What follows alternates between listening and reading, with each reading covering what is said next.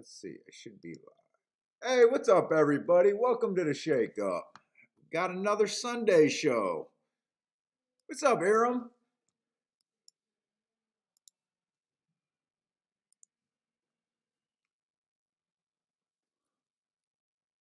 Make sure this is running over here. No Gulfstream today. I handicapped Woodbine and Belmont. No Gulfstream.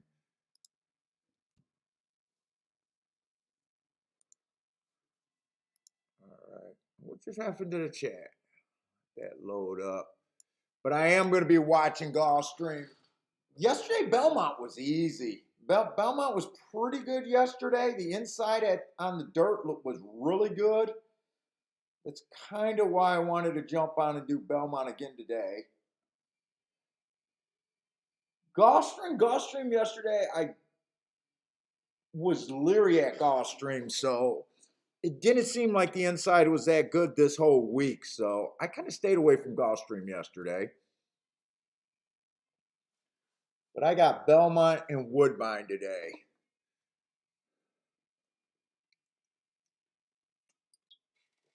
But I got my energy drink in me. But I am watching this first race at Gulfstream right now.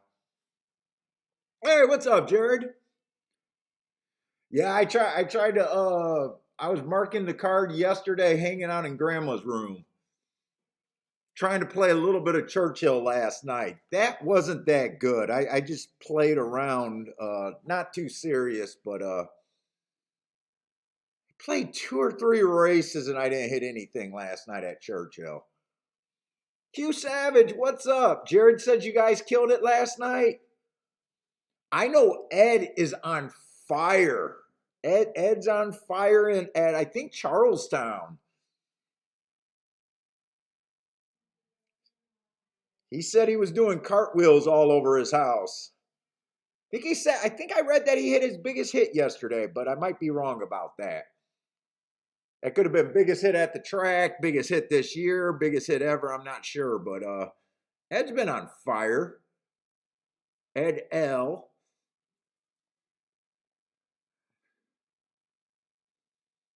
Jared said Ed gave you a 9-1. He's been on fire. Steamboat Willie, what's up, man?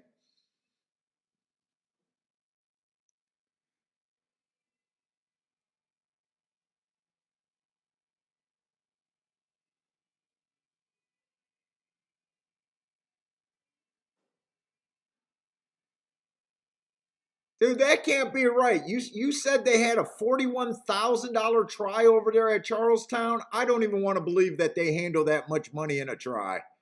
I got a feeling you might have added an extra zero or something there. Oh, 415. I was gonna say a $41,000 try. I don't think they even handle that much money. Hey, what's up, Warren?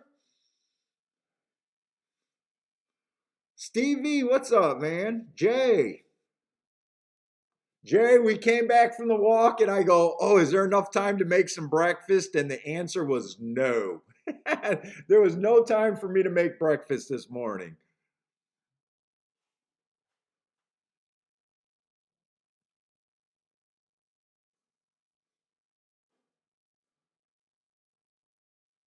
Let's see, I can't even tell if this race is on the Tapeta. What kind of race is this at Gulfstream? Oh, this is a dirt race.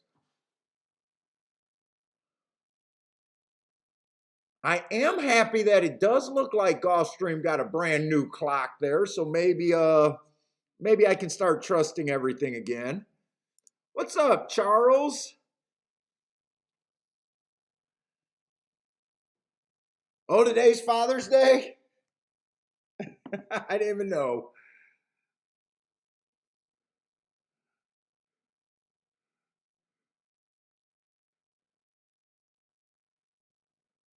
Let's see, 10 jumped up, but that 2 really rushed up. Maybe this rail can get back to being okay. Oh, Jay, you had time to take the dog out and get breakfast. I wish I could have got some breakfast. I love me some bacon.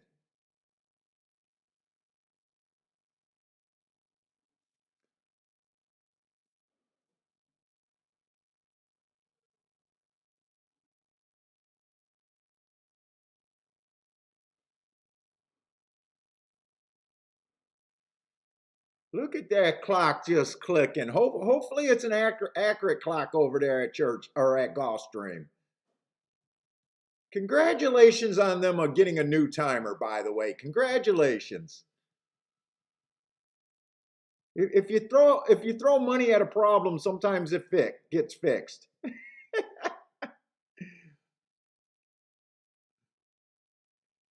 Yeah, I'm not that interested in Gulfstream right now. I'm still not thinking that rail's looking too good. I'm not sure. I'm so addicted to the rail there. I just prefer not to play when I'm questioning the rail there.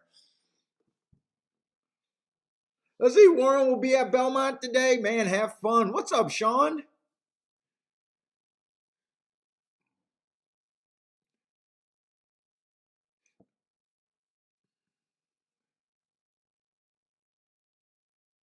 Yeah, I was looking at that, and I do agree kind of on the charts that it did look inside on the Tapeta. Although they were closing on the Tapeta routes, they were coming off the pace on Tapeta routes. I could have played the Tapeta yesterday, but freaking Belmont was so easy.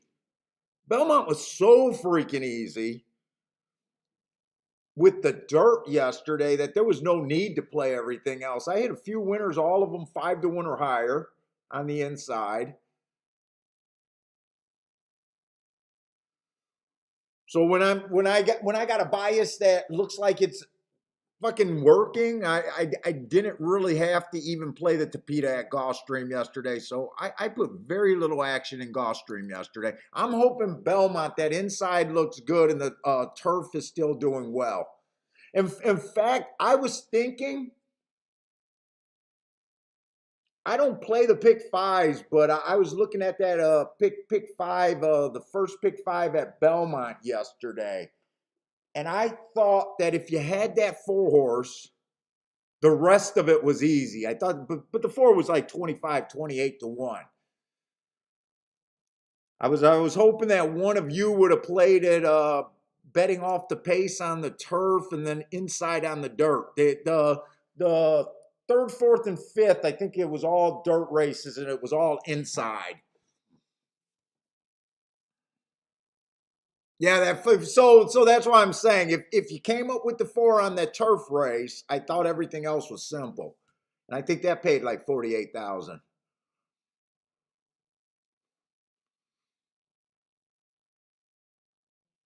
Charles could not hit a double yesterday. Dude, I thought at Belmont, I thought Belmont was easy yesterday. I hope it's fucking easy today. That's part of the reason why I'm on today. But yeah, I got sidestepped on Rex's comments. Inside on the Tapeta, and I think he said because I was in there when he said it last night on Grandma's show that he thought it was inside on the Tapeta and middle of the track to outside, or I think he just said outside, but I added the middle on the dirt. Oh, and he thinks it's going to be a Rolex day for him today at Gulfstream. Well, hopefully. Good luck. Good luck there.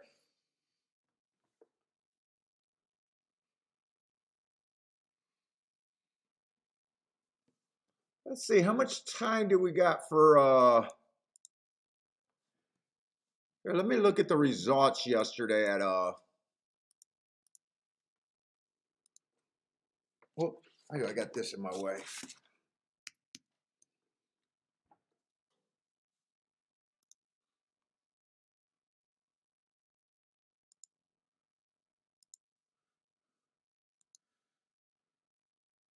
Yeah, Belmont, that early pick 5 I was talking about.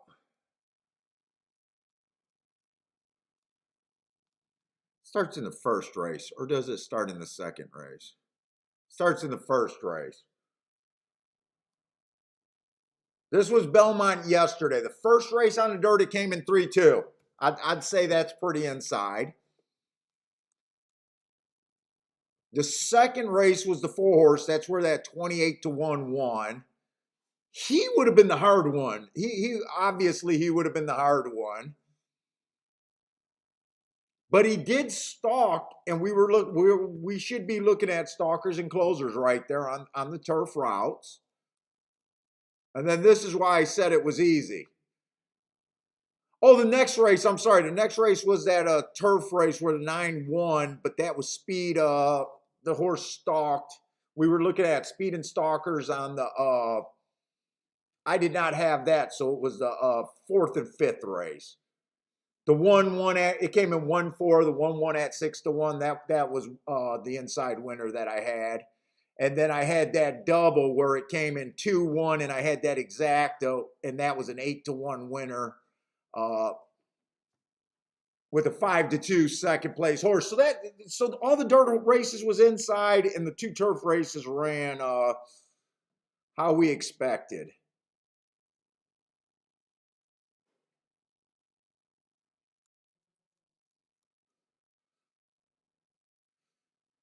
And then the other dirt races, the 8th race, I was done playing by then. The 4-horse won at 3-1, kind of inside, but not really.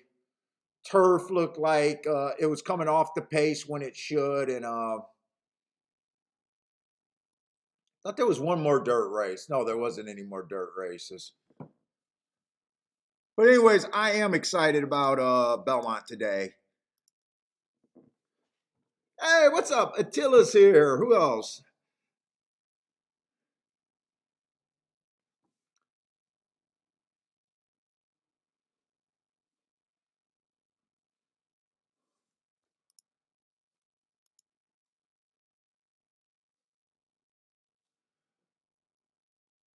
Let's see. We got 18 minutes for Belmont, so we might as well get started. Let's see. I should have their scratches.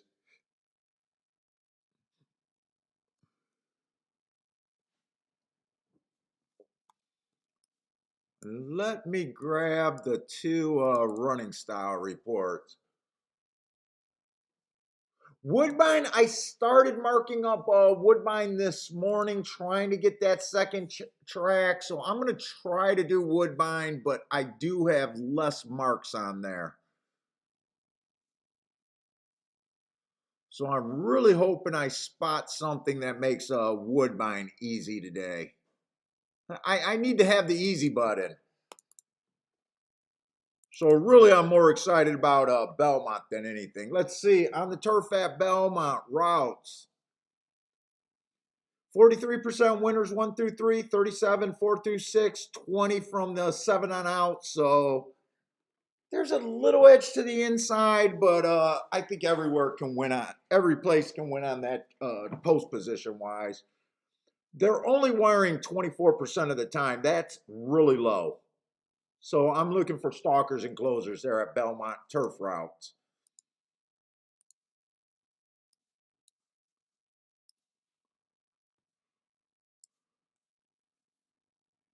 Hey, what's up, Maj? 312? Oh, I could call you Mark? Cool. What's up, man? Also from the Detroit area. Nice. We're neighbors then.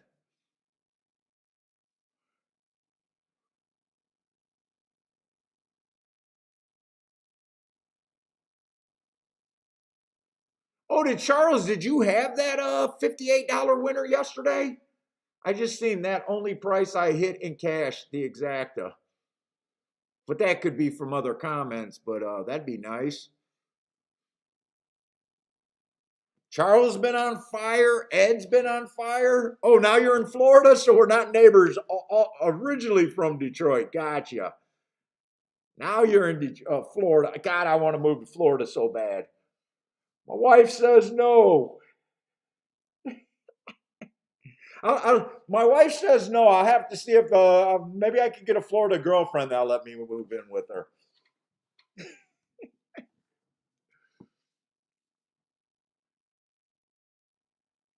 Oh, Jay, you dude, I did New Year's Eve with Ted Nugent. What was that? Y2K, the New Year's Eve concert. Ted Nugent.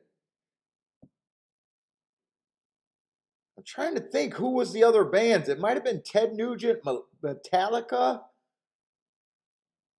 and Kid Rock, maybe. I know it was year 2K or whatever when the clocks and computers switched because we were in the casino. After the concert, I think we left the concert early because they stopped serving alcohol at a ridiculous time, and we headed over to one of the Detroit casinos. And I remember it was that year because right around midnight, right before midnight, all the dealers and everything they put they all covered the chips, with the pan, and security was everywhere, and they stopped to play because they thought the lights and everything was going to go out and there was going to be a crazy shit going on, but nothing happened.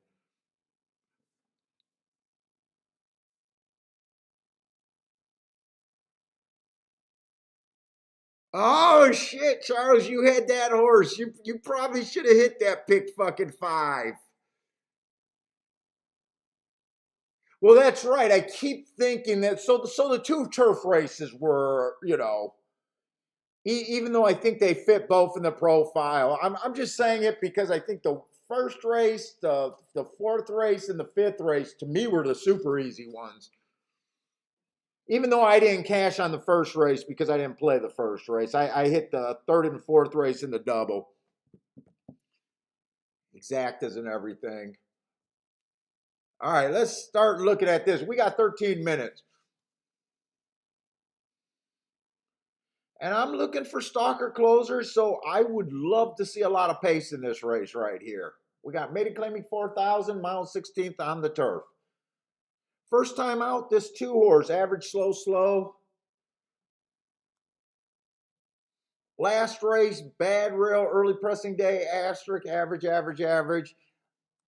Look, I can forgive almost anything on your first race out, but hard to get excited about that race. Second race out does have a bit of an excuse, but still hard for me to just jump, even with excuses and stuff. I need running lines I like to see where if there's any talent there or anything. Right now, to me, I just got a horse that had, basically two excuses each time he ran. And I just don't know if 11's, to me, 11 to 1 just isn't enough to go jumping on there at this time.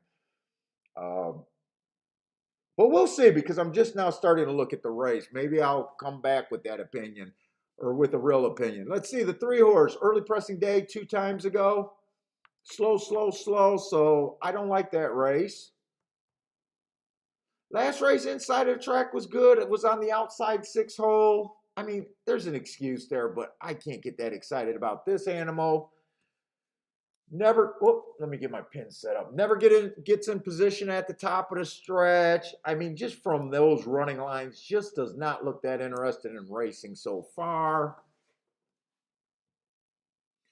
Let's see, the one only ran one race, early pressing day. He was nowhere near the lead, but hard to get excited. I gave him an excuse, could be a throwout race, but still, I don't know where I stand with him.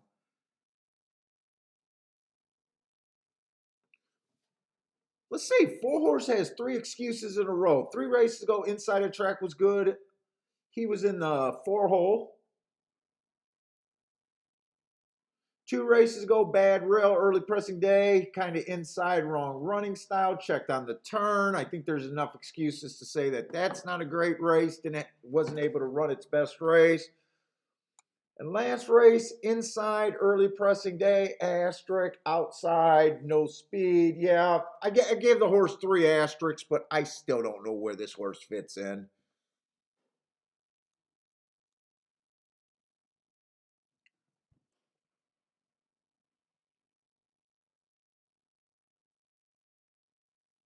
6 horse, I just didn't get a chance to look up. Maybe I will, maybe I won't, but I don't know. Come in, ran at Charlestown, ran at Penn National, ran at Press Style. That really doesn't sound like a roadmap to get to Belmont to win, even though this is a really weak group.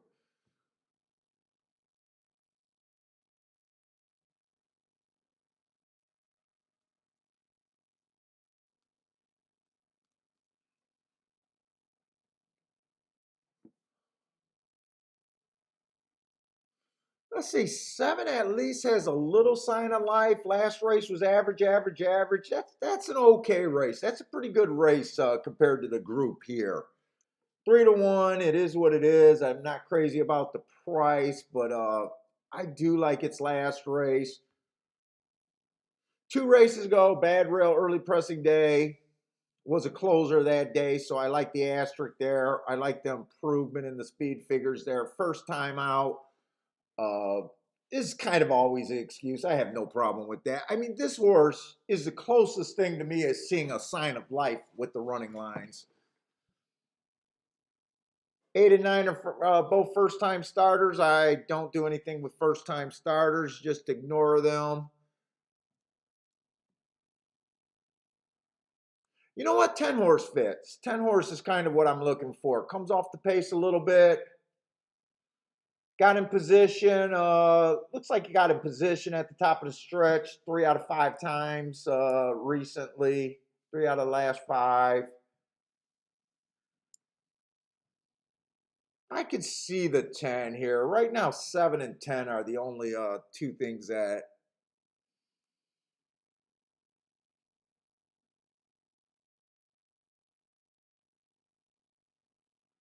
are really jumping out at me. Let's see.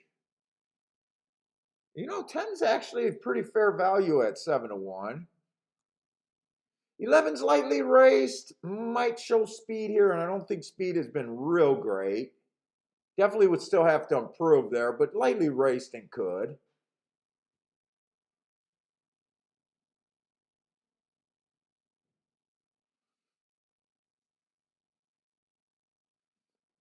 This is a pretty weak field. I think 12 could do something here a little bit. I mean, it's a bad group. I wouldn't be shocked if 12 did anything, but my 2 top contenders are kind of the 7 and the 10 here. Let me look at the up this 6's last race. See if I really want to do anything here. Let's see. Warren likes the 10 at Belmont. 4, 10, 11 box. Good luck today. I can curse any jockey out in person today at Belmont. Nice. Is that a big thing over there? I remember that was a huge thing in Detroit. Oh my God, did we used to run to the rail after every race and just curse those fuckers out. I remember when I first went to Arlington, that's what struck me out. That was a different culture. They just stood up and clapped or clapped after every race. I don't remember seeing anybody curse out a jockey over there at Arlington. Dude, that was half the show being over there at Detroit. Just getting over there to hear the comments. Oh, you know what? I can't even look at that press style race because I'm behind on press style right now. So,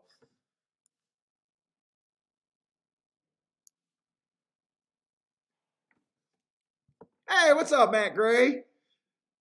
Oh, in Boston they used to throw snowballs at the jockeys. Yeah. I still love that movie. What was it with Rodney Dangerfield and Joe Pesci? What was it? Easy Money? When Joe Pesci, when they stiff that trotter, Joe Pesci jumps out on the track and pulls him out of the sulky.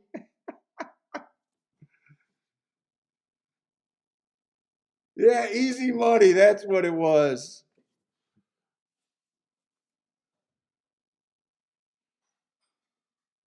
Do I want to do something here? Let's see if there's a double next race. I might be able to start a double. I'm not crazy about this race, but I don't think there's not much danger in here, and I'd probably only start out with 2 horses to 7 out of 10. Let's see. That might be worth doing something with. Next race is going to be on the dirt, and I thought the inside was really good on the dirt yesterday.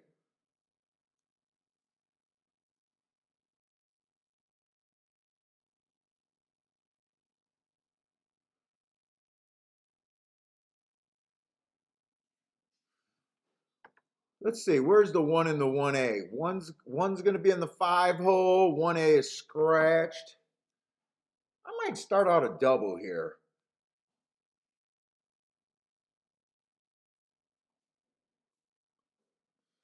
Let's see, this is a 7 furlong race. 2 got the rail. I'm not too crazy about the 2. I like the 3's last race, but this horse doesn't always have speed.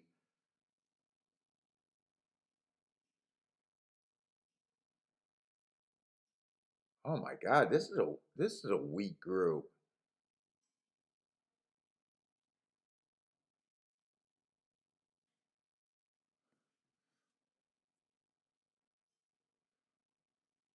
Let's see, who would I use there? I'd probably use the 3.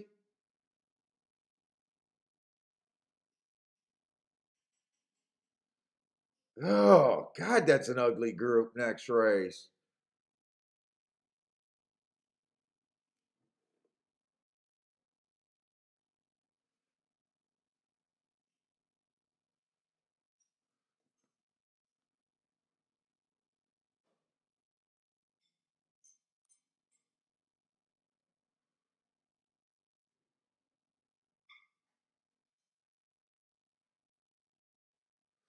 All the speed horses next race are like route to sprint, and I don't trust any of them.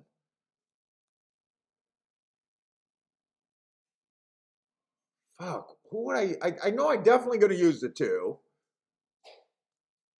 Maybe just 2 and 5, keep it cheap because that's kind of ugly.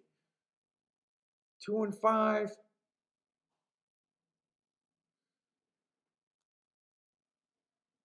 No, I keep saying 2. It's 3 and 5, 3 and 5, 3 and 5.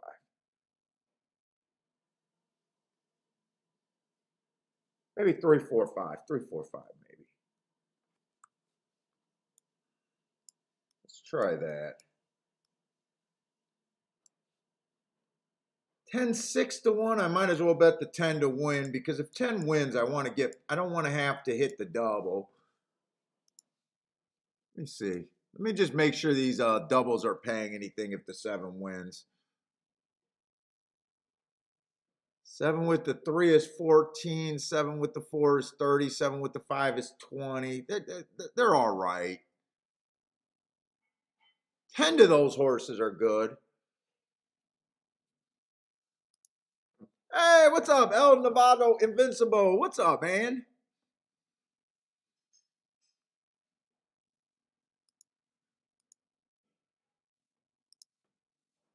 Let's see. Let's get these bets in here.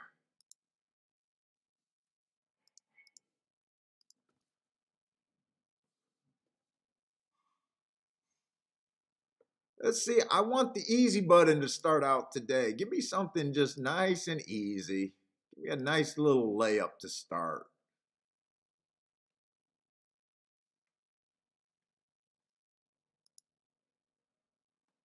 3, 4, 5, right? Yeah, 3, 4, 5. Nice little layout. Happy Father's Day, everyone, by the way. I'm doing, this is Belmont right now. I'm looking at Belmont and Woodbine, but I'm doing it at play bet. I think there's an, I don't love the race. I think there's enough there though. I'm 7 and 10 are really the only 2 I could get to. I guess if I went wider, it'd be 7, 10, 11, and 12. 7, 10, 11, and 12, but I want to keep this race cheap. I don't really want to go after this race. I played another try yesterday at Churchill and wasn't close. I'm still playing with the ideas of trying to recognize when I want to go for a try a little bit. Probably what I think I really want to start thinking about it when I got something like 20 to 1 that I like. That I'm not reaching for too. Race yesterday, I keyed off of 2 10 to 1s.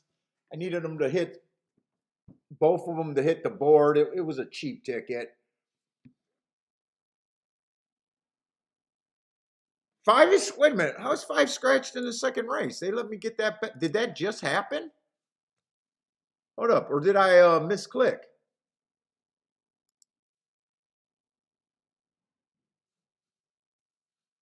I don't got that 5 is scratched in the second race. Let me see.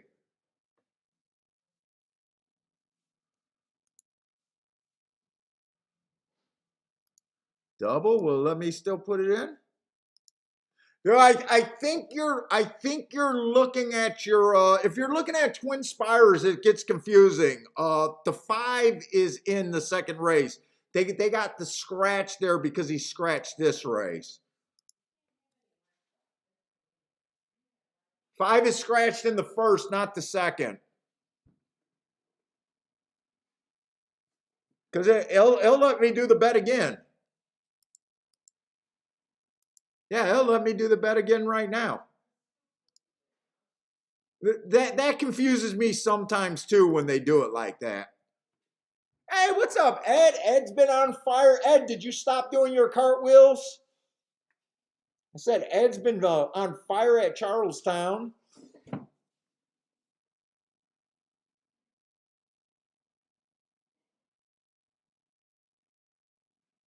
Oh, Warren used to play at the Underground Poker Club. Raja, I don't know. Rajiv, I don't know how to say his name, but I know who you're talking about. That was a guy that was too tired and too cramped up at Gulfstream Park and made the is the jockey cheating highlight reel. And that was a race that I hit, and that was one of my highlight hits back in the day.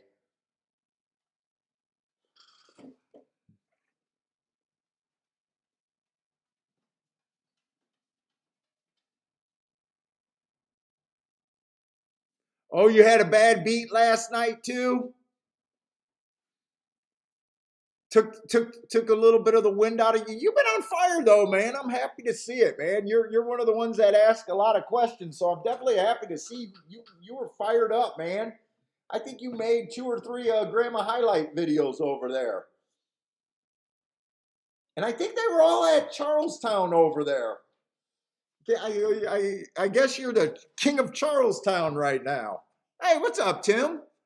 Tim likes the 197 exacta box over there at Belmont. Let's see. Jared likes the 10 and 12 or the 10, 11, 12. I'm not sure what that is. It could just be a 10, 12 or a 3-horse box. I'm not sure on that one. Let's see. Charles likes the 6 over there at Belmont as his key over there. Winning place on the 6 with 6 in the key box over there. Jay is a pass at Belmont. All right, let's see. Tim likes the 9 over there at Belmont. Now, right or wrong about this race, I just want to be right about the track backing up there. I'd rather be right about the bias than any particular hit right now. I mean, I want to hit, but I want to be right about them coming off the pace. Shit, this 12's in he's probably going too fast too early.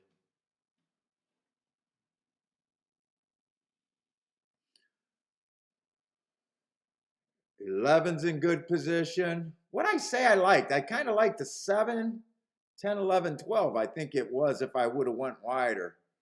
Oh, 10's in good position. Well, it's 10 in good position. 1A got the lead. Where the hell is this 7? Don't go wire to wire.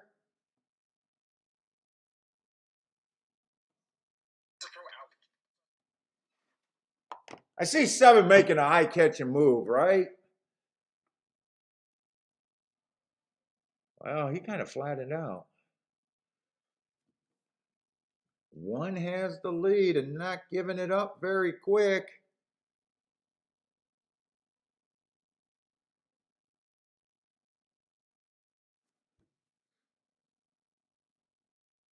Oh, I should have been aggressive here. Oh, no, the 1's going to hold him off.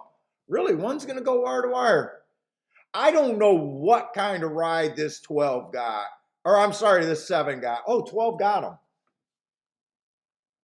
You know what? Maybe I should have played to the biggest hit I could have played to there. You know, that's sometimes I make a mistake. I like some horses and I don't really like the race. 12 wins at 13 to 1. I said if I was going after the race, I would use them. But since I wasn't that super, I kind of sometimes when that happens and the horse is a big price at 13 to 1, that's probably more of more of a betting mistake than a handicapping mistake right there.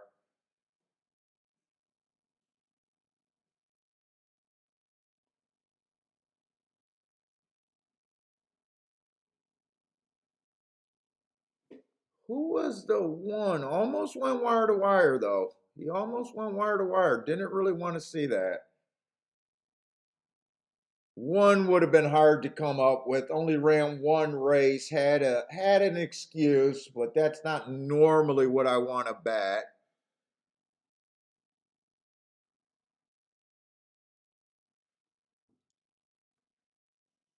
You know what? I don't mind that handicapping job. The 1 was pretty hard to get. I like the 7. I like the 10. I talked about the 12.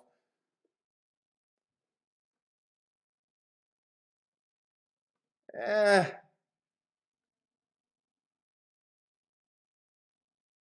kind of questioning why the 7 was so far back there, though. Kind of questioning why he was so far back.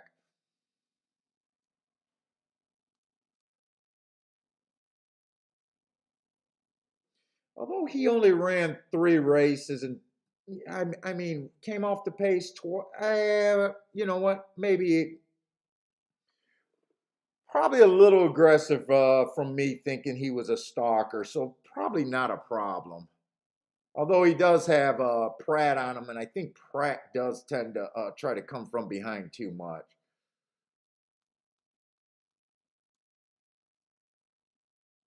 Yeah, maybe. If one of these horses win the double, I'm going to feel like that was a really big miss betting opportunity. I'm going to feel a little bit like, God damn, maybe I should have opened up the wallet and went for something there. I mean, the 10 was at 7 to 1, the 12 was at 13 to 1. In a way, it would have been better for me to take a horse that I liked least at 13 to 1 than a horse I liked better at 9 to 5. In long run, that's the better play right there. So, I don't know. We'll see. We'll see if it would have hit the double. All right, let's look at Woodbine, or am I going to miss Woodbine?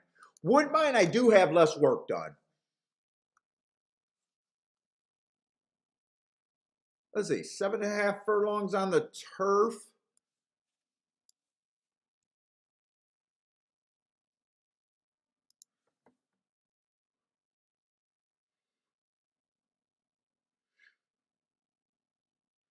Let's see, the turf route speed has been absolutely freaking horrendous. But they only ran 14 turf races last year. But I think that correlates with, or this year. I think that correlates with last year, though. Let me see something. Was speed super bad last year, too? I think it was.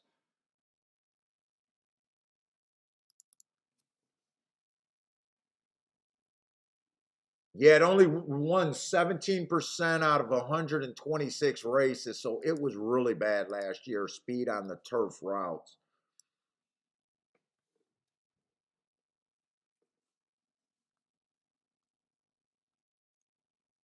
5 does have the best mark in the race. I'm just wondering if this horse is going to go to lead. If the horse rates, I like him. If he tries to go to lead, I think that could get him beat. It all depends on the ride here, and he's a super short price. Do I want to try to beat him here?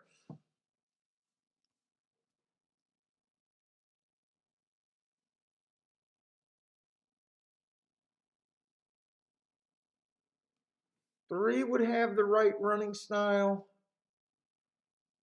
3 probably has the right running style.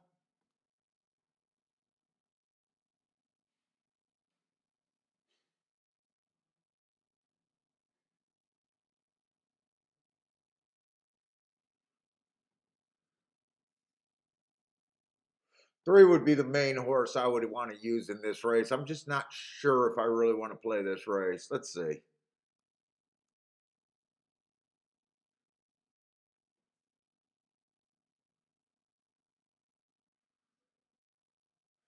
Three at 5-1 feels a little bit more than fair.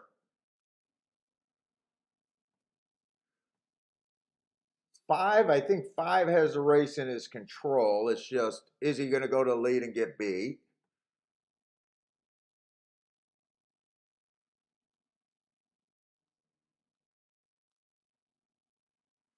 Those are my main 2 contenders. If I used anyone else, it'd probably be the 6.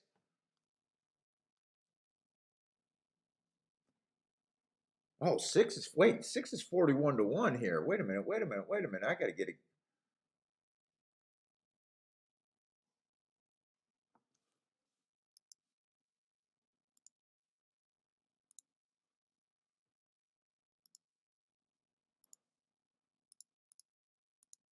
I'm doing an exacta box for a small bet real quick.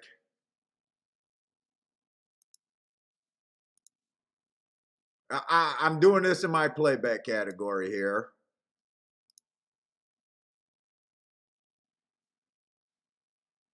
Three and 6 to win.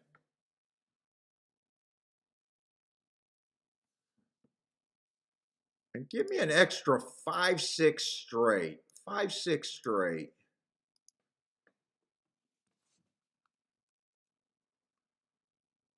I didn't get the 5-6 straight in though. I did not get that in. There was not enough time. So I got a small 3-5-6 box.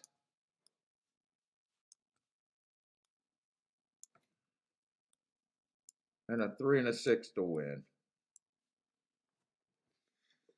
No, don't go too fast. I was hoping you'd rate. I was hoping you'd rate with this 6. I was hoping you'd rate. I was hoping 5 would go to lead.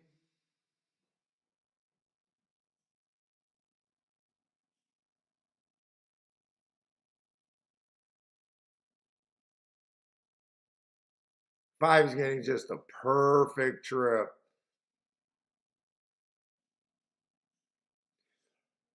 Come on, 6. Anyway, this 6 could keep coming because I think just keep the 6. Nah, 6 is going to be dead no matter what. 3's definitely interested. So that if I hit the 5-3 exacta, that's going to be terrible, and I'm not even going to want that ticket. But come on, 3. 3's gone. Right? 3's gone. 3's gone. Get the fuck out of here. Come on, 3. Come on, 3. You're gone. Get the fuck out of here, 5. Come on, 3. Come on, 3. You're gone. This is easy. This is easy. This is easy. All right. 5-1. I thought that price was more than fair right there.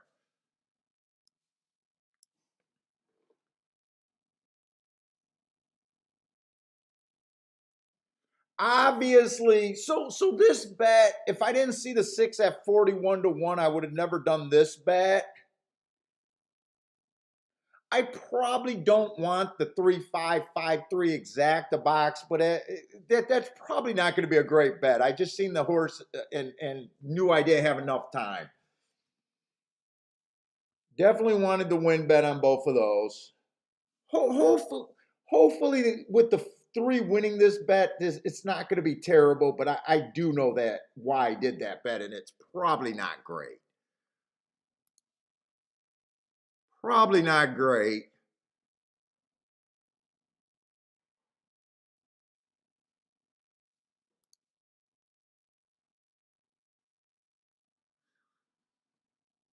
If it's paying 13 to 1, it's going to act a little bit over even money. So not a great bet, but I'll take it. If it would have came 5-3, it would have paid $5 for every $6 I punched.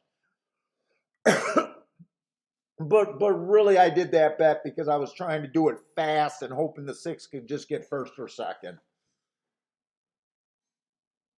3 won this race easily. You guys don't need a photo. I told you 3 won this race.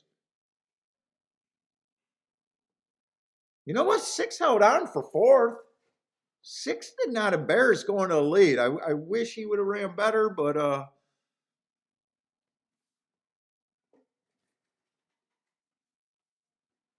we got that one under the wire. And then I got shut out of the 5-6 that I was trying to play straight there. So I don't even have to write it down because I got shut out of that part.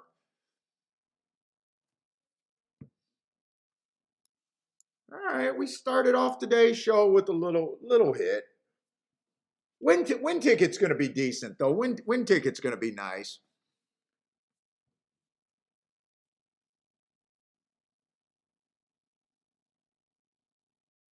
Hey, what's up, Omar?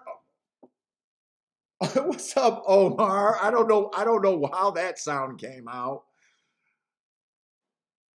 Who else slid in here? What's up, Rex? Rex, I heard you're calling a good Rolex day at Churchill today. Good luck, Rex.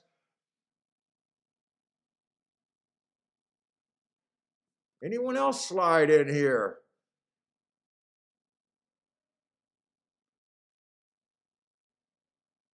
I don't think I missed anyone today.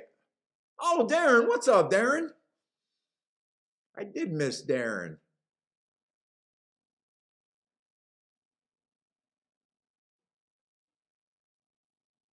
I think I said, what's up, Tim? Anyone else missing? I think I got everyone.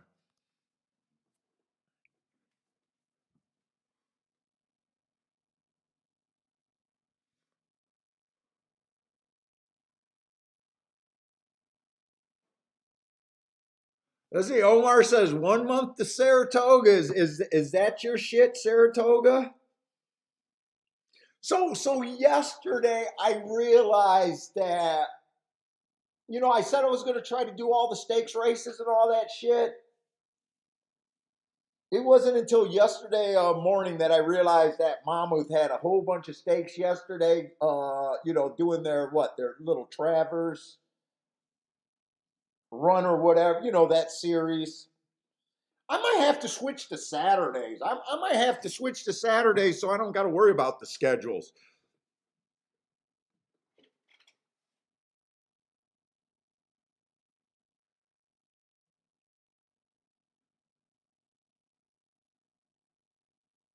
What the fuck? Only 47 people watching today? So when we went off of the other show on Wednesday, I told all the new people, if you hate my show, share me with your enemies. So I guess no one hates the show because we're not getting a whole bunch of people watching the show. I'm not getting the fucking enemy recommendations.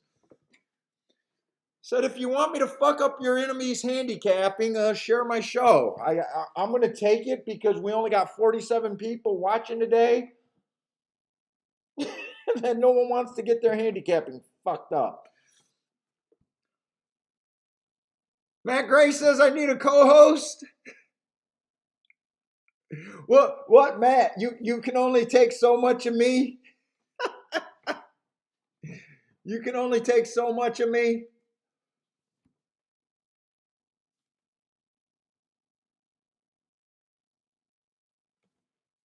Oh, Ed, you're live with that 12. How would I do a saber race? Ugh. So what are we alive to, Ed? Let's see. What is Ed alive to?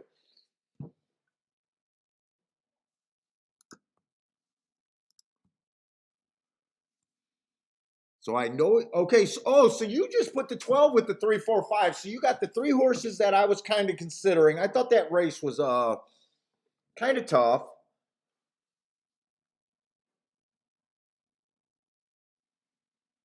You know, I thought the doubles would be paying a lot more than they were. You got 53 to 1 to 98 to 1. It really depends on how much you invested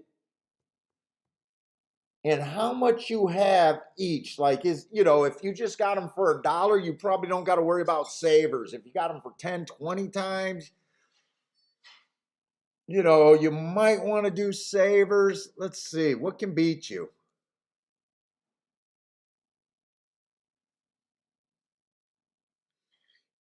It's always nice when you're trying to save and you got the chalk where you don't got to protect. It makes it harder when you're not alive to the 1 and you're not alive to the 6. When I do savers, the only time I do savers really is when I'm protecting against every horse in a race.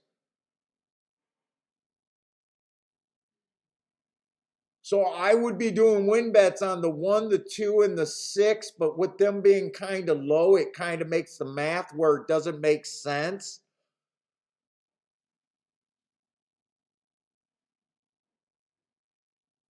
So I would, depending on what kind of money you're alive to here, I would probably not do savers here.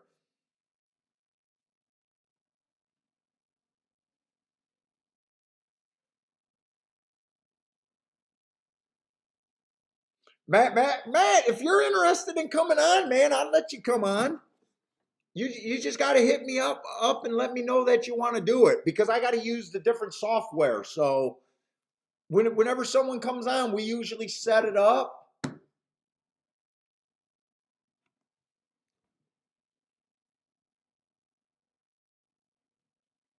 Let's say Darren's alive, the exact opposite, the 1, the 4, and the 6 at Belmont. So between Darren and Ed, it looks like you guys are guaranteed to hit the double, right?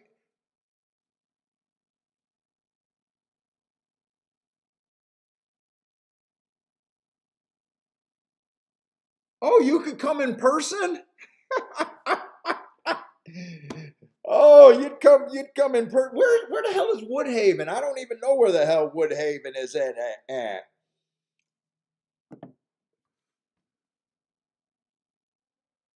Oh, you lived in Detroit too? I don't even Woodhaven. Where the fuck is Woodhaven?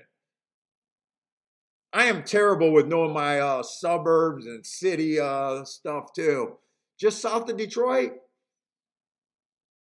I'm over there in West Bloomfield.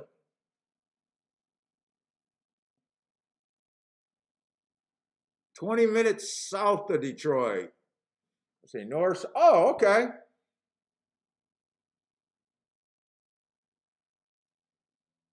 So if you're south, let's see, north, south. Oh no, it'd be north, south, south, south, south. I was thinking you'd be just okay. So you're over there by what? South, like Troy and Taylor and all of there. I don't go that way that often.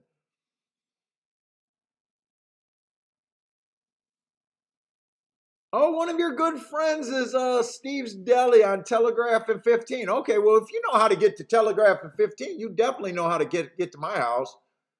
I'm at 15 and Middle Belt.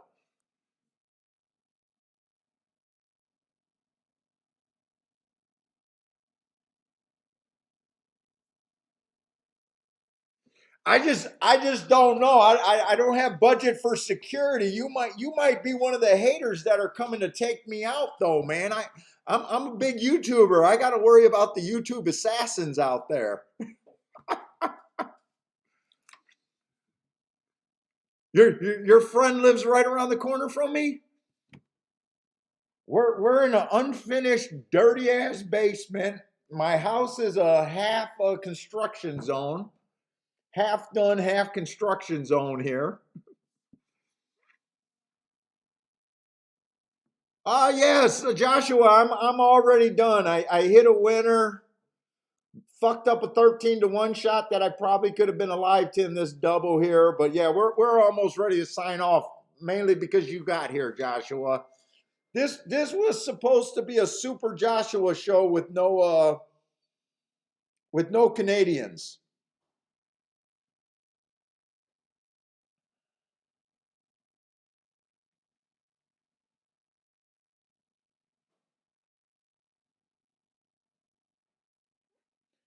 Disco just texted me that Horse Racing Nation is publishing the tool that he was working on.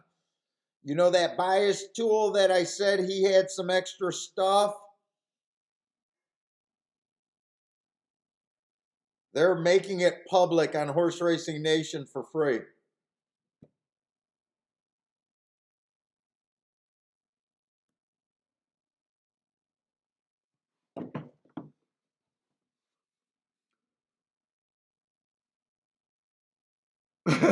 Joshua says housing prices are falling fast. I know I gotta sell during the high of the market, but the only thing that's stopping me from getting this house done and sold is fuck. I just don't know where. I just don't want to buy at the high end of the market.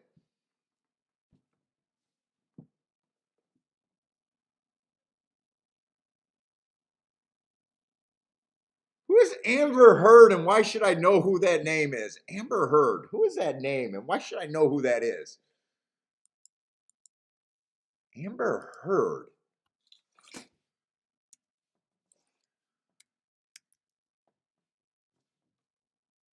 Oh, that's Johnny's Death's ex or whatever, right? Johnny's Death's ex.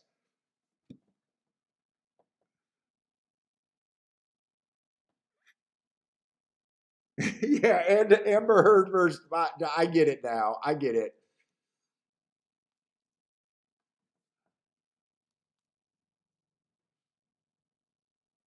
Let's see. So, anyways, we got the second race over here at Belmont. $20,000 claimer, maiden claimings.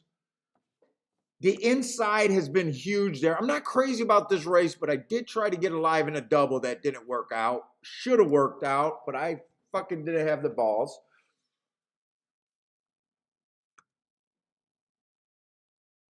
Sprints 1 through 3 is winning 57% of the time, and they're wiring 57% of the time. Kind of enough said. Those are huge numbers. The problem with this race for me is I don't trust any of the speed on the inside. The 4 is a freaking route to sprint. The 3 I do like, but he's never technically been on the lead. In fact, 3 races of the first 3 races of his career was nowhere near the freaking lead.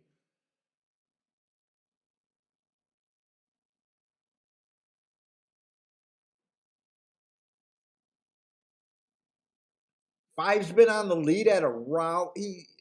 I just don't trust any of these on the lead. In a way, I think 1 might be the fastest true sprinter in the race. Gonna be in the 4 hole, right? Gonna be in the 4 hole, is it? Wait a minute. Gonna be in the 5 hole. So I'm hoping that hurts him.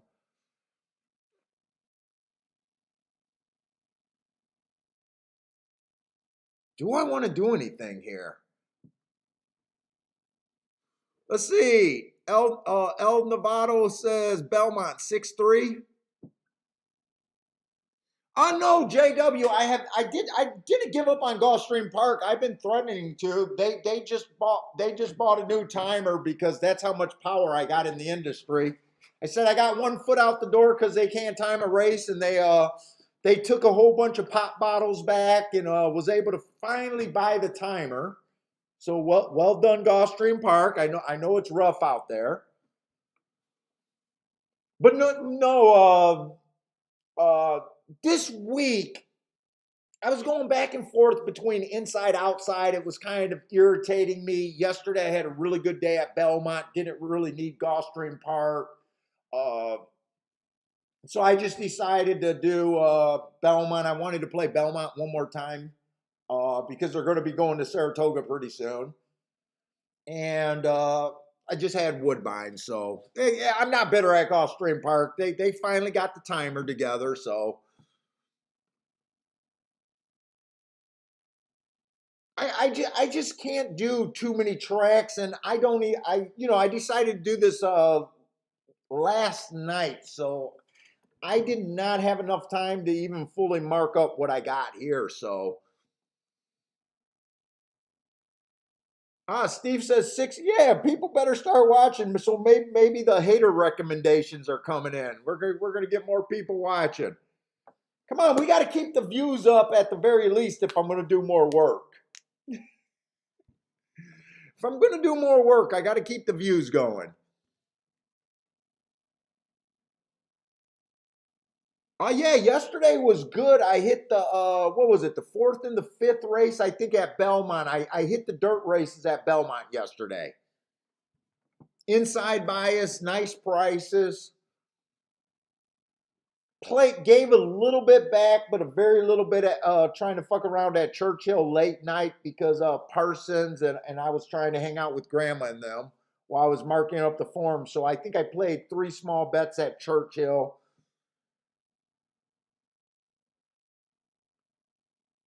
but had a pretty good day yesterday.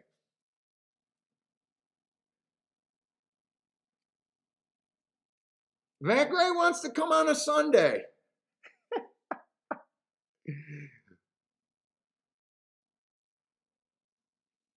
Matt, I'd probably have to have you on online a few times before I want to bring someone to my house, man. You might be hired from Discord's hater group that coming to assassinate me or something. I got to be careful, man.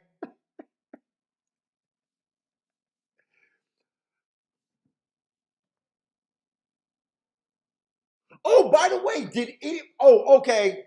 So Friday Gulfstream ended at 3 o'clock, and we went through the last 2 races because I went off the air early. There was 2 horses that earned a heart in the ninth race, and 2 horses that earned a heart in the last race.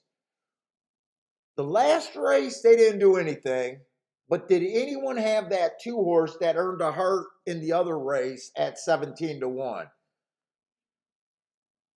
Because I know I'm guessing someone had it.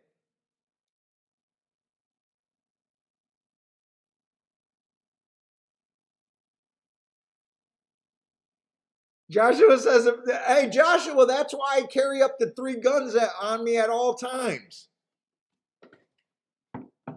Actually, I don't have it in the basement. I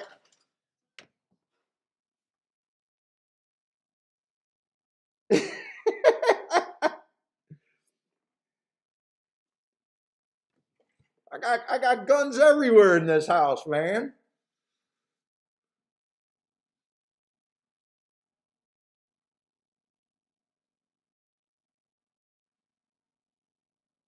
Our Rex did have the 17 to 1. Nice.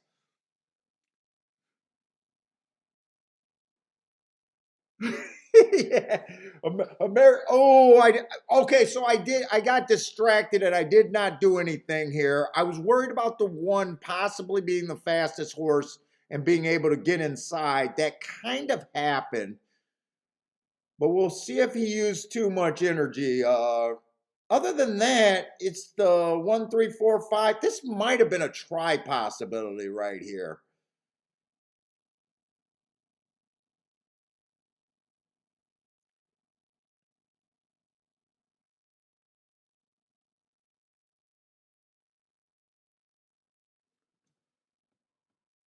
Who is that? That looks loaded on the outside. That's getting into position. Who is that horse?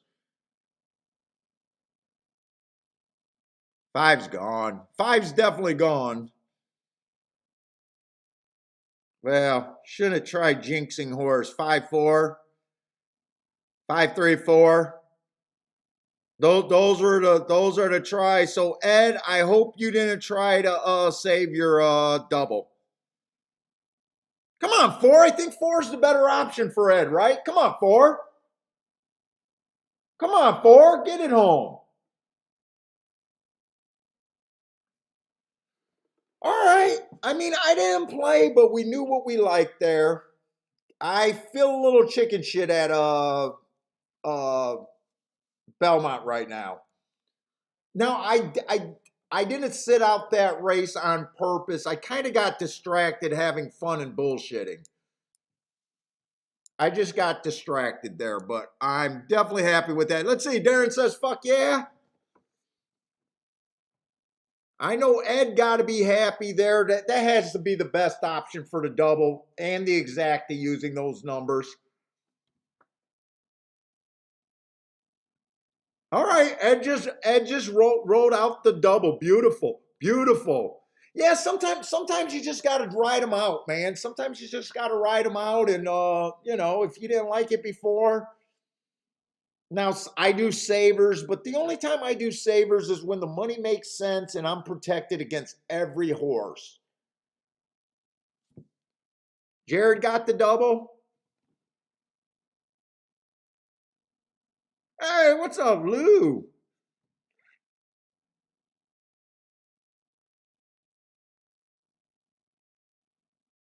Rex says Vinny is hosting with Paul.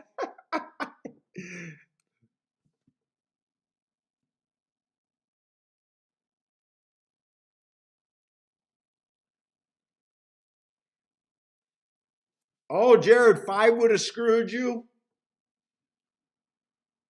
I would have had it no matter what, and that's possibly a try that could have been hit right there. I'm definitely thinking about tries, but I keep thinking I only want to start jumping into tries when I like something like 20 to 1, 15 to 1, and probably not king off of 6 to 1.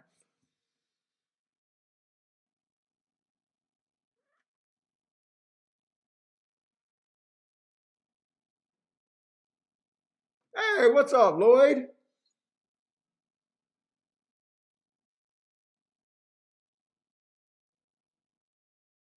But I've been looking at a lot of tries, payoffs, and thinking about them. Like thinking about right here, I almost want to see: is it better to hit the exacta or the try? I would have been completely happy with that exacta actually. That exacta probably could have been a 3-horse box at the very least. I know if you could have wheeled the 4 first and second with the 3 and the 5.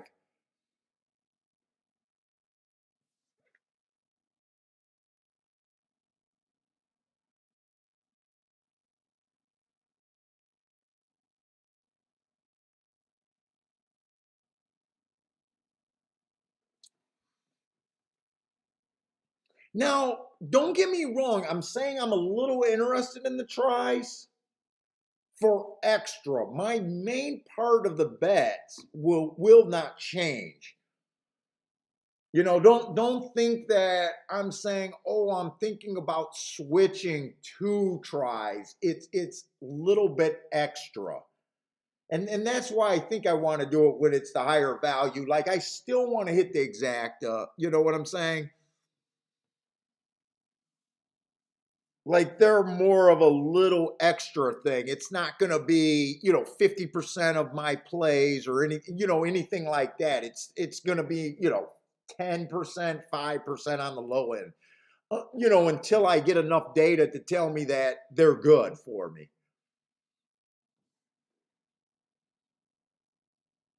Like I didn't come back from vacation and lose my mind. I know what works. I know what works for me. Well, hey, what's up, Parson? Parson, you're missing a lot of so far we've been sharp.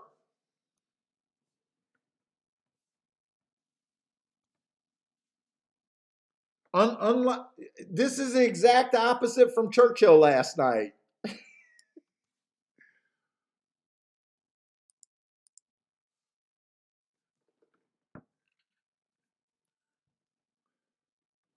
All right, let's try to look at Woodbine's second race here. We got a mile on the turf, so let's just see.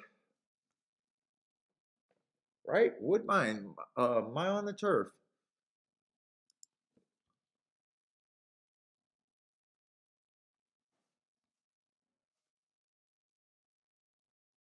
Oh, you know what? It's the same profile as last year. We already, or it's the same profile. We already had that for a last race because 7.5 furlongs and a mile I consider about the same.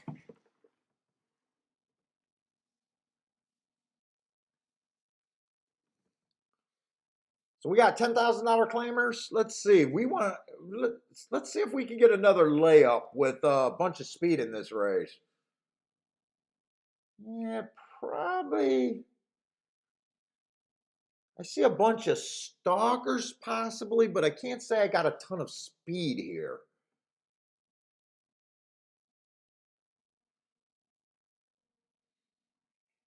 8 possibly might be on the lead. 8 possibly could be on the lead.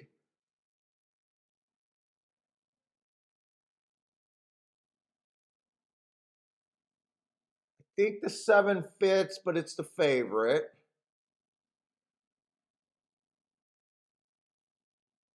6 is a little tough because 6 is mostly a sprinter, and he's a stalker at a sprinter more. Stalker closer as a sprinter.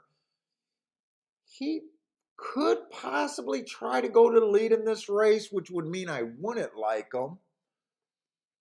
If he stalks or close, he's trying turf route for the first time. To me, I'm having a hard time getting a read on him. 5's another horse that's a sprinter stretching out. But this horse, at least we see some routes back here. We do have some routes, and he didn't try to go for the lead, so maybe he won't try to go for the lead. Oh, 4's going to the front end. 4's definitely going to the front end.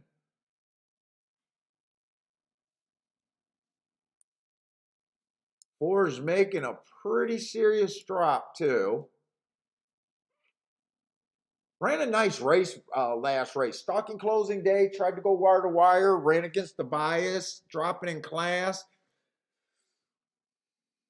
I would like this horse other than I think the track's backing up. To me, he's the best on paper. But I do think the track's backing up.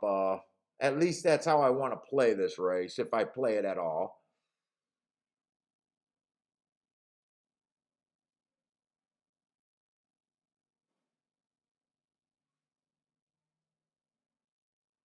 See, we got a 10K.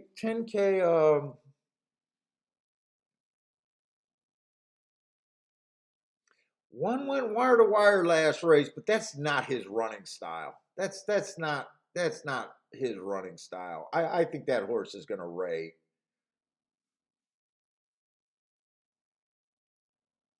I'd be shocked if he's up there dueling.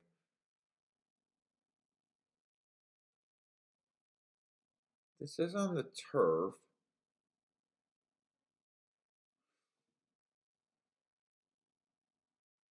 I'm not really sure where I'm at in this race.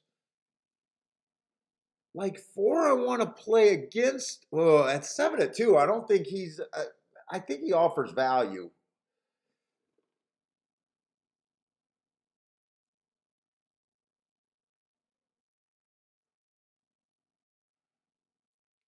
If 4 goes wire to wire, I can see it. If 4 gets beat, I think it's because speed has not been holding up.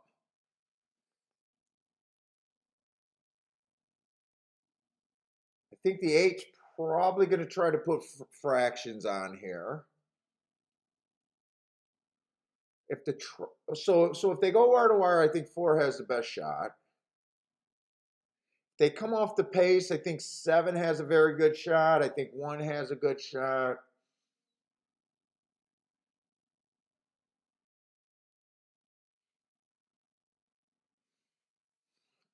I'm not so sure I want to bet this race.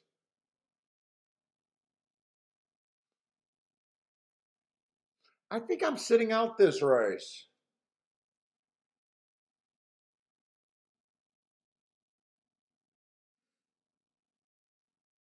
I think I'm sitting out this race.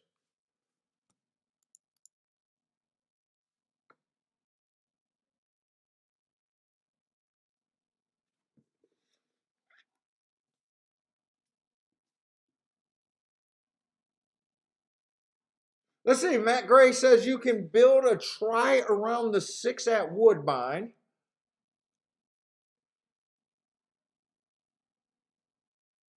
Yeah, building around 10-1, I agree with.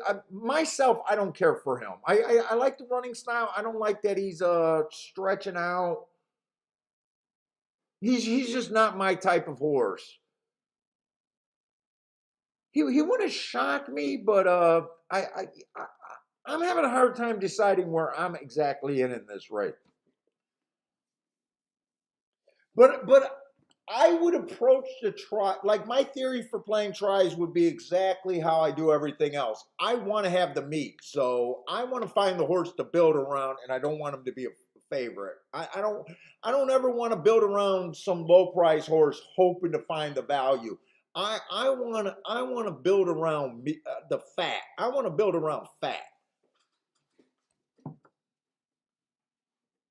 If that makes sense. So when I'm close enough to hit, I know it's gonna pay. I don't want to be that person that's building on low price horses and basically ending up with an ABC ticket. It's just you know you're gonna be dead in the long run. So I sat out that race. Ford does look like he's getting the lead, and who is this horse putting a little bit of pressure? The 3 and the 6? 3 and the 6.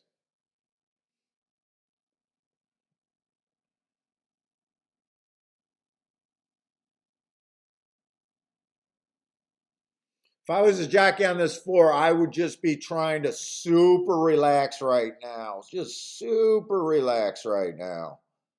I don't know. I feel like this pace might be a little on the fast end. I'm a little worried.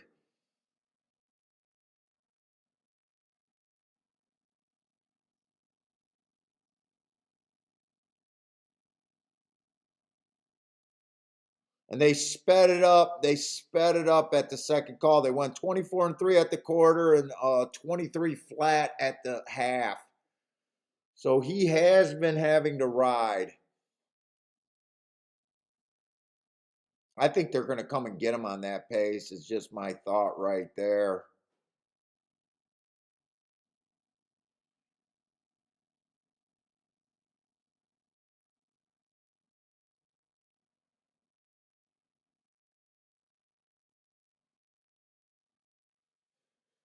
This is definitely a good set out for me because I don't think I was very close here.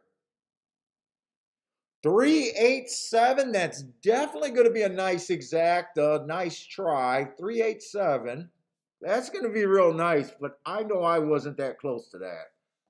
Who was the 3, by the way? 3 was a horse that comes off the pace.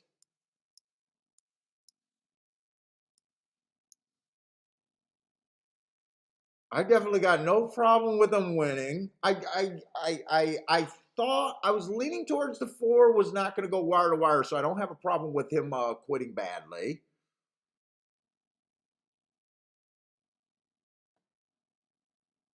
I kind of thought the 7 should run a little bit better there.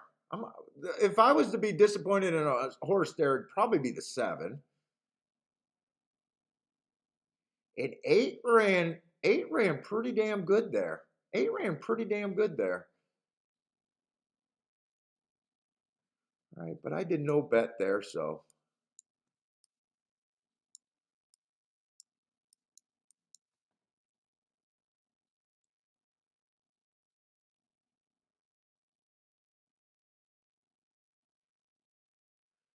And 1, I thought 1 could come from the back a little bit. He didn't run at all, did he? The 1 didn't run at all.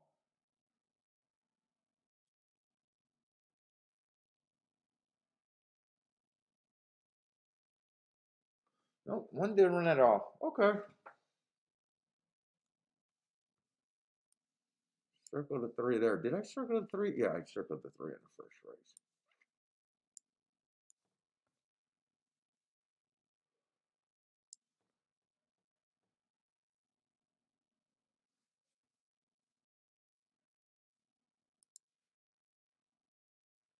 Matt Gray says 4 was phony. I think the track was against the 4. I got no problem. you know, I seen the scenario where he goes wire to wire, didn't quite believe in that, but believed in it enough where I wasn't just willing to play all that against him. I guess is where I ended up there. I kept saying I just wasn't sure which way to go there.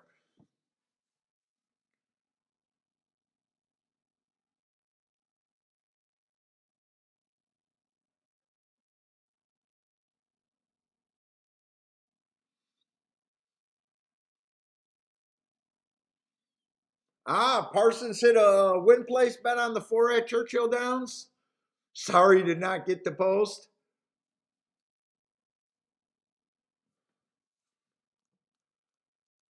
Fucking red border. Look, the guy. You got to give Parsons a little bit of a break. He's been working too hard, and he's not quick enough to be a horse player anymore.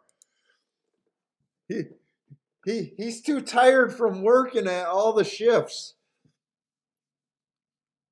We're gonna have to give him a break today. Let's say we got another dirt race. So I did like the way the last dirt race played out. I definitely thought the inside was really good yesterday. We said that 57% wire to wire, 57% on the inside. So definitely want to play towards the inside there. I'm gonna go to the restroom real quick. Oh my God, my knees.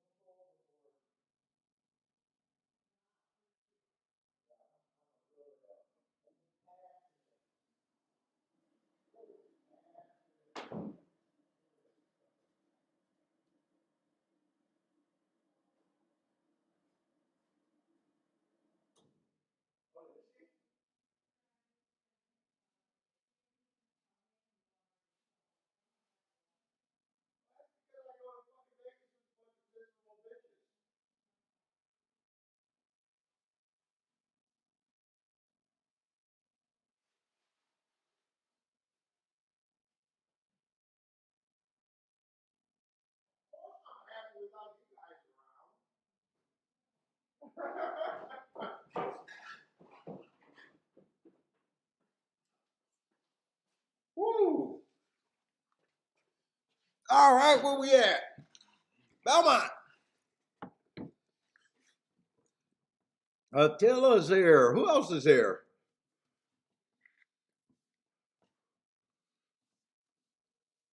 Yeah, I had to grab some chips, man.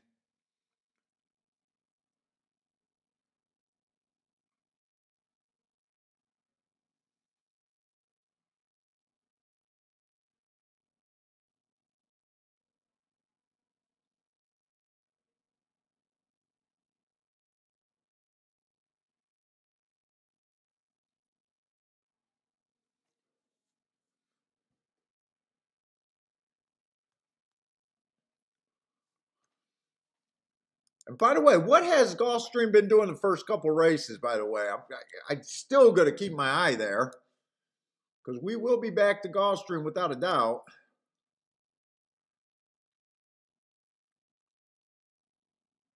Let's see, the one won the last race, but that was synthetic.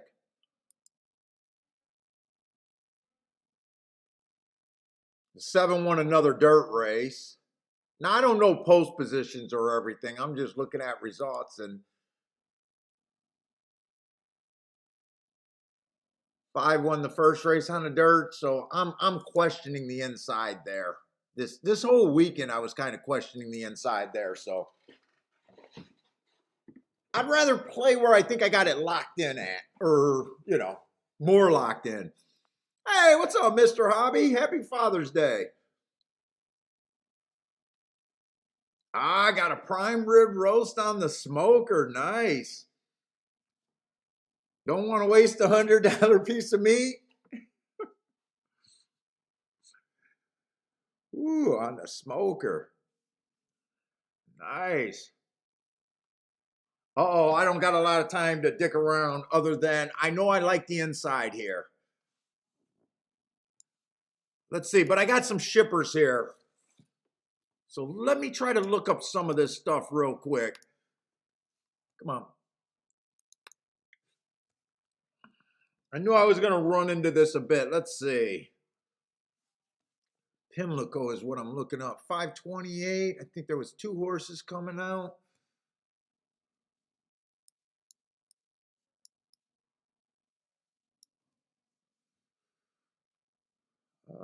59 and 2. That was actually average. 5-21.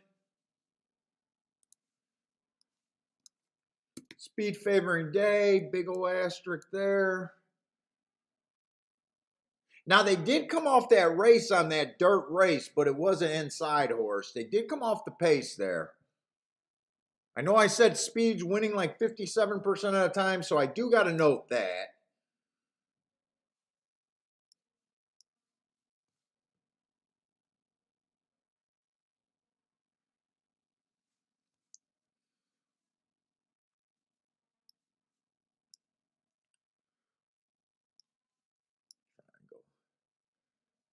Triangle.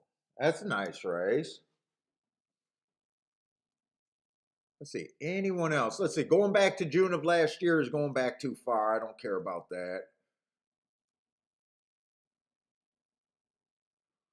Let's see, I think I want to look up that Mammoth race.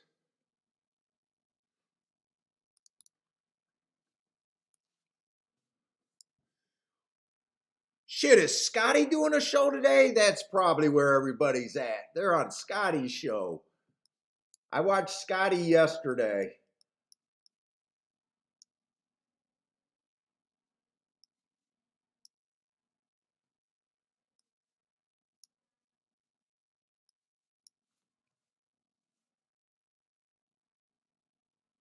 Let's see, and just grab Kentucky, and I'll have everything for this race. I'll be covered at the very least. Let's see, 421. Where are we at? Let's go. Let's go. Let's go. 421.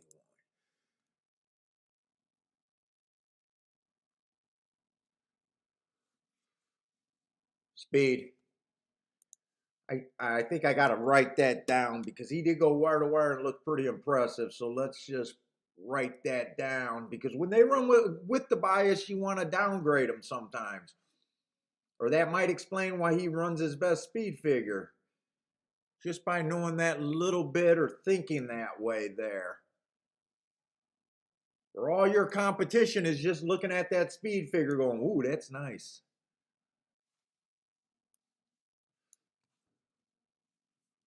Wasn't there one more horse? Yeah, 420. That was a regular early pressing day. When I have early pressing day, it just means that it was speed and stalkers, and that's usually what tracks favor. That's like the normal dirt in America is a speed and stalker day, kind of. All right, let's try to get a quick look here, and let me grab you guys back.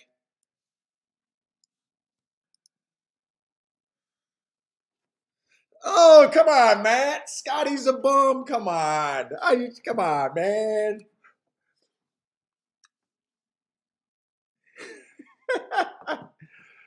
Come on, I don't feel that way. I like watching this show. Let's see, we got 62,000, 2X, 6 furlongs on the dirt. I'm looking for inside. Let's say the 2 races ago, speed favoring track. You know, got to take that in mind when you run one of your best speed figures on a speed favoring track. But that's obviously a nice race. Could have been bias aided. Fastest winner of the day. But speed was holding. You got to know that. The very next race, he went too fast to win. Came out, match strides with the fastest winner while dueling, going too fast to win while dueling. Obviously, a super nice race. So one's on my radar. He's on my radar.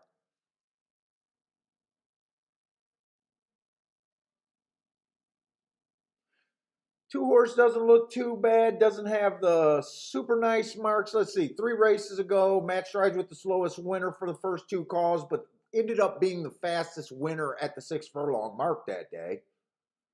So nice race. Wins his next race being average. There's nothing wrong with that. Does have the inside today. And that Pimlico, that was just an okay race. Average, slow, average. Looks like that could have been one of the slow races of the day. You know, at 7-1, I still think he's a player.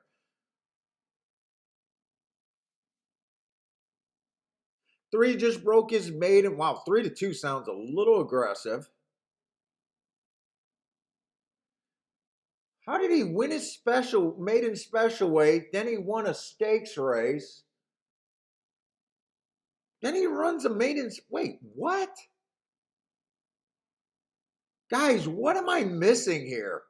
How do you win a maiden special weight race, win a stakes race,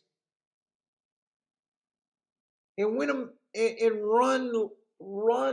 last in a maiden? Wait, what?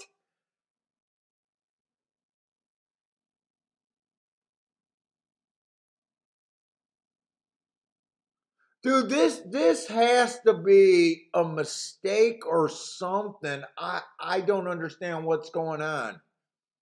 Sometimes you'll have that if the horse would have had to get disqualified twice. No.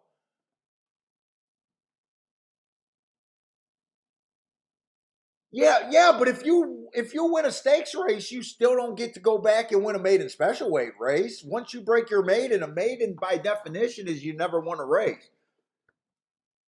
I have no idea what that is. I think they misprinted the form or something is what I think. 4's off a year. Oh my God. I thought I was gonna jump in this race, but wow, that's a giant class drop.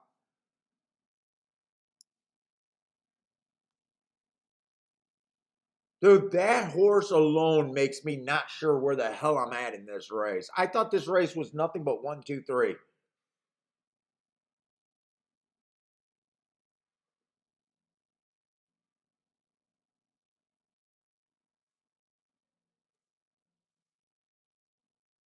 Dude, my mind can't. Hold up, my mind can't function. This is gonna irritate the fuck out of me.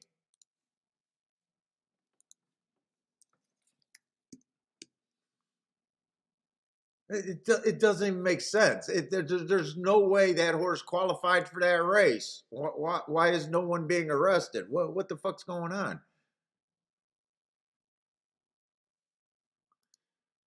I want that trainer in jail. I don't know. I don't know. All right, I want that trainer tied up to a chair and beat with a rubber hose. Maybe he doesn't deserve jail, but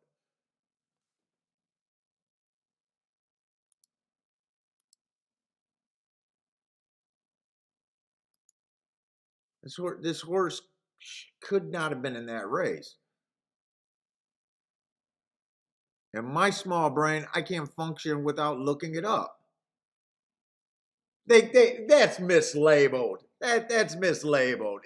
That's the Maryland Sprint Stake.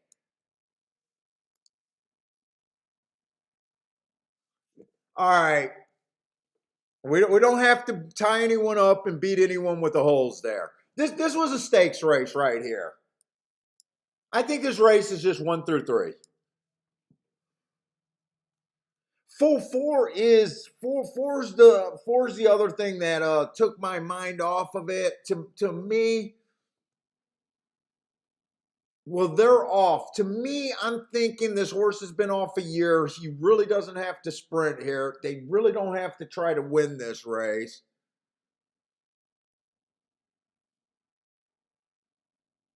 And this is probably just a tune-up.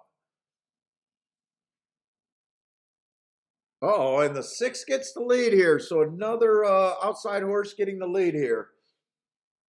I don't like this horse to win. The horse is in good form, but he's stepping up. He's on the outside. I don't like him to win. He doesn't win this race, does he? He might win this race easily. I don't think he will. Let's say the 3 just got running sideways and bumped and had to adjust. Come on, 1, find your way through. Find your way through. Oh, the 4 and the 1 just got stiffed. I think the one was going to win this race, boys. The 1 was going to win this race, and he still might win this race. The 1 was definitely going to win that race. Watch that replay right there. That's heartbreaking if the 1 doesn't win. See the 1? Fuck you, asshole. Look at the 1. Look at the jockey on the 1. He cussing that asshole out. He might have to slap a jockey in the locker room. Watch this right here. This 1 would have won this race easily here. Dude, I can't believe that's a really nice move that this 1 was even. This jockey did a nice job recouping this 1 horse. Really nice job. The only problem is I'm not sure he won.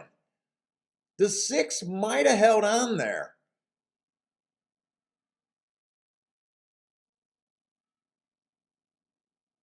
I don't know why the 1 took him off the. I don't know why the 1 took him off the rail. I don't know why the 1 jumped off the rail. 1 should have stayed on the rail. He had to go back there anyways.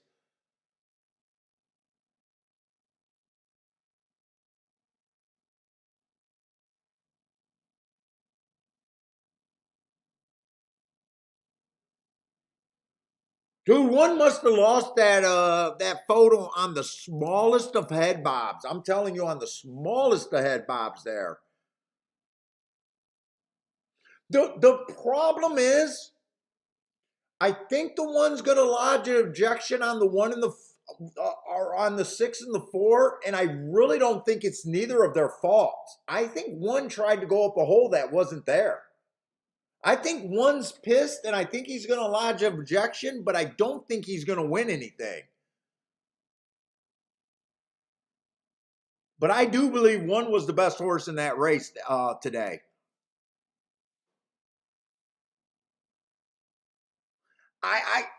Do you guys need it to stay 6-1 or 1-6? I know they're going to do this. I don't think they can take this down.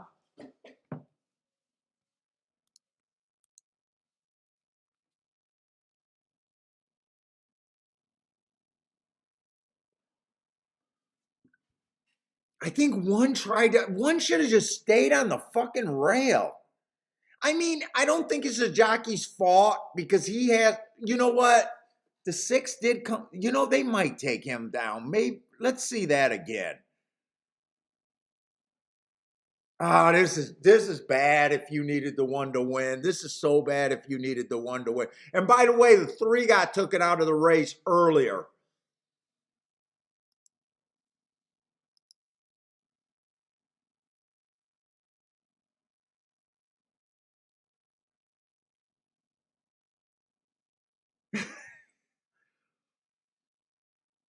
Hey, what's up, Grandma?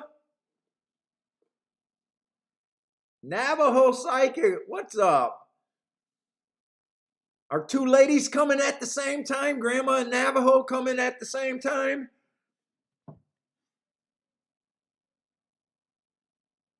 Navajo needed the 1. I think you're just in a spot. I'm hoping that they take the 6 down, but I'm thinking you're in just a hard luck spot here.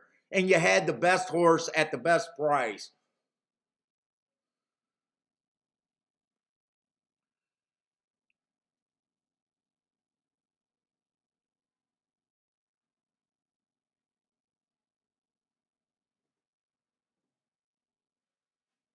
Grandma says holding at 2%. Grandma, it actually says I got 13% female viewership. I was shocked at that.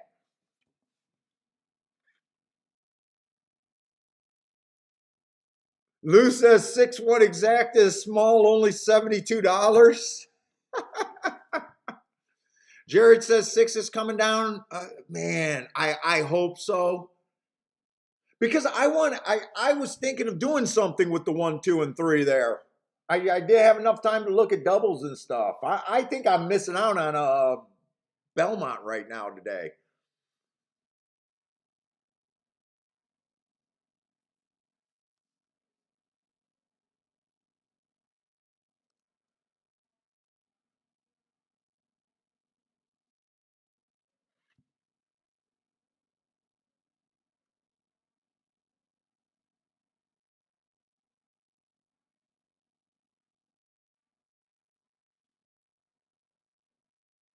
He looks pissed. The jockey on the 6 looks pissed. Is the 6 the guy in yellow?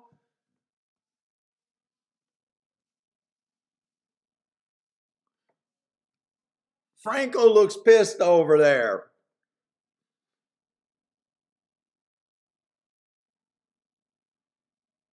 Did 6 get disqualified? Oh, well, I don't think so yet. They're still circling. But 6 looks pissed.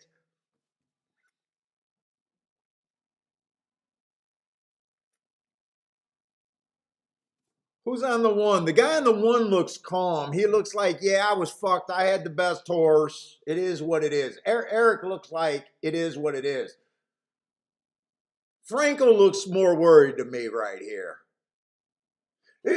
I think what might help it for the 1 is that he came over on the 1, forced the 1 out, 1 went in that hole. I think if they take the 6 down, that's why he's getting taken down. Because I think the 4 had more of the thing bumping and taking him out. So I think it's the initial coming over is if they take this 4 down. Or I'm sorry, this 6 down.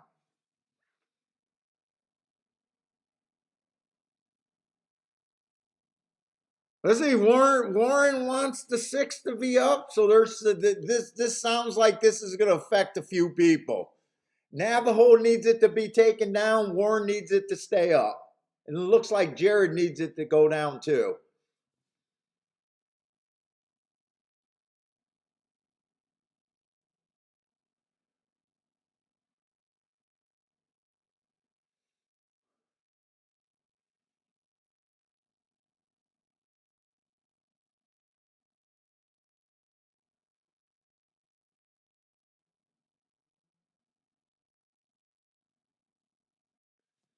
No, Warren. Warren. I think you can say boom on a 9-2, and it doesn't really have to do with money. It's outside the chalk.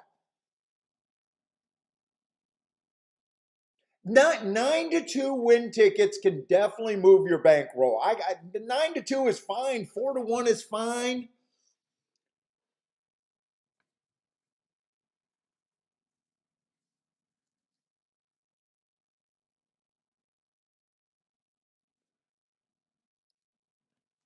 Dude, we really only bust people's balls when, it's an exact and it's paying single digits, Like a $10 exact is not a boom, right? But a $10 horse, I got no problem with it.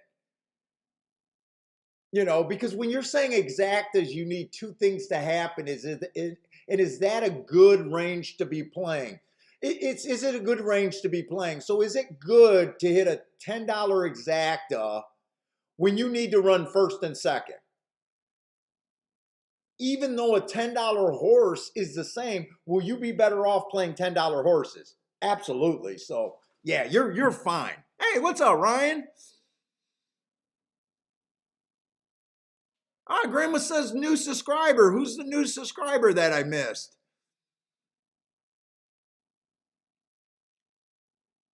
Okay, this is.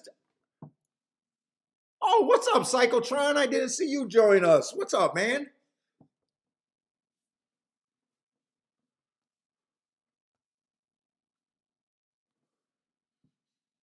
Yeah, this is a long inquiry, and I think it's a tough inquiry here. Cyclotron says that they're consulting Uncle Joe.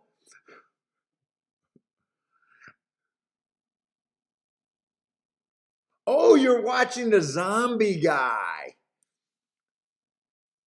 Cool. All right, let's try.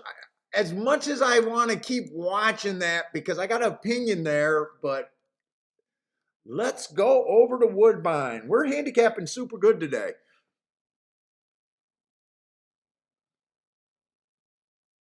Oh, was the girl that shook his hand? Was that his pregnant wife, the pregnant girl?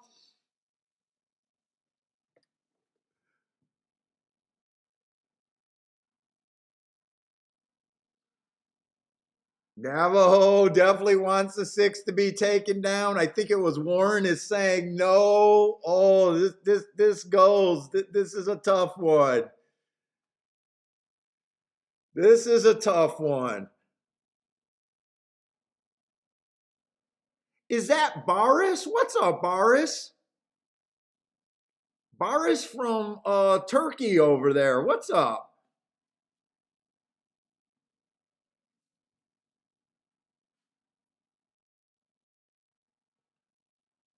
From East Istanbul. Okay, we got to look at Woodbine here. We got to look at Woodbine. Why does Woodbine start the day with 3 freaking turf races?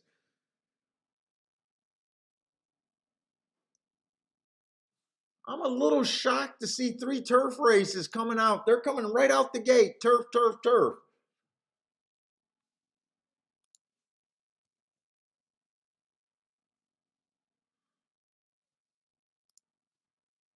Let's see, I'm trying to get the bias reports. I know they haven't ran that many turf sprints here. I definitely got to see what they did this year and see what they did last year.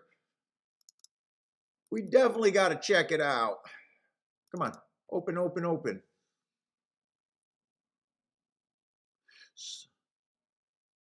So this year it's just been pretty fair, although post 1 through 3 is winning 59% of the races out of 17.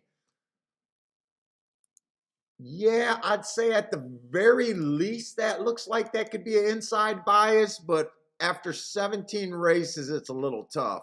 Let's see, last year it was just a stalking track, post position didn't matter.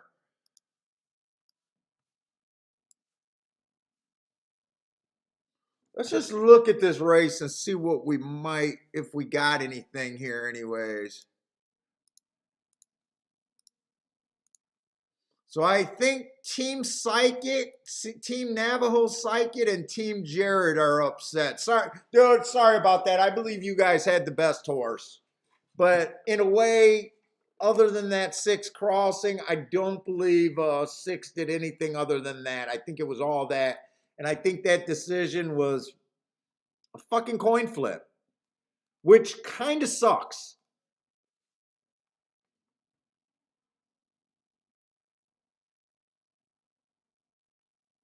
I think if he stayed on the rail, but I can't even blame him for jumping off the rail because he's making that decision when he did that probably like that. You can't. He did a nice job regathering the horse. I mean, it's just a tough spot as a gambler. You know you had the best horse there. It's so nice spot as a gambler, or such a bad spot to be in it. You know.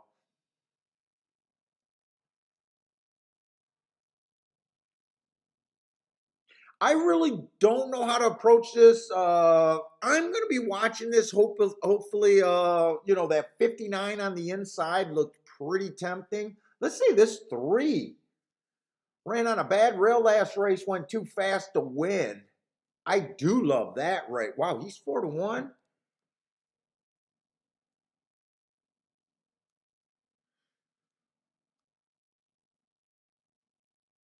You know what? I am going to play this race a little bit. It's almost blind, so 3 to win, and I'm just going to try a 1, 2, 3 and exact the box in my play bet category.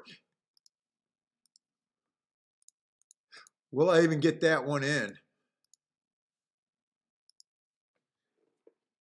I will get the exacta box in there in the win bet. All right, it did go through.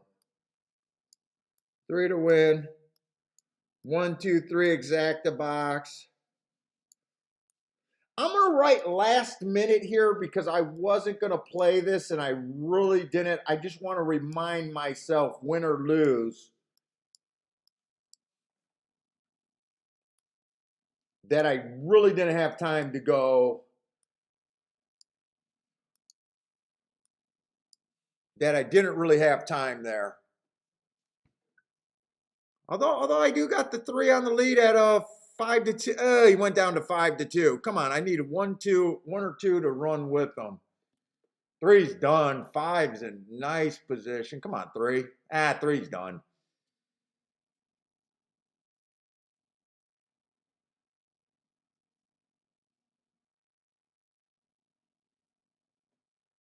I think 3 lost that race. Might have got the win bet there, but I think I lost.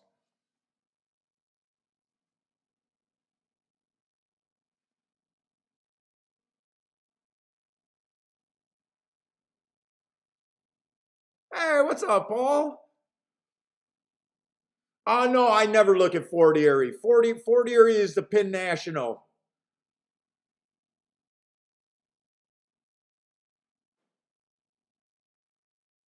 Darren got the 5 over to 1-2-3. This could be an okay hit. Oh, decent hit. Yeah, 5's 5-1 or 10-1. So yeah.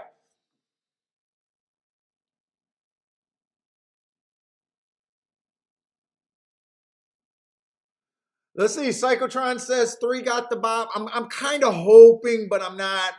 Like this race was like I said, I didn't really get to look at it. I just seen that stat and just at the last minute decided to do it. So this race is not going to be responsible for what I really do today, hopefully.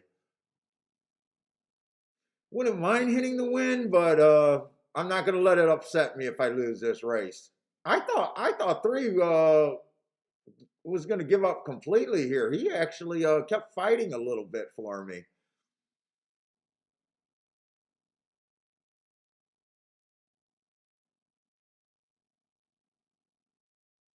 I don't think the 3 won that race. I don't think the 3 could have won that race. I think the 5 got that head bob there. If 3 won that, okay, that it would have been a perfect head bob. And that 5-3 exacta should be pretty nice with a 10-1 over 5-2. That should not suck.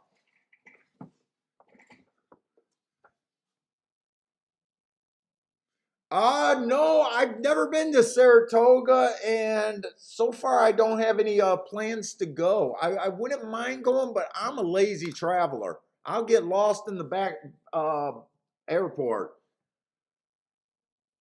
Darren with the boom there.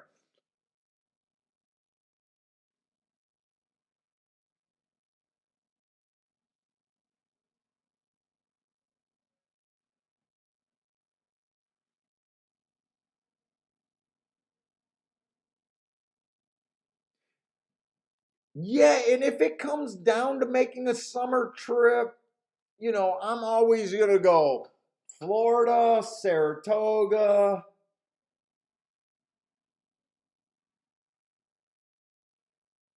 I hear that Saratoga is pretty expensive to find a room. Sometimes you got to stay at people's houses. And I know it's a little town where everyone gets involved in racing, which brings it back up a little bit. But then I start going, you know what? I've been to Florida 100 times. Fort Lauderdale Beach, Gulfstream Park. I just don't see how I would make the Saratoga trip ever. Hey, what's up, Shane?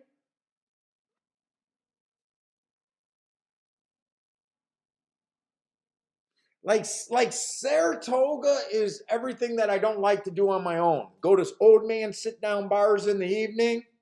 Nah, I don't want to go. I hated old man sit down bars. I want bottles being broken over my head, hot bitches on the tabletops. I hate sit down bars. I hate live music bars. I want wild bars if I fucking ever go to a bar. I want to feel like, is this gonna jump off? Is someone gonna die tonight when I go to a bar? I hate old man sit down bars, and for some reason that's my thought of Saratoga at nightlife. I could be completely wrong on that. That's my thought there. So I think I'd be staying at someone's house in their room, just being a prisoner until the track ran, and then I'd go back to my room. Gulfstream got nightlife. Gulfstream got Fort Lauderdale. Gulfstream got Hard Rock Casino. That was awesome right there. I just don't know why I would spend the money to go to Saratoga.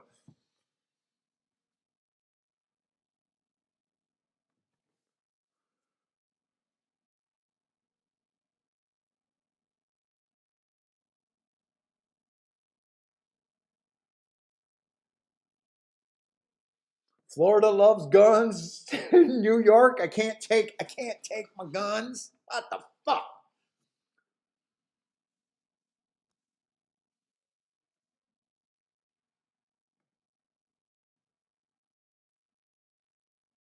I still want to go to Mountaineer. I don't know why I want to go to Mountaineer, but I said that the other day when Rex said Mountaineer looks fun.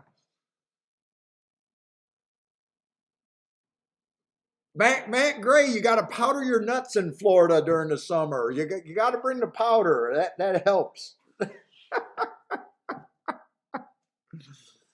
No, I don't like saloons. I like thuggish nightclubs. I like thuggish nightclubs.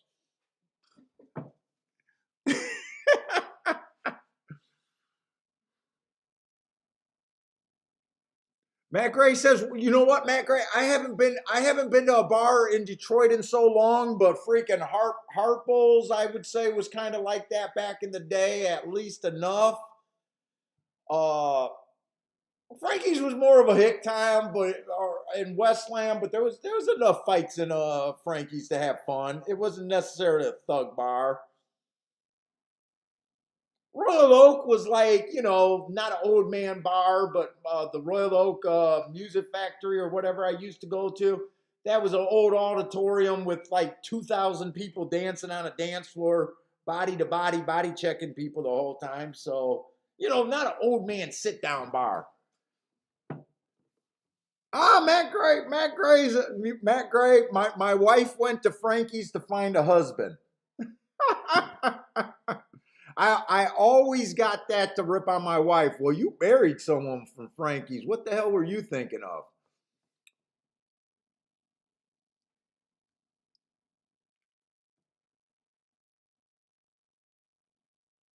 I didn't grow up in West Bloomfield, though, Matt. I didn't grow up in West Bloomfield. Shit.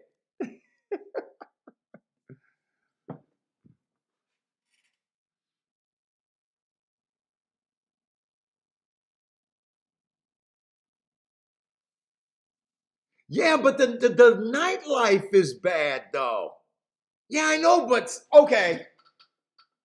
Sundresses, thongs, topless. I got to use more mental energy on the sundresses.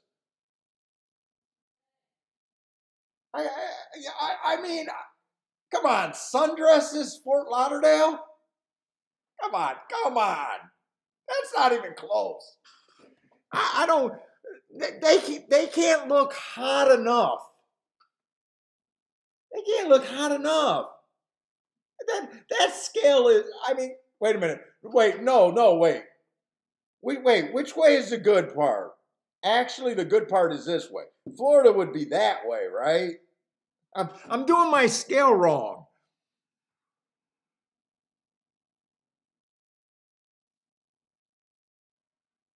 Dude, I always see at least one topless girl over there in Florida. Or fucking thongs are like just the normal wear. If you wear a thong at Fort Lauderdale on the beach, you're a lame ass. You're just trying to fit in.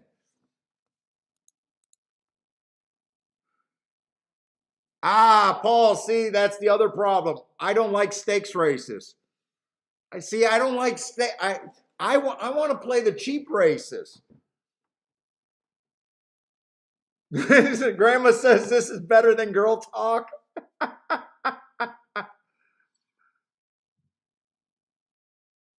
This is better than girl talk. Listening to me try to explain why I'd rather go to Florida.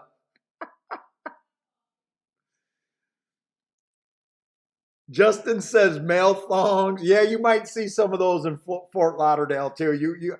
I won't lie. You might see a male thong too.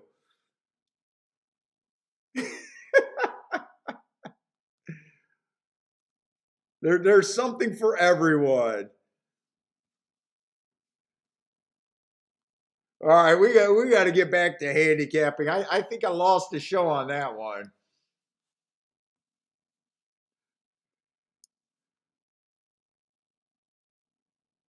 Yeah, you got to remember who you're talking to, though.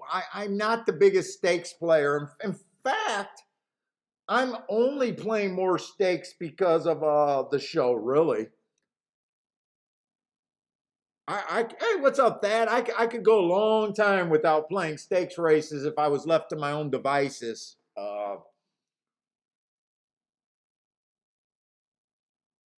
In fact, here's a little stakes race right here, and I don't know how crazy I am about it. Let's see. We do know on Breeders' Cup, and we do know at Del Mar that this turf course was extremely stalking closing there. I do know that. I don't keep track over there, and I don't have my notes from last year because I do purge my marks. I don't need to keep marks that long. So I don't really need to look up this stuff, but I do know that that was a stalking closing day for sure.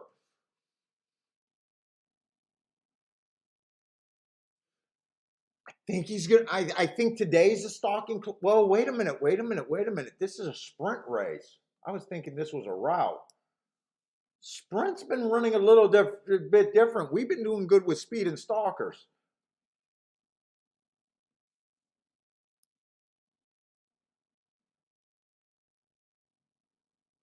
Although this horse fits on that too. Really, this horse only ran third 3 times. Pretty much went wire to wire on the sprint. Did a stalkish kind of closer rally on a route. Kind of hard to put it this way. You know the 2 horse is talented, and seen better horses than anyone else. I mean, 1 to 2, is he worth a bet at 1 to 2? No. Is he probably enough to scare me out the race? Probably.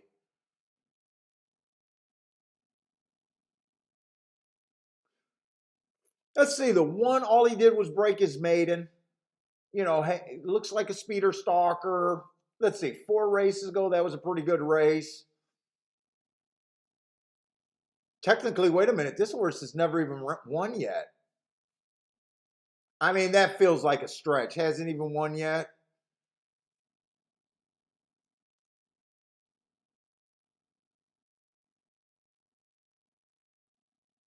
Four horse, all he did was break his maiden.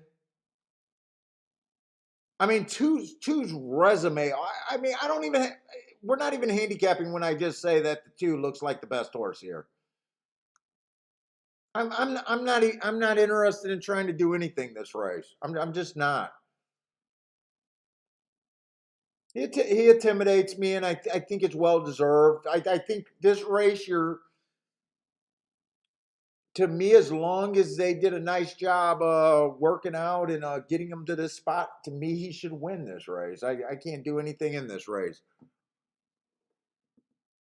Let's see. Darren says that the trainer is a legit layoff trainer. So I don't find it too good going against too many horses like this. Maybe he'll get beat, maybe he won't, but I'm not interested. Let's see. Let's go over to Woodbine because we got a lot of races. So I don't need to pound that race to death. It's just a hard pass for me. And let's just see this Woodbine race. We got optional claiming 40,000. We're in the fourth race, and we finally just get a straight up dirt race. Finally, just a straight up little dirt race. Or torpedo race, I should be saying.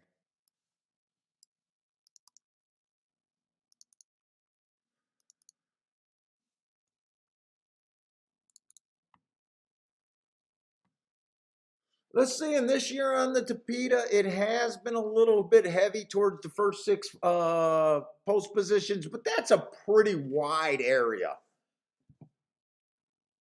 You know, when you say that post 1 through 6 is winning 80% of the time, there's possibly something there, but that's a pretty wide berth, right?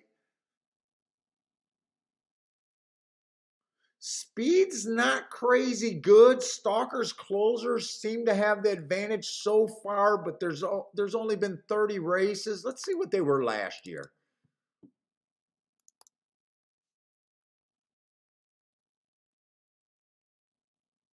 You know, speed wasn't great last year either. They only went wire to wire 20% of the time. That's pretty weak.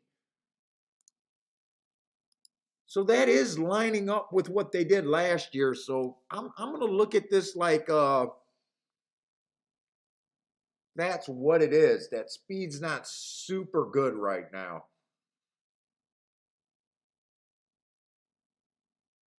Let's see, and one does look like a speed horse. I mean, I do love his last race. Went too fast to win. I absolutely love that last race, but if I think that speed's going to collapse here, I'm not interested in it. But I do love that race.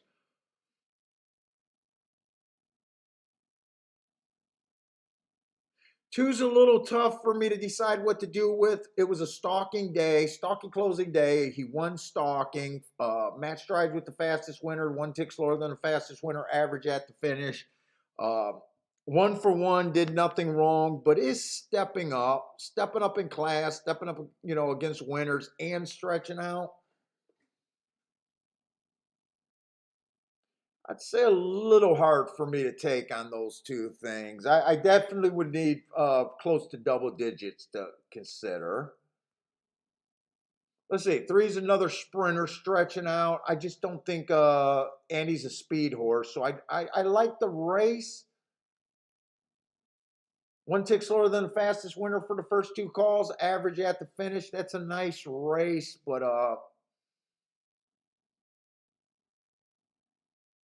I think we could get a speed duel. Right now, this race is shaping up like it could be a fast pace here.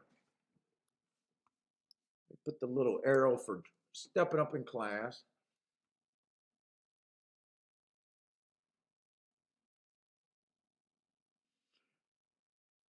Let's see. 4 horse might be interesting. When it's first, oh, this should be a square. I made a mistake labeling. That should be a square average, but it was an early pressing day. Did a deep close and won. So I think this horse won against the bias first time out. Which I love horses overcoming adversity right there. And then last race, it was a bad rail, early pressing day, had the rail, had the wrong running style, and still ran well. This horse might be talented right here, the 4. Still doing something for the first time, stretching out even farther. But to me, this horse won going against the bias and came right back and won on another tough bias.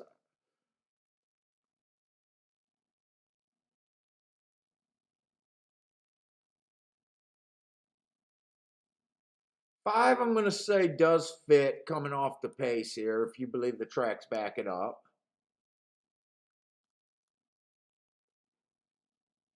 You got this is a tough race. You got a lot of horses stretching out. 6 is another horse stretching out. 7 is stretching out, mostly been sprinting. Another horse that looks like he has a lot of speed. So I think this is going to be a faster than fast pace here. Let's see. Ed says that 4 horse. I think 4 is already talented. Yeah, bobbled at the. Okay, bobbled at the start.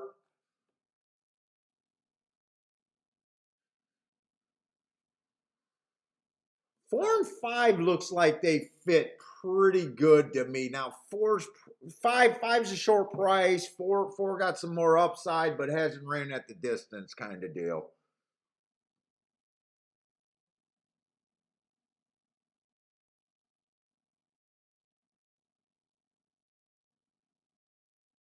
You know, 9 fits at a price. 9 kind of fits at a price. 2 races ago ran on a bad rail.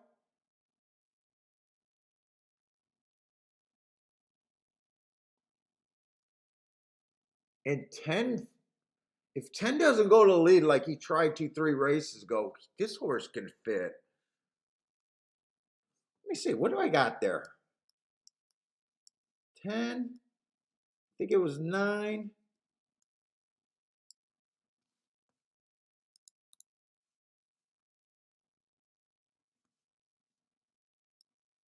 I'm gonna have to make sure I got the right numbers there, but I think it was no, I think it was 4-5, 4-5.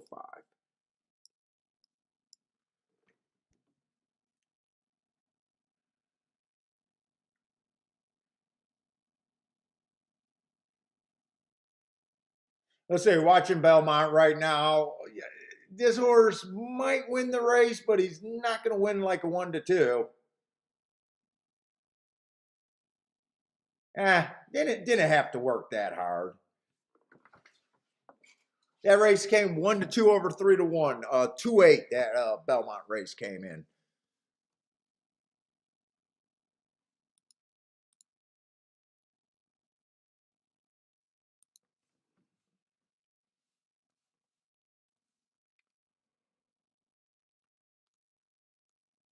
Let's see. I might want to do something a little bit here at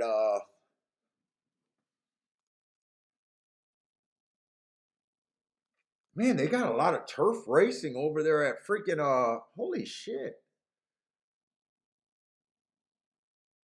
They got a lot of turf racing over there at Woodbine today. I was not ready for that. There's another 2 more turf racing. A lot of turf.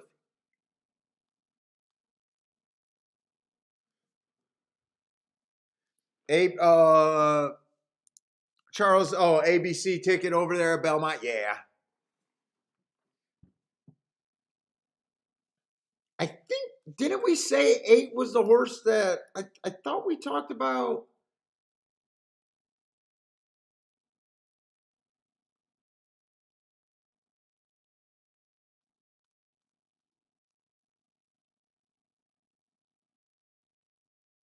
Thought I said something about 8. 8 was a really good form, but pretty much the opinion was they were going to have to do everything to beat that one horse. That's right. Everybody was a maiden special weight horse, and at least the 8 won some races that I was thinking in good form. But that's an exacta that there's no way I want to own that exacta ticket. There's no way I want to own that ticket.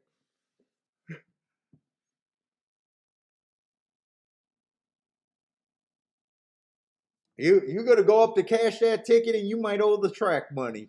That ticket would be so bad, I would guess.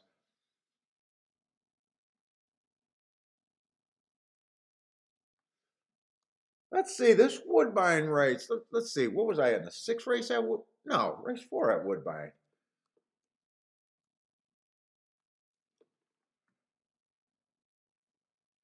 4, 5, 9, 10.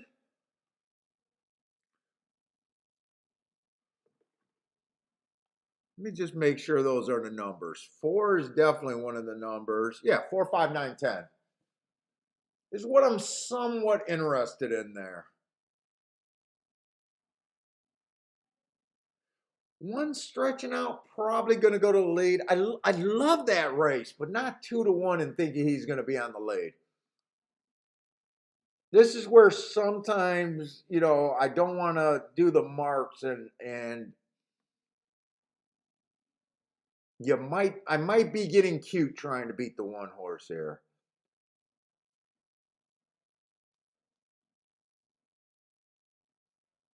But if the 9 and the 10 hit the board, I wouldn't mind having something here.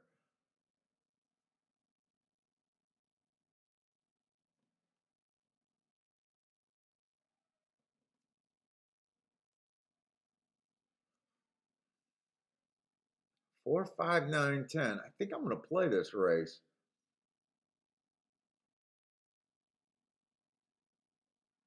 I think there's a ton of speed in this race, but how do I play this race? And I really don't have nowhere to walk but to write.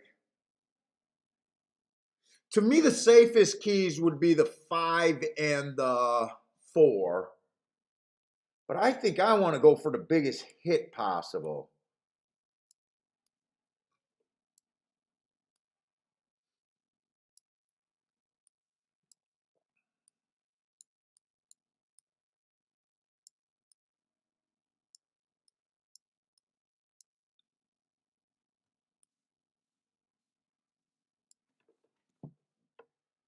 I might do a try here.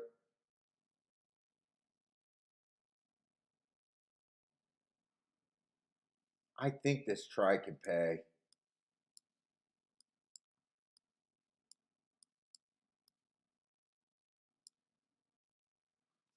Let's see. If the 9 gets second, I should hit the exacta unless the 1 wins.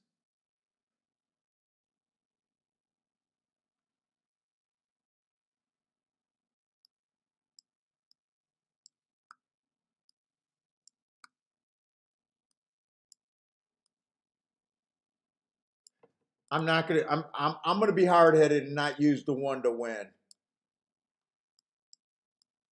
So what base is this? This is 3 times 3, so that's a $9 base ticket right there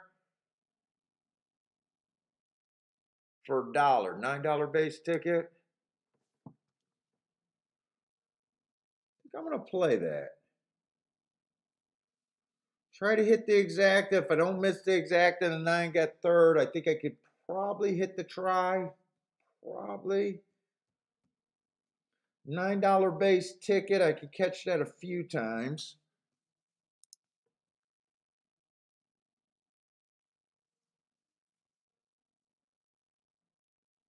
I can hit, if the 1 does not get first or second, I can hit the exacta and the try. Even if the 4 wins. If the 4 wins and the 9 gets third, I can still hit decent exactas. I think that bet got some upside.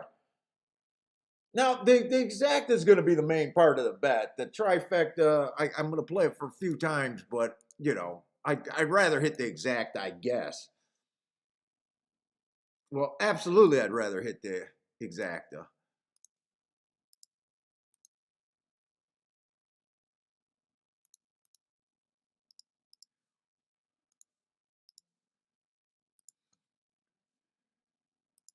Yeah, make my betting more confusing here. Let's say try. Oh shit, you could do 20-cent tries over there in fucking Canada? Jesus Christ, 20-cent tries? I guess Joshua, did the housing market get that bad?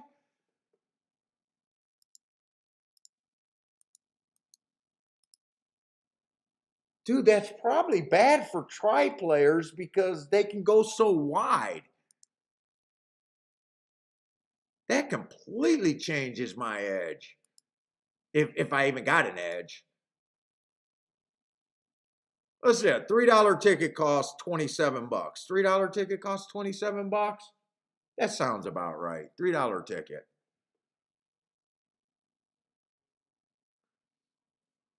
So if you hit a $3 ticket in Canada, do they do their payouts by 20 cents? So does that mean you hit the try what? 15 times? Yes, I guess that's what that would mean.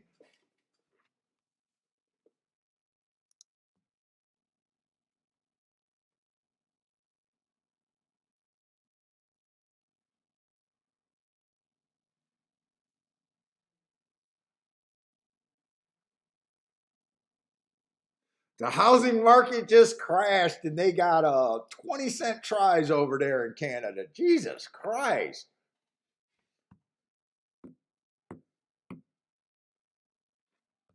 But it does pay out in dollars, he says.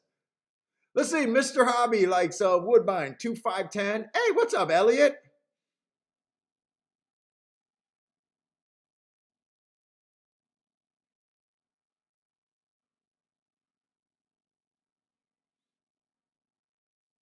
Oh my God! And I didn't realize the 4 is now being bet to 3-1. I'm not so sure I would have did everything that I did with the 4. Dude, I might have let me check these exactas real quick. I might not want some of these exactas with the 4 actually.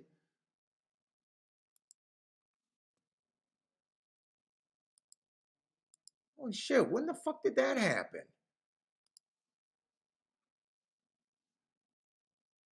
It comes in 4-5-5-4. Wait a minute.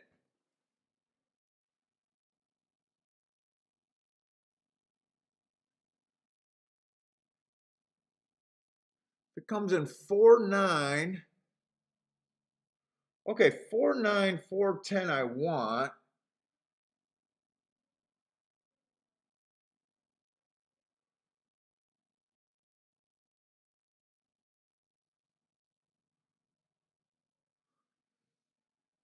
Oh, do I got enough time to cancel?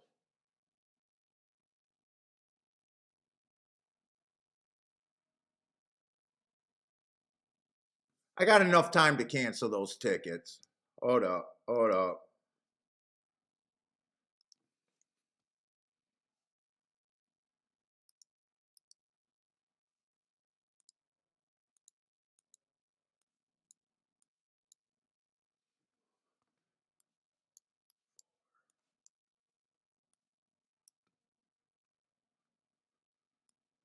Four with the 9 and 10 I want.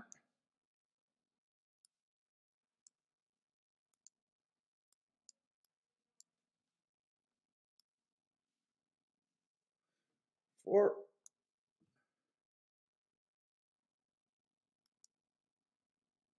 Four with the 9 and 10 I want.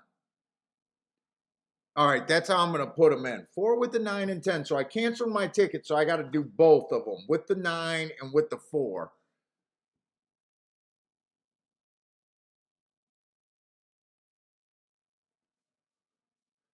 So sometimes I got to write them down. Let's see. Exacta. So 9 with the 4-5-10 in a key box. I want that. All right, so put that in. And then it's just 4 with the 9 and 10. 4 with the 9 and 10. Key box. All right. So obviously I don't have a 9-9. So just just do that.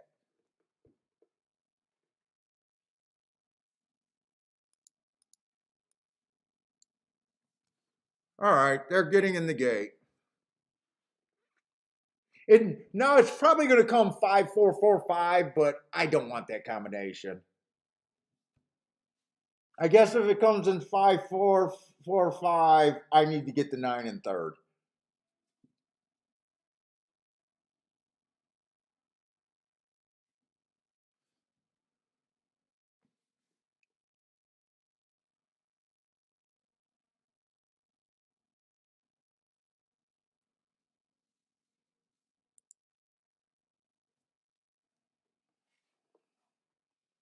Oh, my tablet went dead.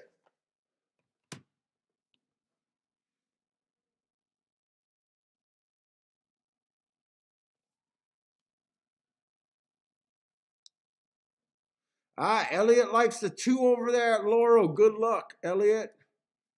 Let's see. Cyclotron has the 4 and 5. Oh, he took the combination that I got rid of, the 4 and 5 exacta box.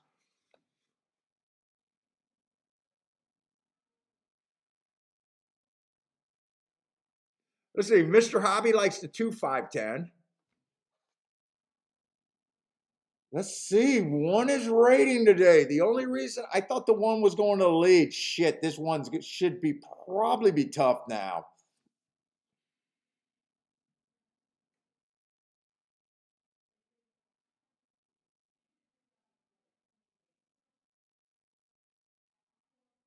Seven got this lead here. Who's the seven? Okay, he's one of the horses that we thought could get the lead.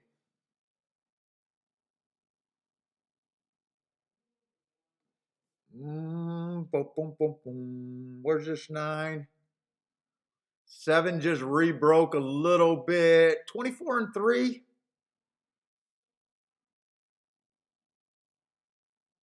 Come on, nine. Keep picking through there, but I need a lot more help than just the nine. Come on, nine. You look loaded for me, and bring this 9-10. Don't be too far back. Come on with your loaded self.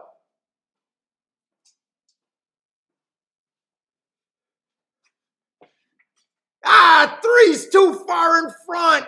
Fucking, it's going to be 9-10. Well, maybe not. I don't have the three. Why do you stiff the three? Oh my God, that would have been a nice try, by the way. Who is the three and how did I miss the three? You know what? Three I thought was going to get dueled up on the pace. The three rated, didn't he? I think it came in 10-5-9 or, oh shit.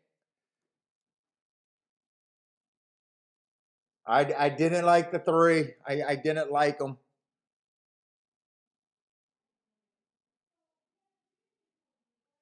That was the right way to try to play that try too.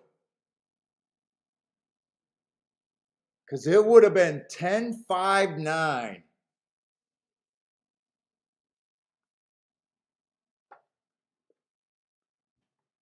Joshua with a boom there. Navajo Psychic had the 10 win in place.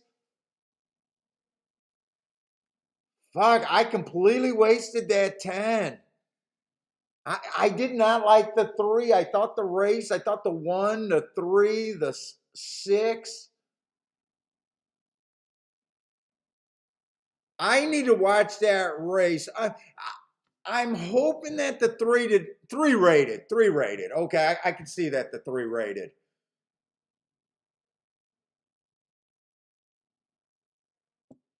Oh, that would have been such a good ticket if the 3 just doesn't hit the board.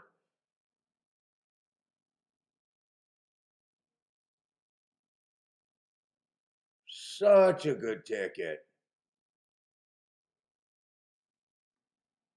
Let's say Joshua had the exacta there. Now the 3 was in good form, but he's just stretching out and he looked like a front runner to me. And I just thought that well, he didn't win on a front running faction. He at the very least stalked there. So I got no problem with him winning.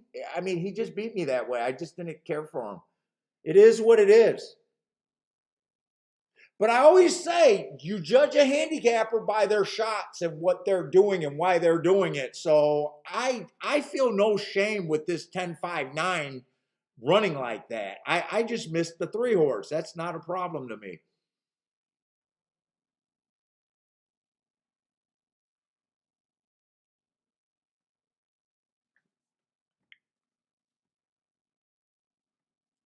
And my 4 did not run.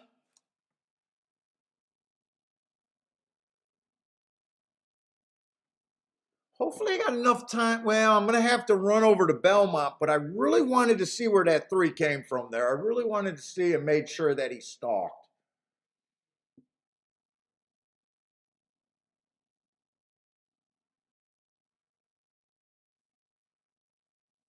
Oh man, I was live that race.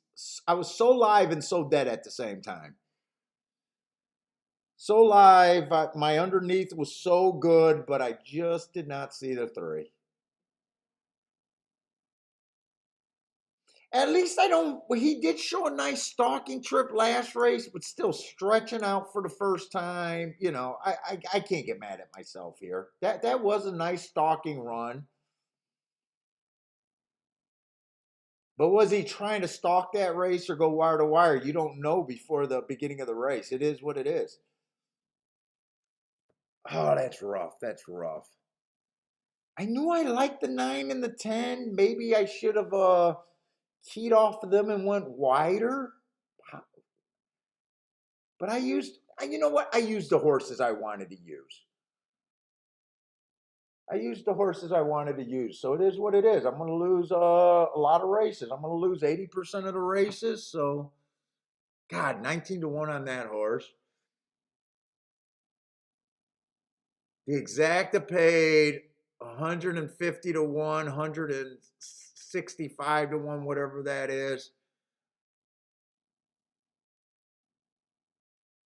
The dollar try paid 800 bucks. Ugh. But you know what? Yeah, I can't bitch. I couldn't have hit it. I didn't like the 3, so I didn't do anything wrong as a better. I didn't do anything wrong as a better. I didn't like a horse.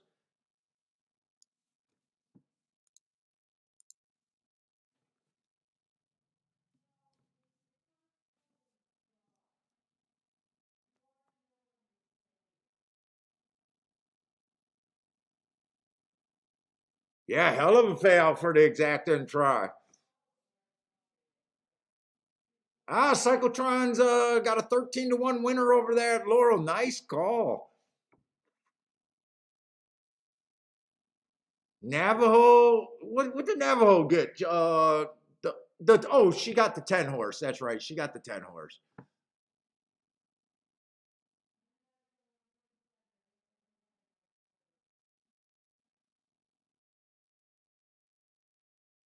Yeah, and really, when you think about it, even with my contenders, I should have been king off not the 4 and the 9. I should have been king off the 9 and the 10. Give yourself the biggest opportunity for the biggest hit. That would have been the 9 and the 10, not the 9 and the 4. Luckily, that didn't cost me because I didn't like the 3 horse. All right. Well, we can't complain about nice results like that. We can't complain about it. I'm never going to complain about tickets like that. Let's see, Belmont's 5th race. I just want to feel like I'm handicapping good, and I do feel like I could be in the zone today, hopefully. Just got to cash another ticket or two today. That's all. Let's see, we got a mile 16th on the turf. I'm still looking for off the pace.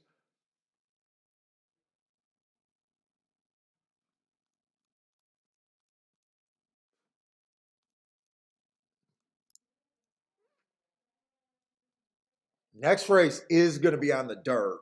Next race is going to be on the dirt. There might be some double possibilities here. Let's go. Let's see what we got here. Come on, I need to find something I really like. Let's see. The 1 horse. Okay, mile 16th on the turf. What we got? Claiming 30,000 non-winners of 2 lifetime. Let's see. The 1 horse, 3 races ago, ran on a bad rail. That's a nice race. Comes right back. Stalking closing day. That's a very nice race. Going too fast to win on a stalking closing day. Came back and win coming off the pace there. Okay. So he did come back to win. He won right away after earning that heart at a nice price.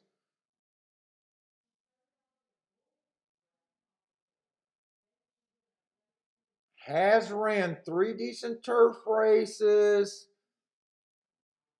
Been on the lead once and stalking, almost closing. Kind of tricky just to know what she is. Lightly raced horses. Just kind of tricky. If they go to the front end, I probably don't like her, but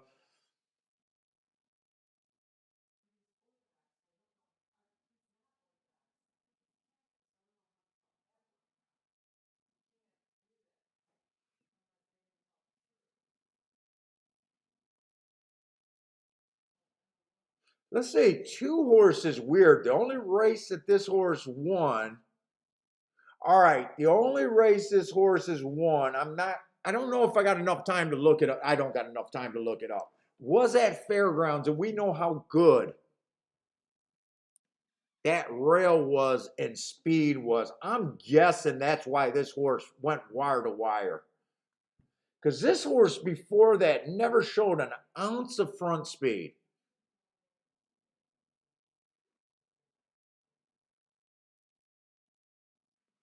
But not really sure what I think of her. Last race on the turf, she was just average. Yeah, she was just average, stalking there. Let's see, is there any speed in this race? Let's see, the three horse might have some speed.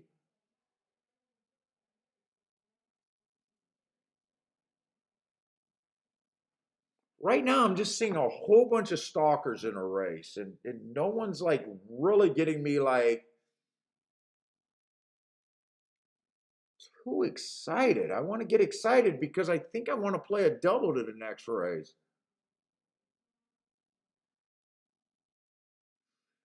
You know what? The 6 earned heart's going too fast to win while closing.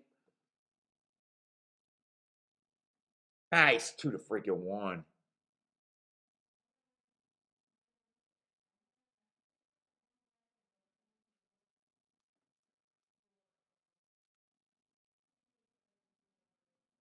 I don't know what to do with the 8, and I'm not going to be able to look up the 8's races.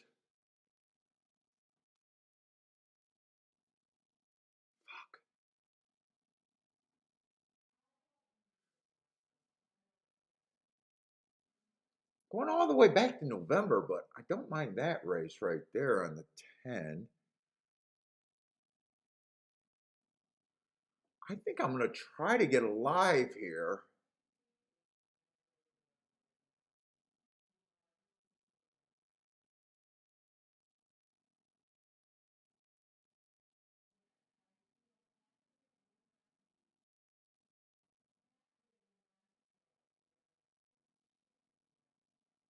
You ain't buying shit in Europe. She's lucky she's going to Europe. I think she's going to Europe to do another shopping spree. She got another thing coming.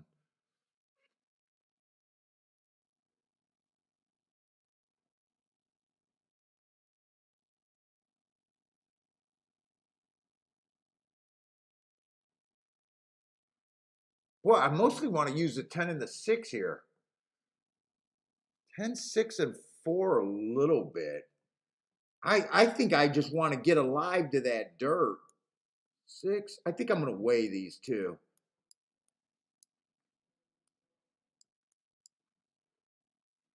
That looks like a 9.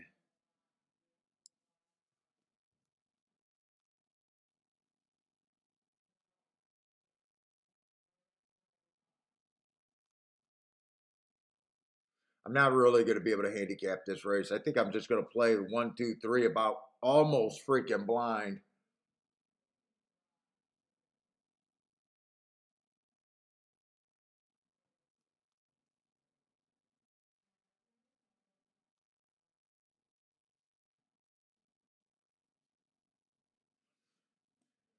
Maybe even 1 through 4 just to be safe. I'm going to weigh those two.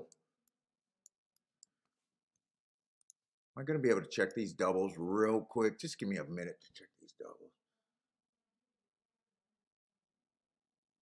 Those aren't bad. If I weigh them, we should be okay.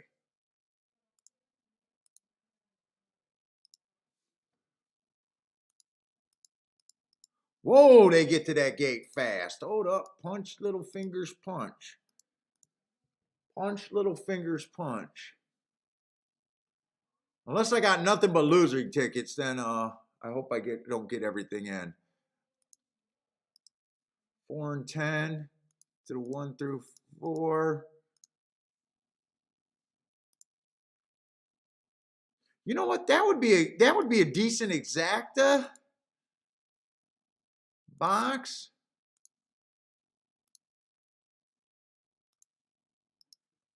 4, 6, 10. And you know what? I'm even doing a win bet.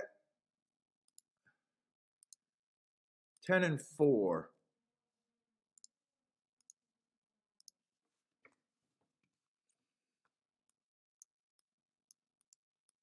4, 6, 10 in a box.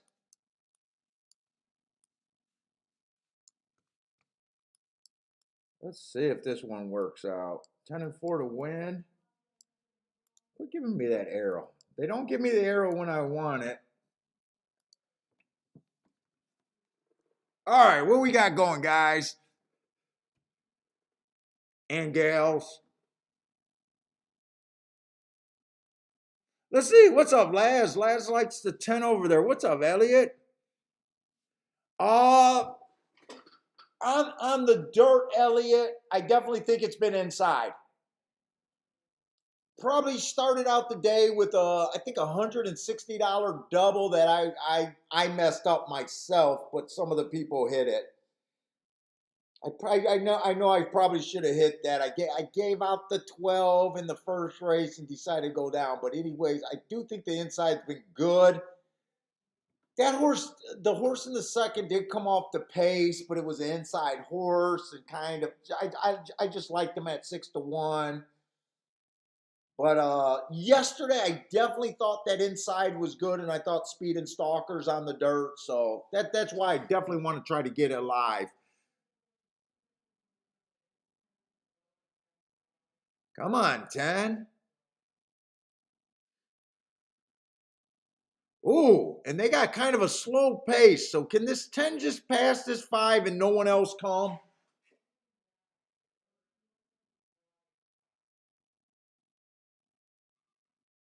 No, I'm just going to have to root for the 6. Let's go, 6.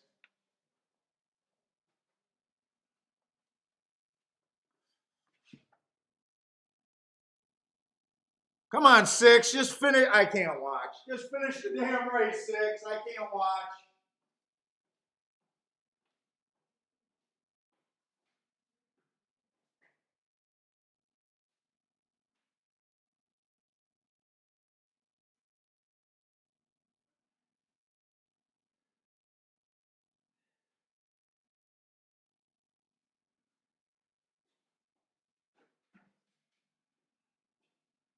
I can't watch that one. 6 got first run, but man, it looked like he was going to get caught. I still can't watch.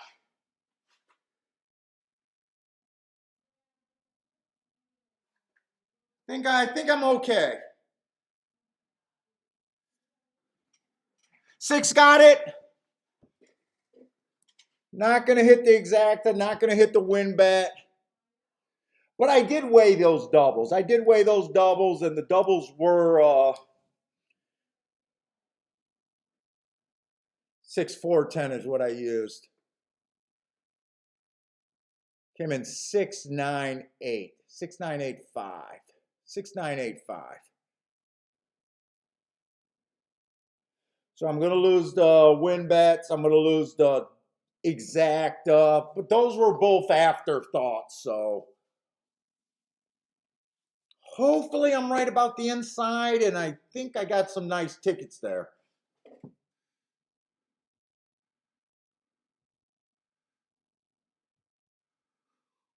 And no one did anyone play the wonderful 6, 9? They just go together. I don't know if you're 15 and you like the 6, 9, you probably played it. It sounds something like a 15-year-old comes to the track. Oh, 6, 9, I'm playing it. Hey, what's up, long shot, Louie?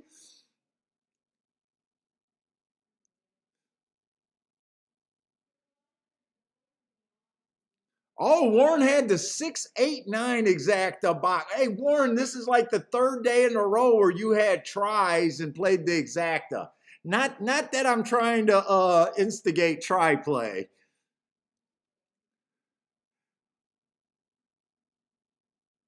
Ah, Navajo Psychic. She's heating up right now. Think she just hit the 10 over there at Woodbine and then came right back with an exacta. And had a hard luck loss at 13-1 on the best horse. So he's Navajo heated up after that bad luck.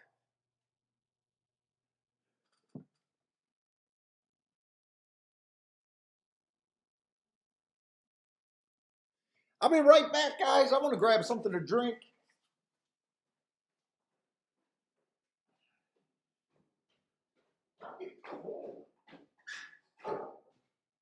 Who are you talking to?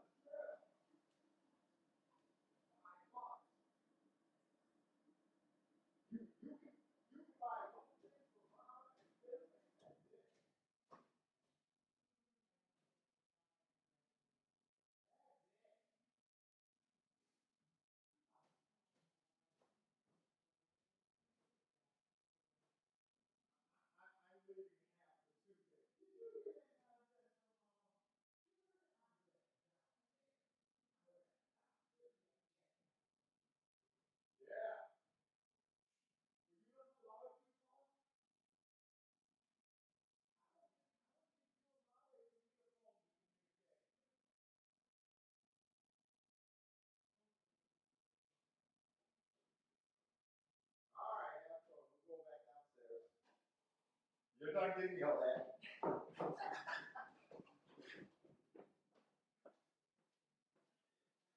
Ooh, I'm a little cold too.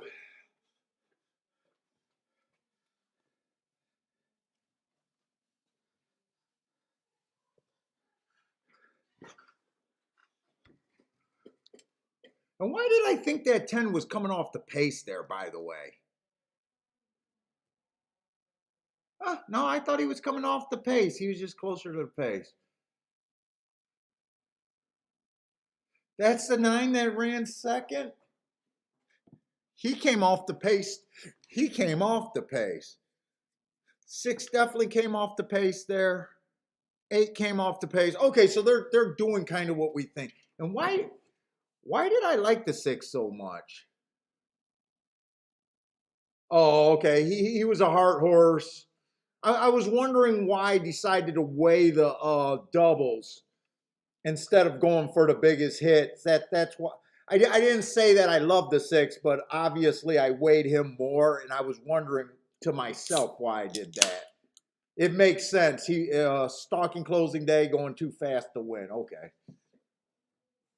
because usually I say go to the biggest hit you can get to, not the littlest hit. Let's see. Ryan says Brissnet's stats been pretty good today. Hey, what's up, Justin?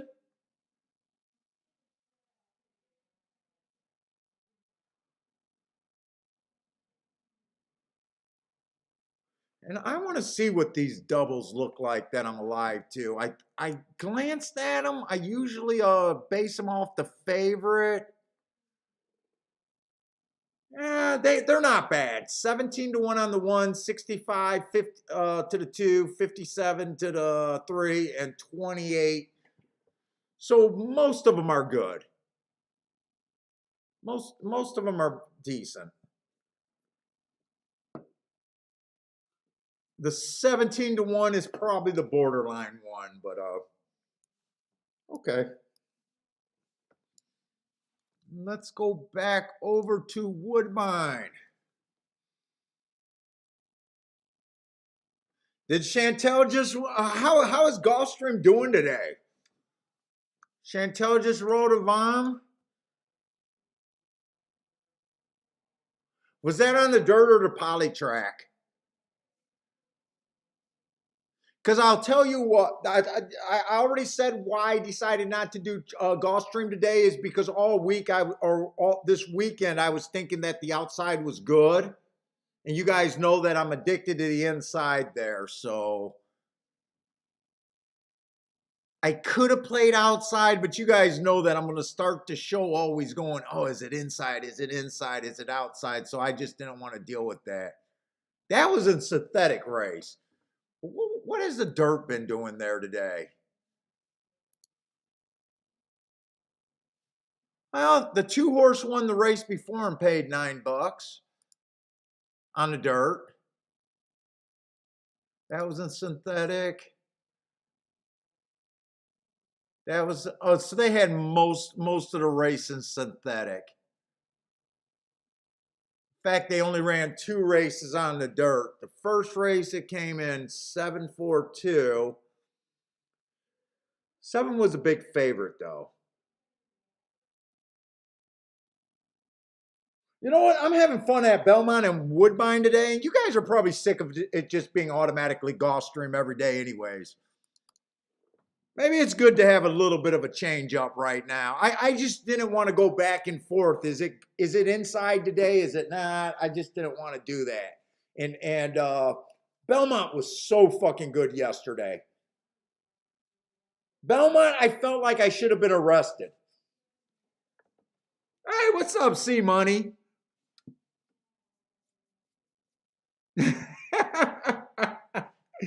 No, we've been playing. We've been doing good. Little chicken shit, but we could have made. Today was pretty good. Think only cashed 1 ticket, alive to another ticket. First race at Belmont, I like that 13-1. I like that early double.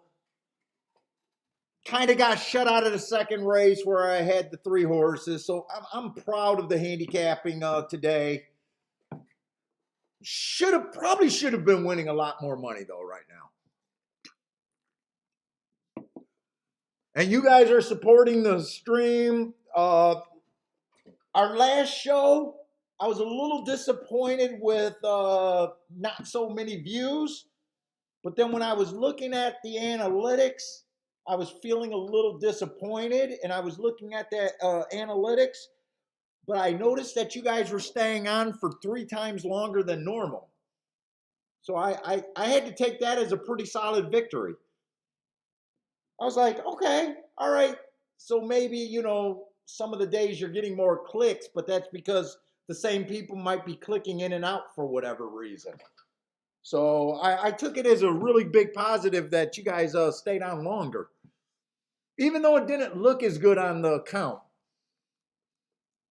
Still trying to figure out the YouTube shit, guys. I'm still trying to figure it out.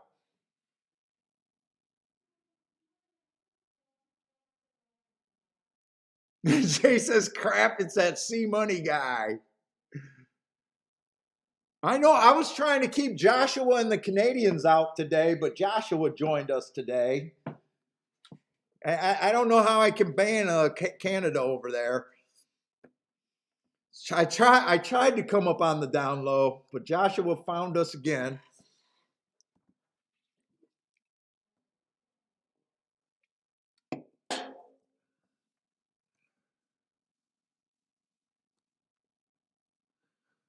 Let's say we got another turf race over there at Woodbine. And just this year's early stats line up to last year, and speed has just been terrible on the turf routes. That's kind of all I'm going on. If you guys notice, I don't have as many marks because I started this morning, so I didn't get to do anything last year. So I do got less marks. But I'm having fun, so I'm going to keep trying to look at them. But I'm not, because I'm having too much fun and there's 2 minutes to post, I don't really think I got enough time to look stuff up. Let's see, the 1 horse stretching out, looks like he's trying turf for the first time. So just in general, a really hard call here.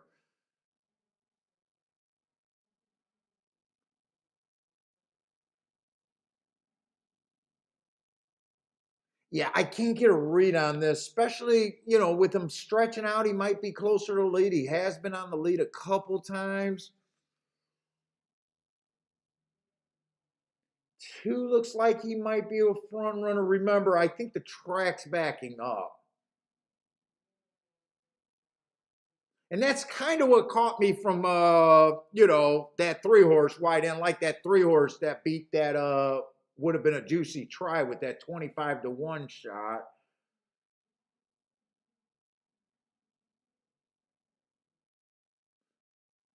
Woodbine, I think this 4-horse fits. I like that he stalked on a bad rail last race. We got some 7.5 furlongs and a mile where he looks like he was coming off the pace. I think he fits, but 7-2 doesn't sound like it's getting overpaid. 7-2, I'll probably be a conservative right now and say that sounds about fair.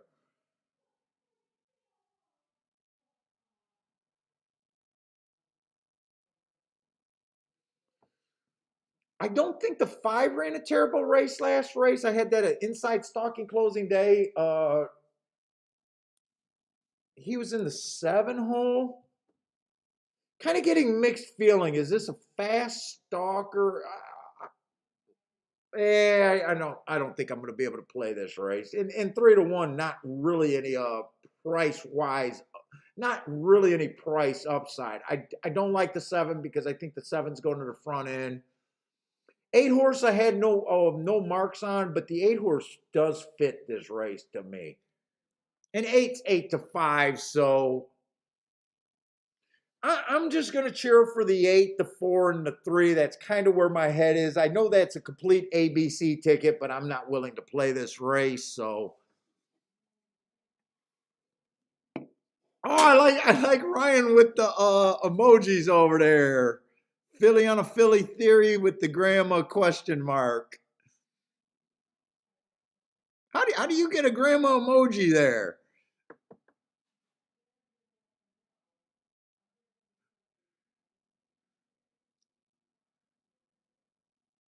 Dude, these last minute shows, I hope you guys enjoy them. Sometimes I get less marked, and I do feel guilty about that sometimes, and I got to listen to my wife and my common sense saying, well, it's a last minute show. Like you didn't do the prep. Don't feel bad. You're having a good time. You're hanging out. I just hope that you guys don't hold it against me, and you guys are having a great time. And we should talk about. Do we want to do a tournament next week? Do we want to set up a shake up tournament on Horse Tourney's website? I was thinking about doing it today, but I didn't think with no notice. I didn't want to be embarrassed with no one signing up for it. Grandma likes the grandma emoji, but if we want to set up a tournament for next week, I'm thinking maybe Friday. I'll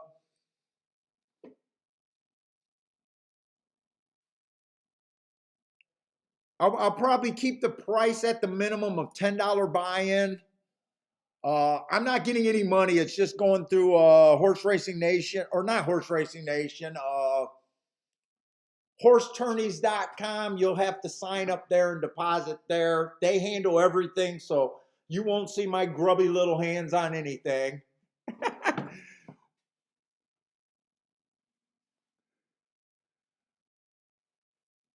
They take care of the entries and the payout, and I imagine they take a little bit of a cut, but I didn't do anything here. No, I didn't do anything here. I got a ticket going to Belmont, and that's it.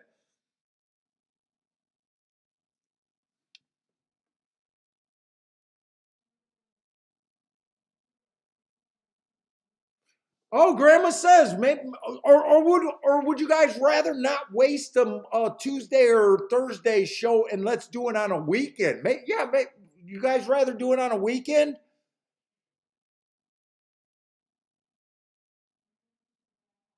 Maybe that's what. Maybe that's right. There's less people working. Hopefully.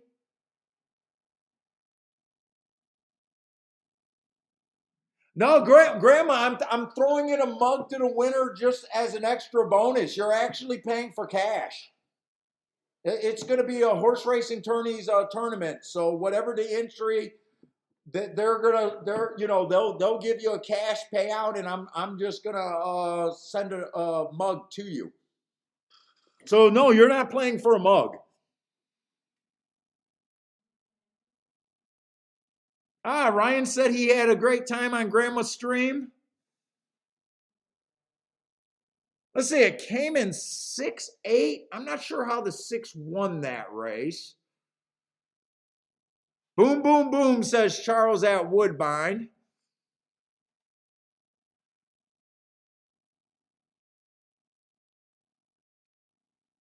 I'm not sure how the 6 won.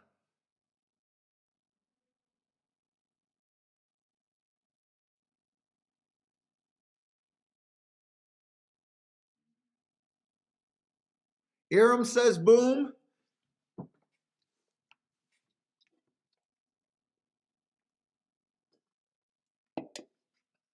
I knew I said the 8 looked pretty decent, like he fit perfectly. Who else did I say? I don't even remember.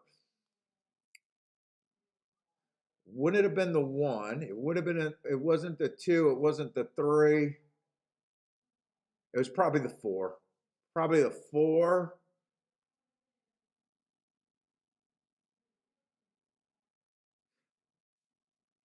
I thought the 8 was or the 5 was interesting, but I wasn't clear on the 5.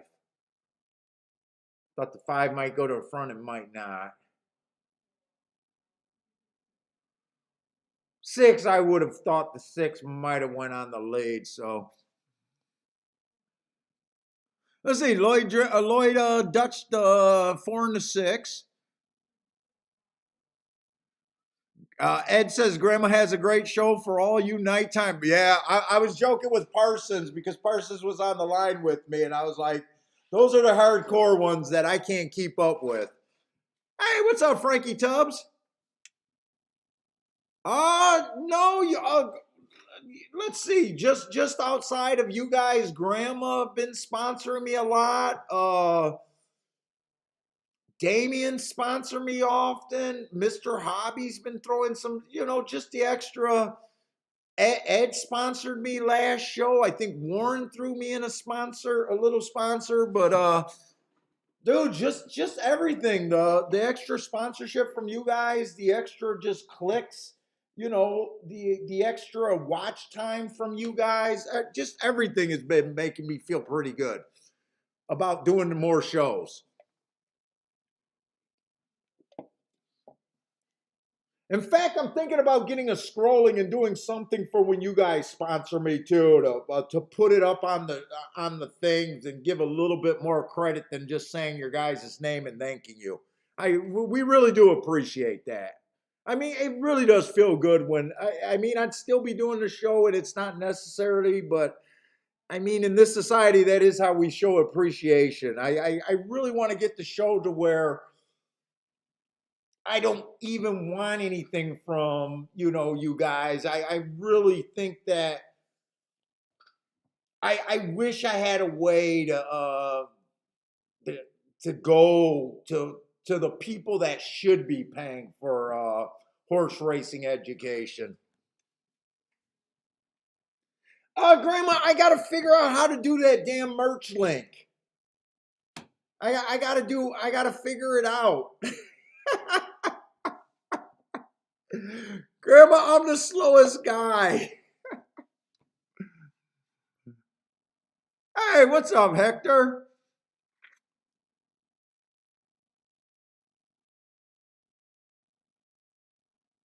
But dude, I really think that freaking racetrack should understand how much better horse racing education could be for keeping people to play longer and should be willing to pay. And trust me, I don't think the pay is even that much that could really make them grab onto it. I really want to find a way for that. Or if I could figure out a way to make to make it worth it with the YouTube clicks. But we're so far away from YouTube clicks. Hey, Hector.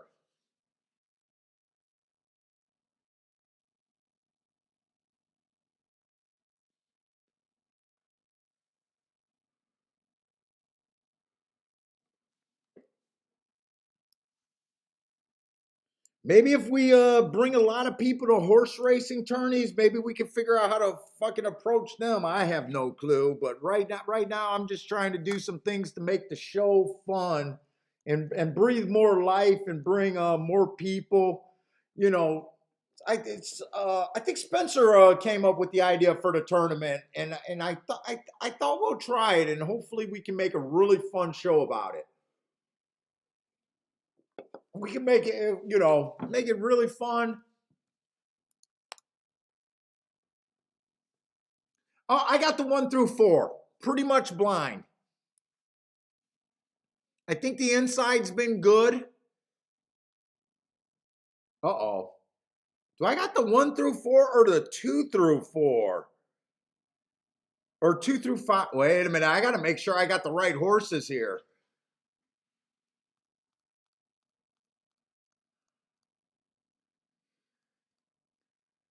Yeah, I got the 1 through 4. Okay, the 1 is supposed to be in the 1 hole, though. Tell me he's in the 1 hole.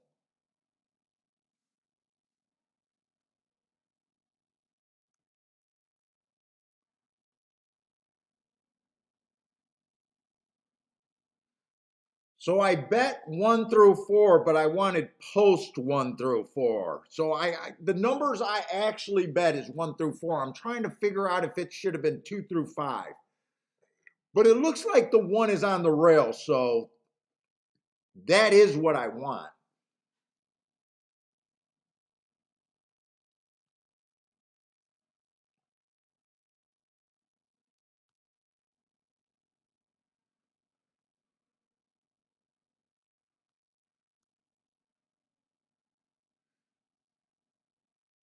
And 7 is gonna be, is 7 the monster here? I don't know if 7's a monster here.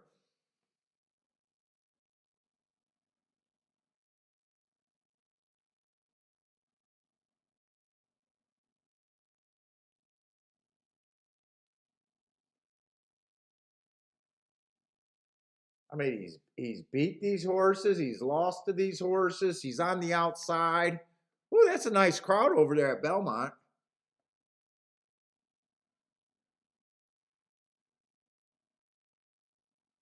Five should be able to hold the 7 from crossing over.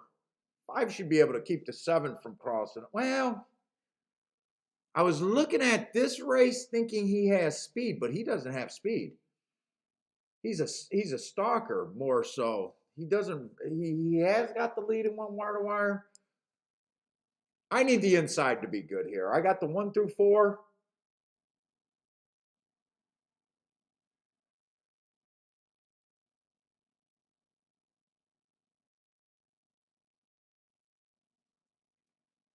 Let's go. I'm not doing any savers or not. We're just gonna ride this out. I'm on some pretty nice hits here.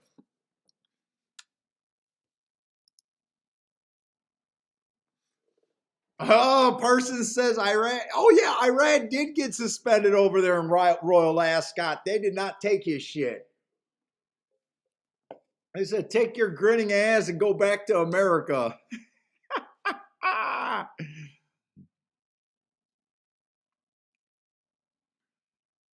Let's see, Novato Invincible likes the 4 through 7 in a box, so he's looking more outside than I am.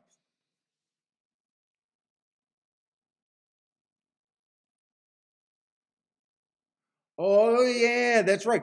I didn't realize how big Father's Day and Mother's Day was at the track until I went to Chicago and Arlington. That is probably why they're packed.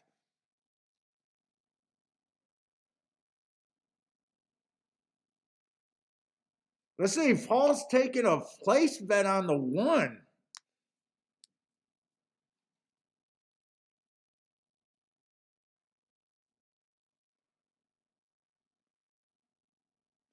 Oh, Parsons has a play over there at Belmont, 3-4-5 exact to box. Who else does? Navajo got the 1 and the 2 here. Come on, I'm Navajo. I'm with Navajo there. I think 2 is one of my best outcomes here, 2 and 3. So I'm really pulling. I need her 2 to come here. Laz got the 3 at Belmont. I'd be happy with Laz too.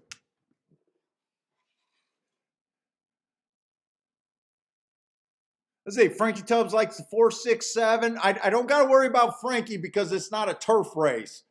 Frankie Tubbs is a New York turf master.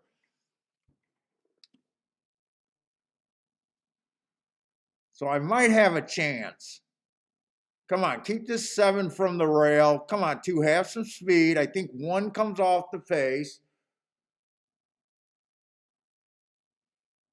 Keep most of my horses lively. Just get this 7 out of there. Ah, shit, 7. 7's punishing the 2.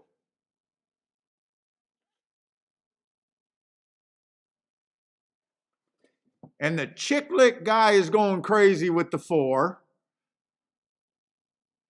Come on, just get that 7 out of there, and I feel good about this. Man, 7's not even asking for anything. I think I'm dead money. 7 is sitting chilly. Oh, no, no, no.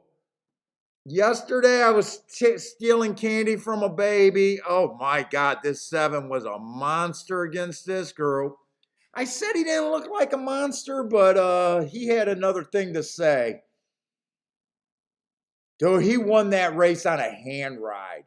I don't think he ever asked for that horse. You know what? You can't get mad about losing that bet if you played against a 7. I mean, this horse was so much the best.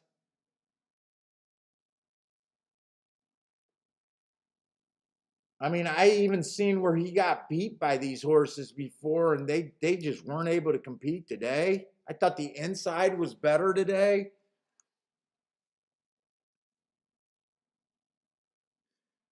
Oh, that kind of sucked. That kind of sucked there.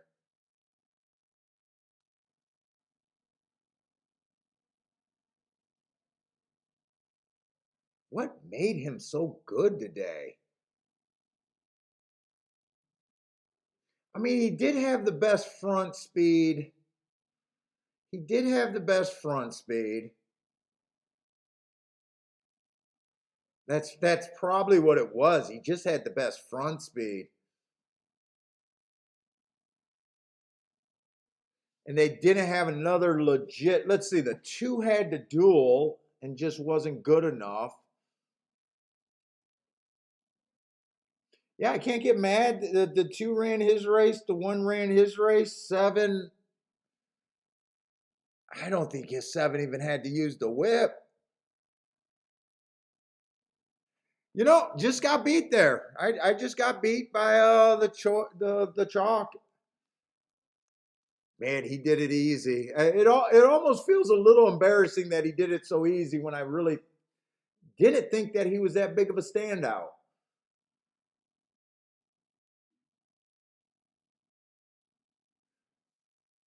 I mean, he just got beat by that horse, that horse, that horse. Yeah, I mean, wow, did he win that race easy? I don't think I don't think he has to be on drugs or anything for that. I know you're probably joking with the LOL. I think it had more to do that the 2 was the only, like, look, I knew 1 was going to come off the pace.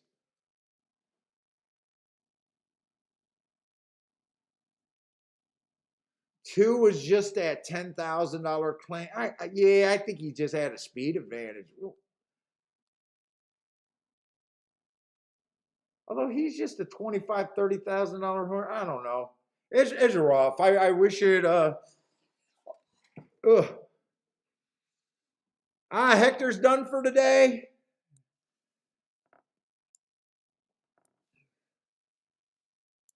Oh. All right, we got to dig a little bit more.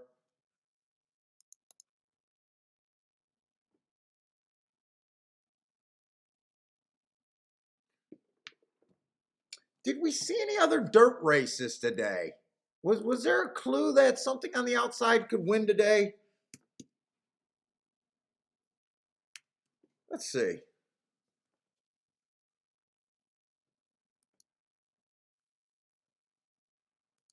I think Belmont, they've mostly been running on the turf.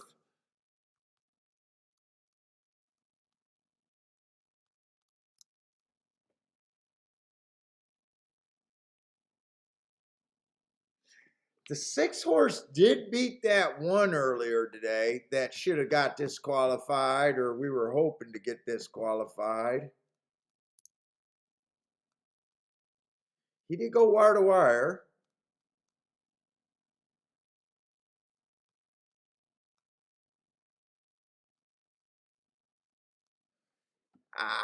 I mean, it's not the biggest.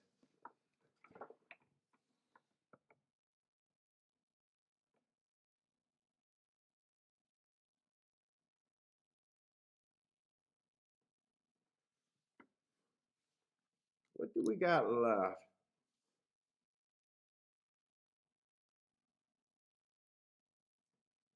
Woodbine going in the 6th race today.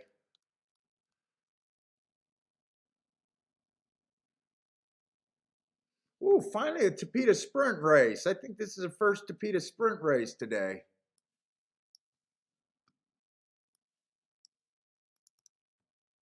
Whoop, wrong thing, running style.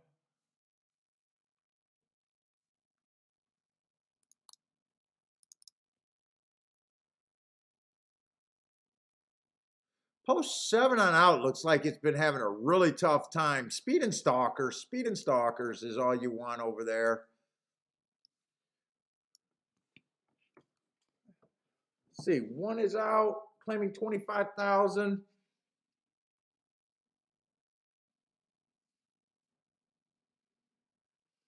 Let's see, I do have less work done, quite a bit of less work done.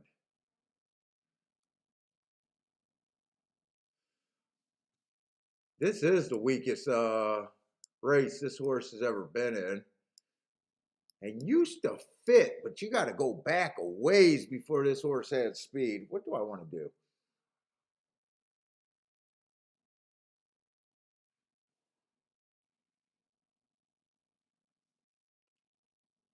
Horse is kind of taking a drop, at least from there.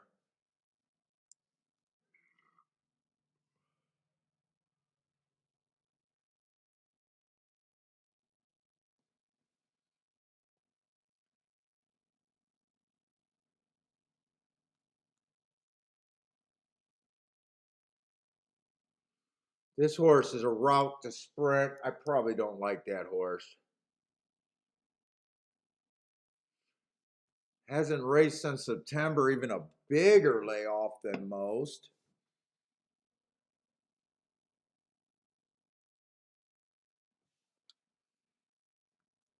Don't have a lot of marks here.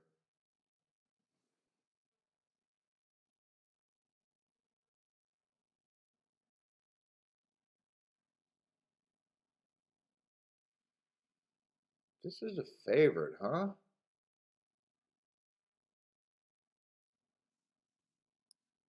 This horse is stepping up, and I'm not so crazy about the marks. Stalking closing racetrack last time, that's exactly what he was, just on the average side.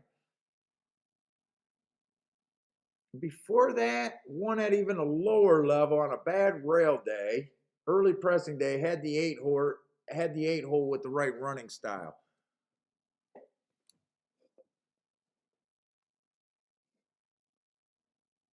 Three to one. I think he can get beat. Who's the other favorite? The 4 horse is the other favorite.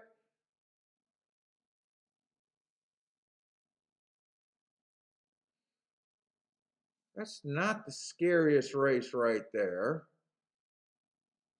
Drop it in class, so at least he makes a little more sense to me. Looks like a stalker. I don't know if I'm even that scared of him.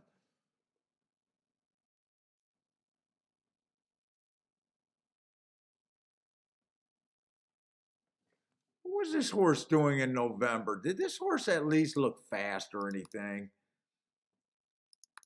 That's the problem with Woodbine right now. Some of these horses have been off for so long. It's getting better. Sometimes the form hold up, but I still just like looking at the marks. But it does sometimes put you in an uncomfortable spot betting. 11:20. I mean, that is going to be a good race. I thought it could be. Come on, just make the mark. Second.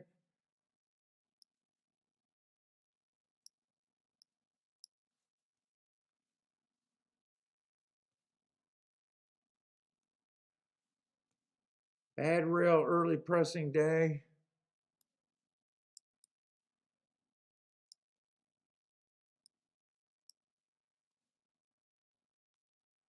Do I want to play here? Bad rail stocking closing day. I mean, I don't think there's much.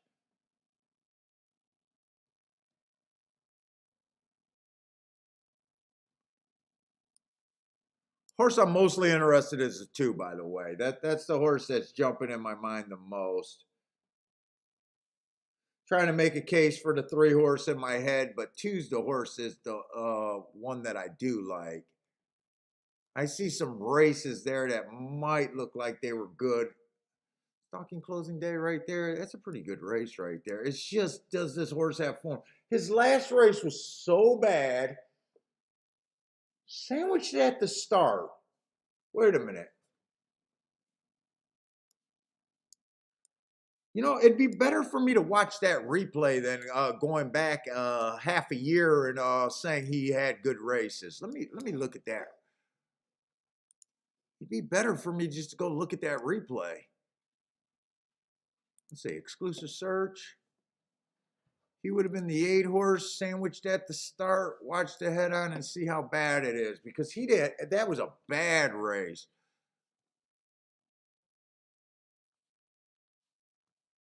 And I forgot what number I was supposed to be looking at. He was the 8 horse.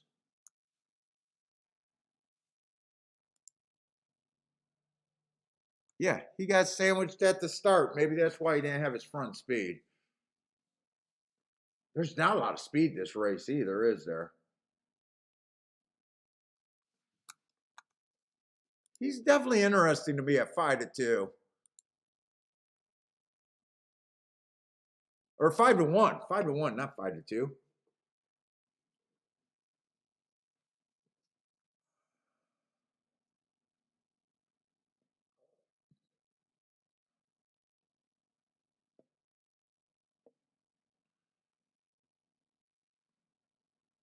What else would I like?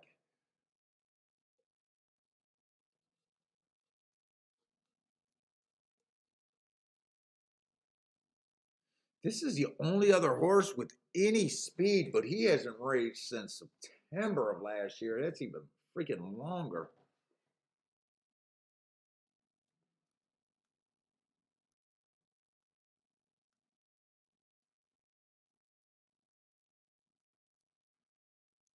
Who are they? Who's the favorite? The 4 horse is the favorite.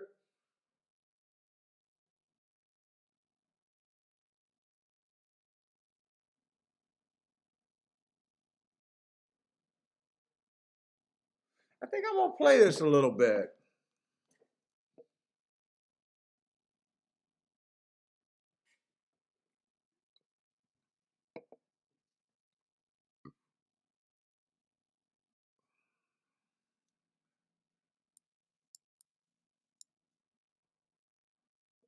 I'm gonna play them 2 different ways, I think.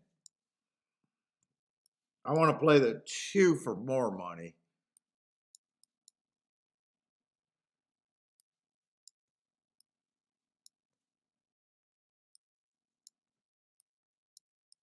So if it comes in 2-7, I'll have it more times, or 7-2, I'll have it more times.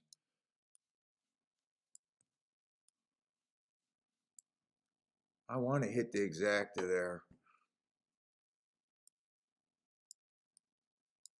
I think that's all I'm going to do there. I think that's all I'm going to do right there.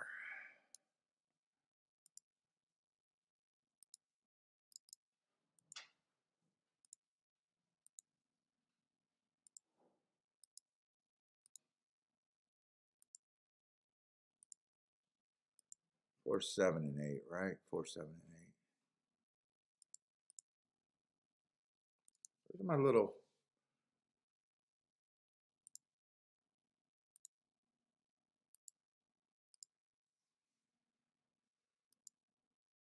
Do that one for a bit less.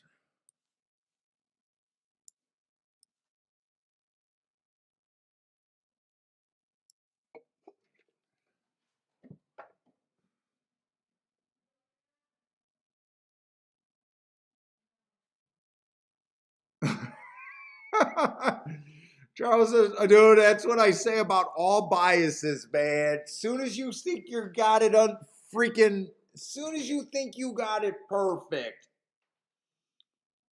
and low, that's why, you know how the other day I was talking about me and my friends at the track and that sort of stuff, and about how I know long term I have an edge, but I can't tell you which race I'm going to hit or which race I should hit, right? And I just get that from Charles' comment. What the hell did they do to the Topeka track? Those days, all suddenly a horse can go wire to wire.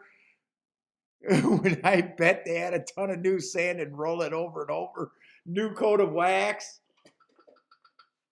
That's why if I had to like go around, that's why I mostly like play on a fairly like level thing for raising my bets, or I don't get crazy about, oh, this is my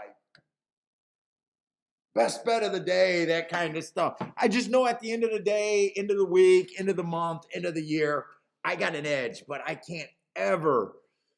It would drive me crazy if I was going around saying this is going to be my major hit. I got everything where I want it. Like last race, all of a sudden that 7 just won so easily, and I was so convinced that the inside of the track was good. I just got to say that the combinations that I hit yesterday was way better than that double that I would have hit, because the one would have won, and that was that worst double. You know what I'm saying? Like, okay, it got me to some bigger horses yesterday and some bigger combinations, and today it would have, if I was right and the 7 would have got beat, it would have been a 17-1 double, big deal, kind of deal.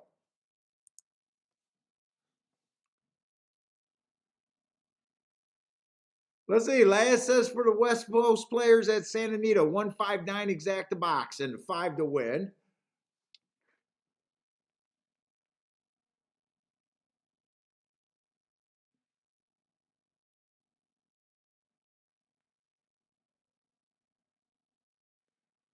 Oh, yeah, it's rough. Let's see. Frankie Tubbs, 365 at Woodbine. I really want this too.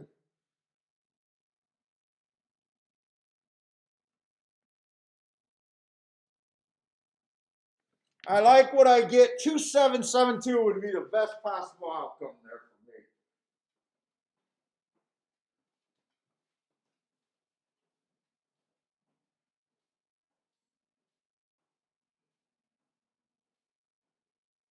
Dude, I should go to bed.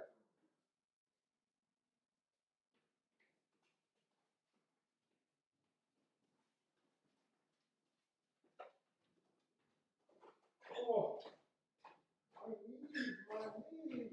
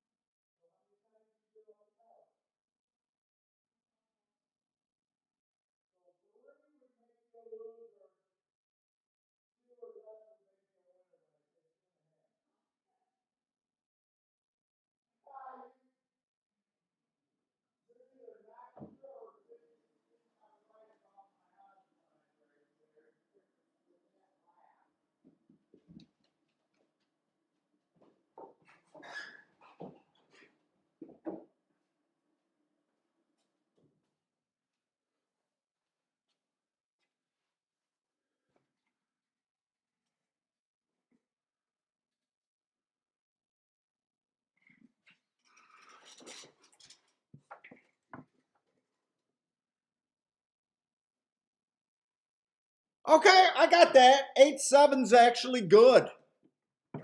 8-7 would be okay. I would have rather if the 2 won. But if I'm going to backdoor an exacta, 8-7's probably better than 8-2. Let's see. Let's see. How big of a difference is that? Because I did play the 2 a little bit more time.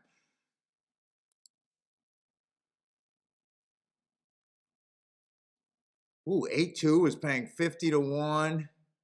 Oh, no, those are doubles. 8-2 was paying 33 to 1. Oh, there's almost no difference. Actually, the 2 would have been better just because I had it a little bit more times. But either way, I'm going to be okay there. 34 to 1 and 33 to 1. So 2 would have been better for me, but 2 was nowhere near it. So good job, 7.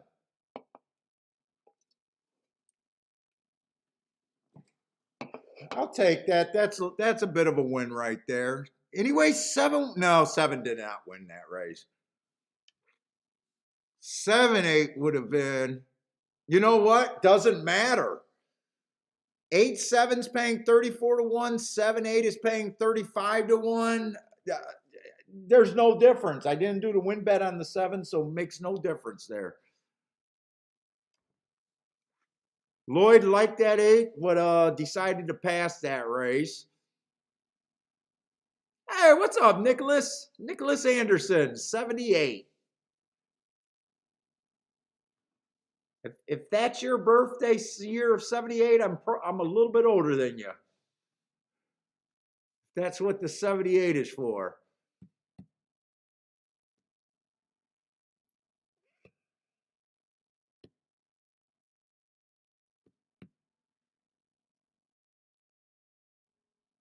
They're saying hold all tickets, but I don't really know why.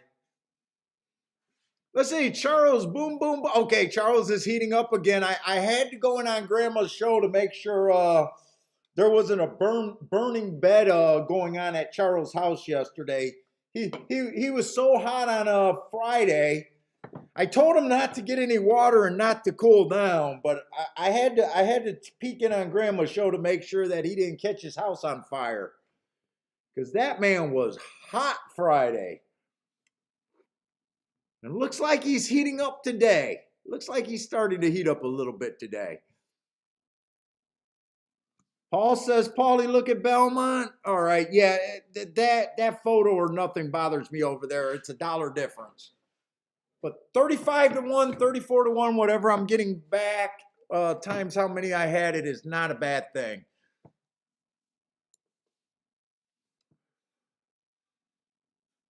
Oh, Nicholas says that is his birth year. I was born in 71, so not too many years apart there. I wish I could switch years with you. 78 sounds. I wish I was younger.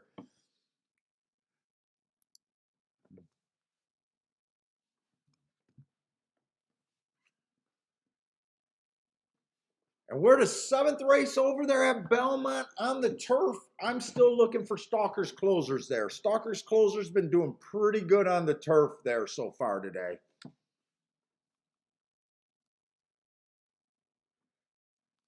Let me just make sure I got that scratch. Yes. Ed, because I'm awesome. No, Ed's curious how I played that 7. I didn't see much. I didn't see that much speed. I didn't see that much speed. I thought the 2 horse. We looked at the 2 horse getting sandwiched. Everyone's kind of coming off of layoffs. He's the farthest layoff, but I thought if 2 didn't get the lead, 7 would be in position. And you know his price was over 5 to 1. He's dropping in class. I just thought it was worth the play. Kind of deal. You know, just because a 2 horse got sandwiched a race before didn't mean that you know, he was still going to show front speed. You know, he was coming off a layoff. a shorter layoff, but a layoff. Once you get to 6 months off, does it really matter if it's a year or 8 months kind of deal? But I just thought I seen a real lack of speed in that race. Was kind of the deal there.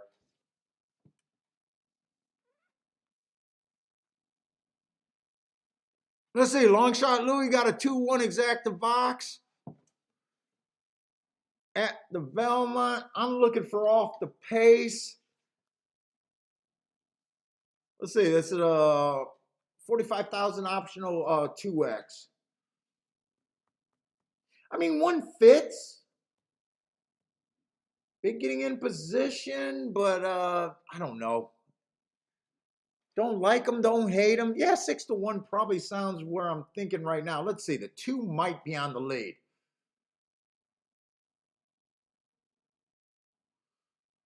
2, I like that race 2 back where he ran on a speed favoring track, got an excuse, comes right back and wins off of that excuse.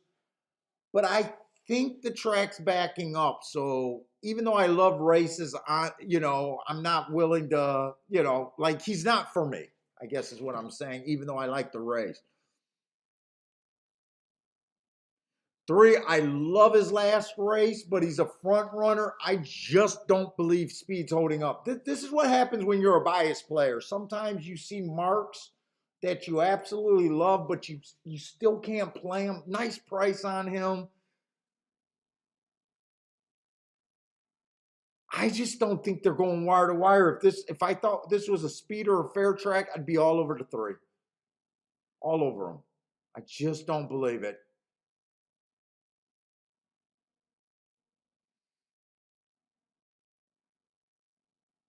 4 ran on a bad rail stalking closing day last race. He had the rail that day. That's a nice race right there.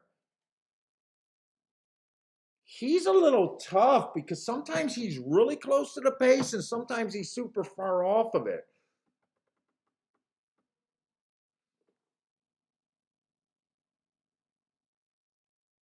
This looks like a race right now where I think I'd be well served to do a betting line, but you're going to want to see who these 2 horses was. He had that bad rail that day. I think this May 20th race is going to come up everywhere. May 20th. I think this is a rematch race right here.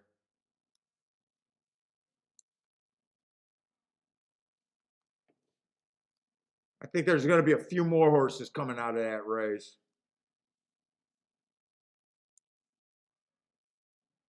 8's coming out of that race. Another one that's going to show speed. I love the race. I just don't see speed holding.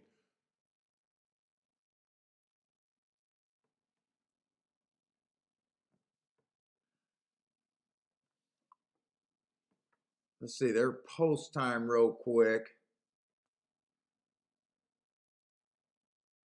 Let's see, the 10 has the right running style.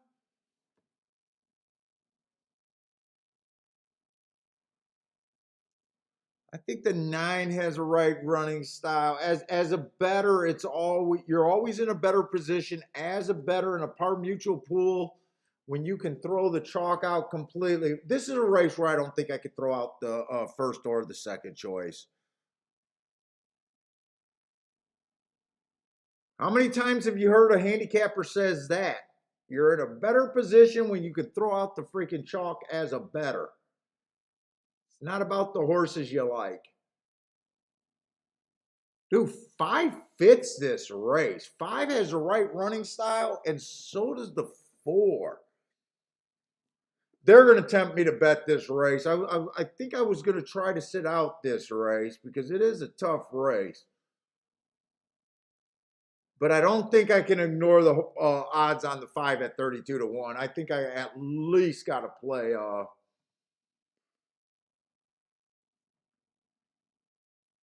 play something here. I think I'm going to start with a Dutch win bet on the 4 and the 5. But I feel like I should do more than just a win bet on the 5. 4 is just a win bet. Let's see, 4 and 5 to win.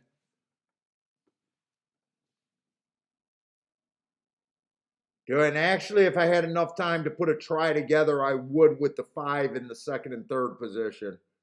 Actually, in all 3 positions, possibly even.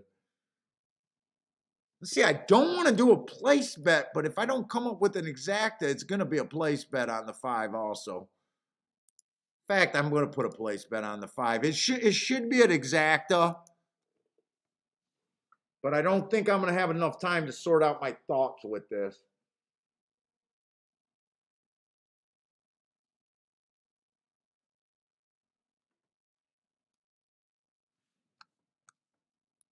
And I am going to do exacta, wheeling the 5 first and second with the 1, the 4, the 9, 10.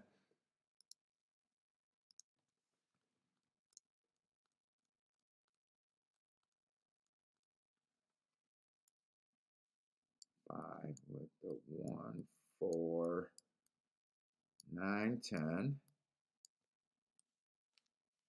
Key boxed. Got 5 to win in place. 4 to win.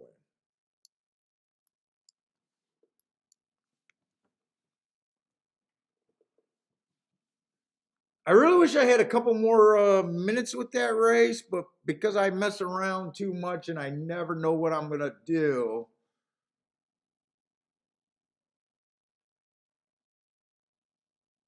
Man, he can't. That 5 horse came out the gate like he was tired. Ooh, he's dead last and he looks bad. I think I better start rooting for the 4 horse. Give me a fast pace up front. And regardless, being right or wrong about this race, I don't really care about any race other than I want to be right about what I think the running style and the bias is more than anything right now. God damn, that 5 is way back there. 24-1, I need him to go faster. I need him to go faster here.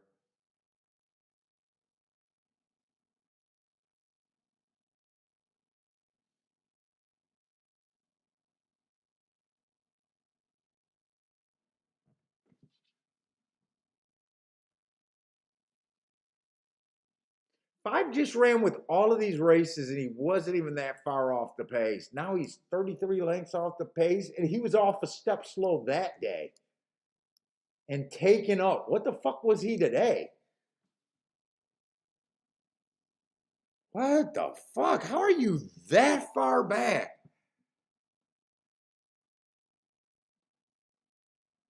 And this horse has some, I think this horse has some fucking run. Why are you 3 days late? Where is this for? Is this for going to run?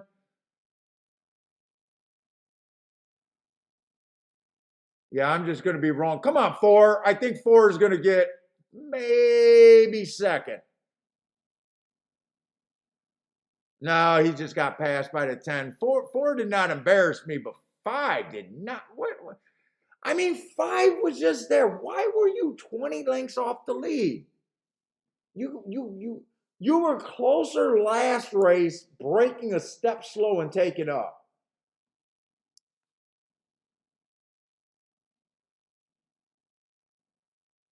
You were 100% a part of that race. Today, I don't get jockeys. I really don't understand jockeys. I got to see the break of the gate. Maybe something happened there.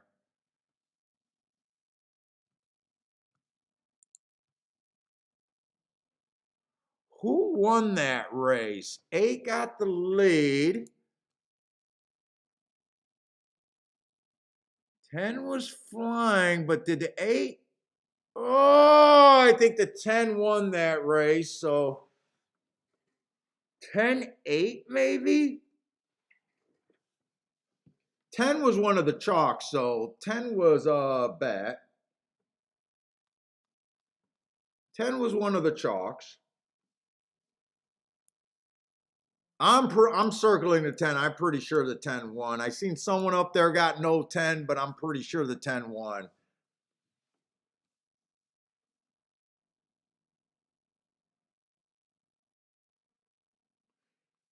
Eight ran on that. Ran.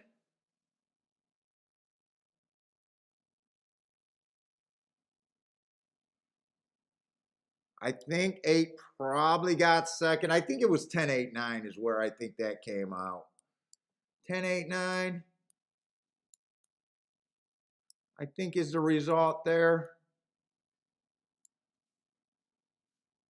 Maybe the 4 got third, maybe. Yeah, that's right. The 4 was pretty close there. I mean, that was pretty much a blanket finish there. And in fact, I would have been upset with myself if it comes in 10-4. I don't think it came in 10-4, but I will be a little upset that I don't have a 10-4.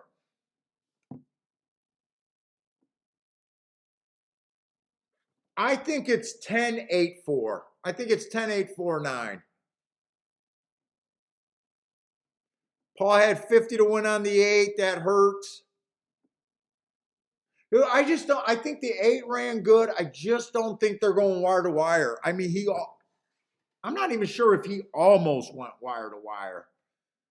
I'm just convinced that Belmont right now is just killing speed. Now, I'm not saying speed can't hold on, but I'm just saying for the win spot, I am not seeing speed over there. 4 did get third. So 10-8-4-9. 10-8-4-9.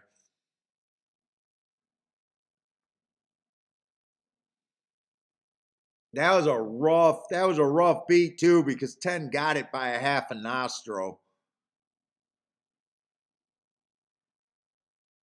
Okay, Justin, I definitely want to be that. I definitely want to watch that replay because I'm trying to realize how I want an excuse there. So you're saying that the 4 and the 6 broke in and caused the 5 to take up. I'm hoping there's something there.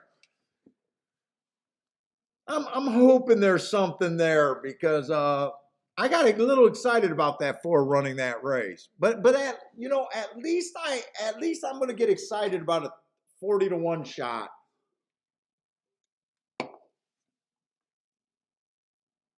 But I would, ooh, that looks like a nice little, Belmont looks pretty nice there. I definitely want to see an excuse there.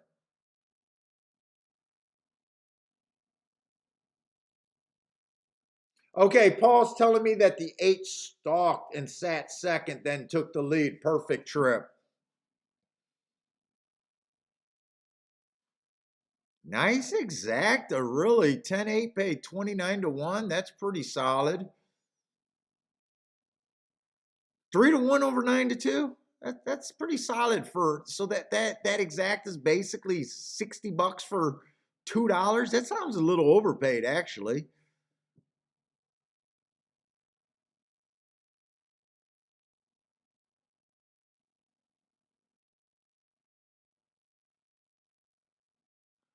Lloyd like that 10. Yeah. Well, what is your 10 when the outside?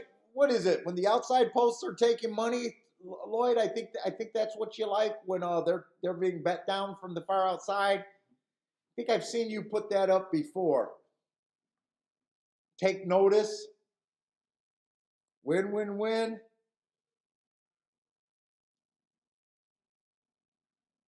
I definitely want to watch this replay. I want to see where that 8 was. I want to see if there was any excuse for my 5 horse. The 4 horse did. The 4 horse did what I thought it'd do. If he was good enough, he could win. Look, getting just missing on a blanket finish when they're all within the same length is no shame in that with an 11 to 1. So I'm not. There's not too many excuses that I'm looking for the 4. He ran his race close, not good enough. I don't really have to explain that one to myself. But the 5, I gotta kind of, okay, all right, I see it. 5 did not get a fair break. So, I try to hold off on bitching about jockeys and stuff. I try to keep that out of the show. All right, that explains to me why the 5 would have liked to get a little fair run there, but okay. So 8 is sitting just off the pace in a pretty good stalking position, but pretty close to that pace. 9's in perfect position. So And 10 is right next. Okay, so 10's right next to the 4 there. Okay, so 4 and 10 made the exact same move.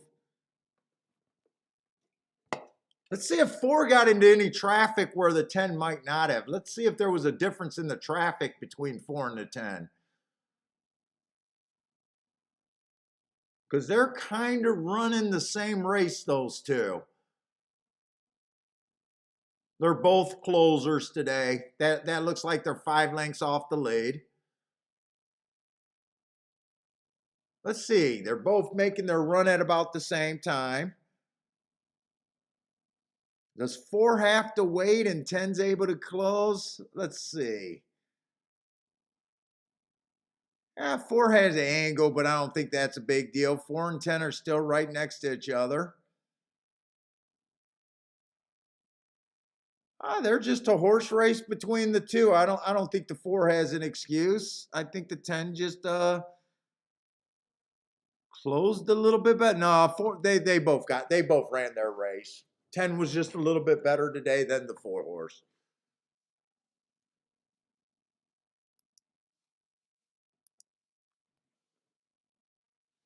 Let's see. Charles got the 159 over there at Gulfstream. Oh, that race started. Oh, I'm sorry, that race ran. I have no idea.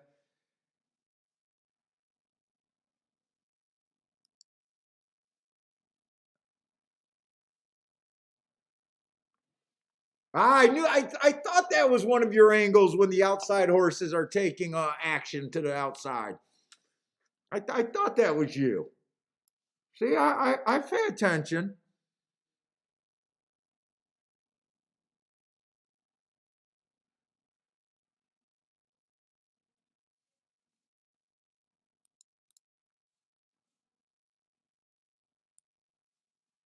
Let's see. Let's try to look at Woodbine. All right, I got away with one at Woodbine last race. Backdoor to decent exacta. As long as that exacta paid 35 to 1, I oftentimes don't check.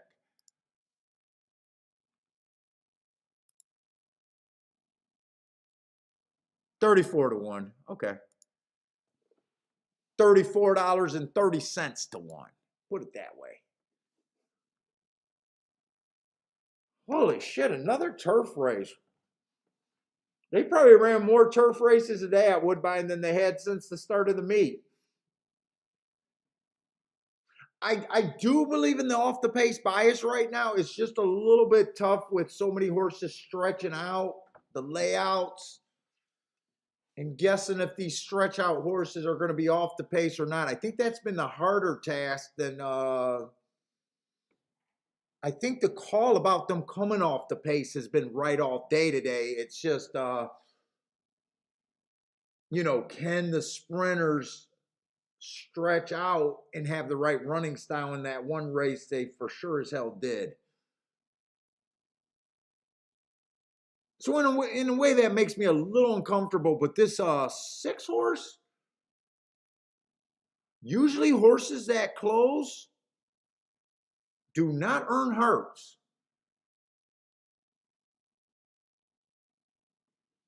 And in fact, I need to look up this 6-3 because how is 25 and 3 a heart? Holy shit. How is 25 and 3 a heart? Let me see. Woodbine Hearts. I want to look up the real chart. I got to look up the document. Oh, that sounds like it's so much more scientific when I say I got to look up the document. 6-3.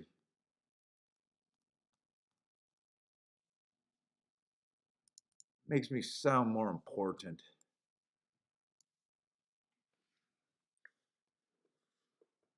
I got that it was a stalking day.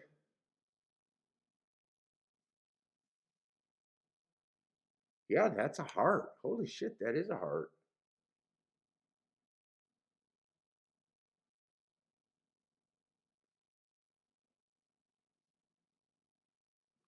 Anyone else come out of that race?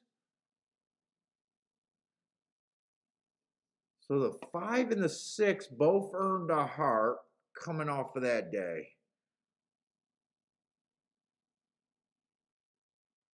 And when is one of the days I got stock? You know what? That should be a stocking closing day. Stocking closing day. Take that asterisk. That asterisk. Forget that asterisk.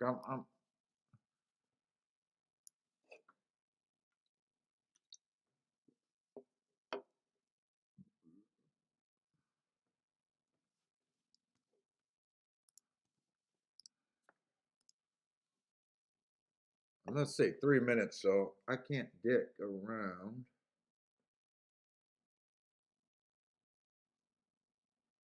Let's see who gets the lead here. Yeah, eight can win if he stalks.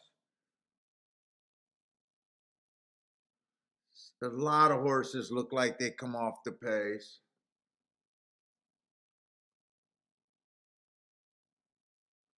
Dude, if 5 rates here today, I want to do something with a 5, but I know in my gut he's going to be on the lead.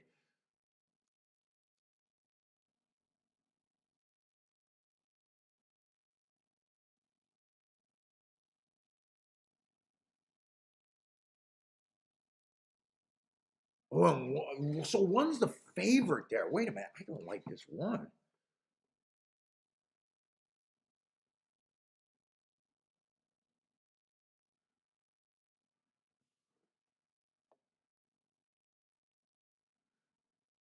The problem is outside of the one, I think a lot of horses can come off the pace and win this race. And I'd like the freaking 5 to come off the pace. God, 18 to 1. I think I'm gonna have to make a token bet on this 5, but I don't believe he's gonna be coming off the pace. 6 to me is the safer heart.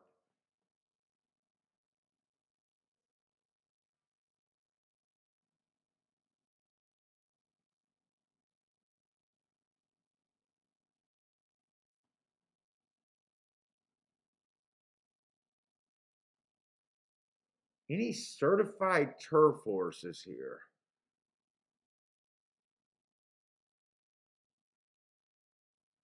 Looks like a nice little middle move right there with this 7 horse.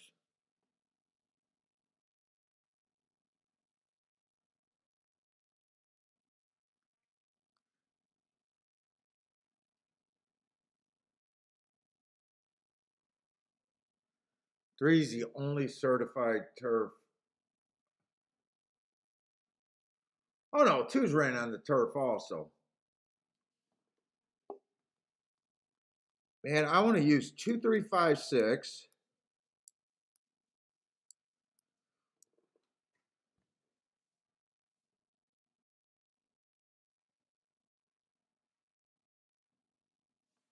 Holy shit.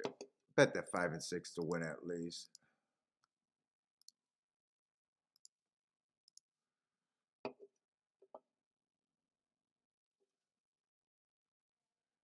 Exacta box.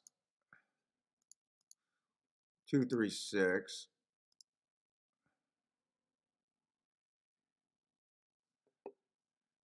And then exacta key box. 5 and 6 with the 5, 6, 2, 3. I'm doing this cheap, by the way, guys. I'm doing this cheap.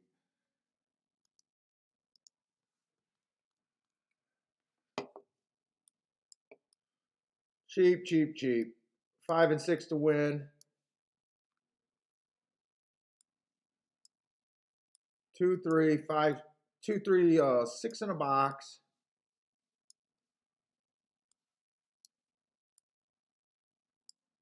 5 and 6 with the 2, 3, 5, 6.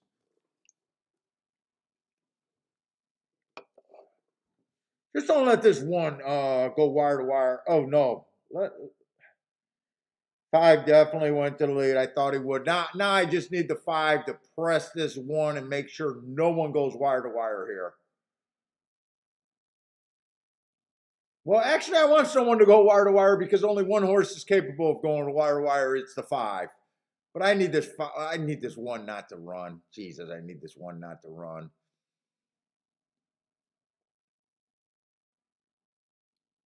I think I need to be a big fan of a 6 to win or 2-3-6 exacta box.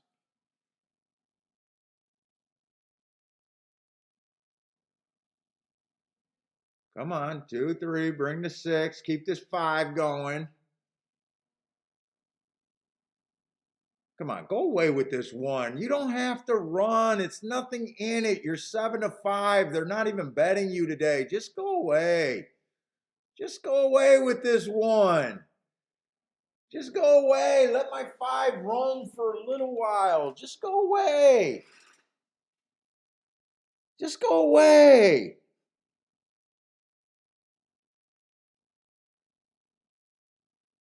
Go away. Come on. Keep this 5 going and bring the 2-3.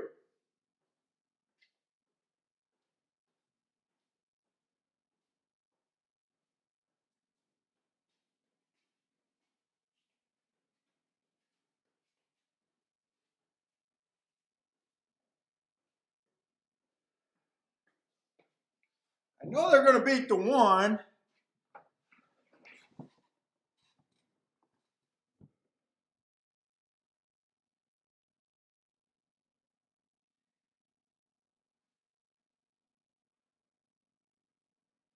Love that empty chair. I can't watch these goddamn races. I'll have a heart attack, man.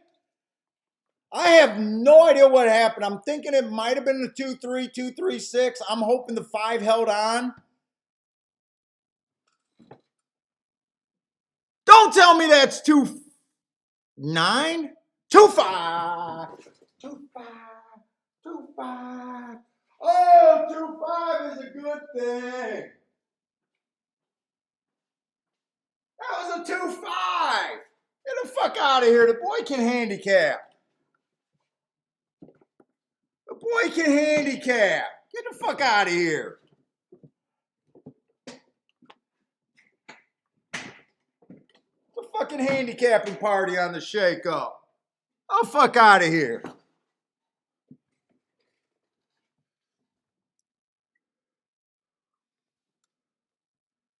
Man, this 5, dueling with the chalk, me not thinking that the rail is good, or I'm sorry, me not thinking that front runners is the way to go.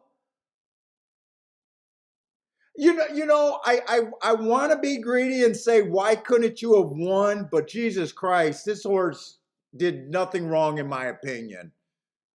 I want to be greedy and say, why couldn't you outlast the 2? But he outdueled the chalk on a day that I think that speeds. I'm asking for too much. I'm asking for too much, and it's unfair to even have that thought in my head. It's unfair. It's unfair.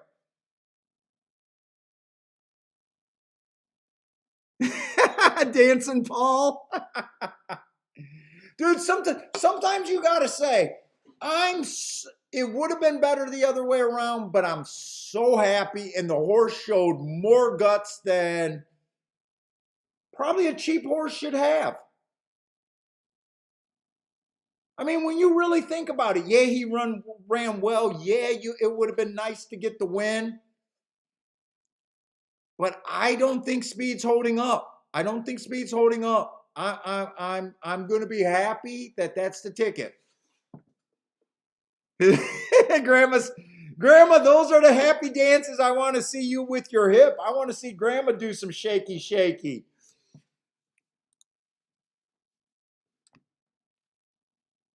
Joshua says, Paul, yeah, dude, we're trying to help the American people buy gas at the Canadian track today. Oh, a shake-up bobblehead. Oh God, you know how big you got to be to have a bobblehead, I would imagine.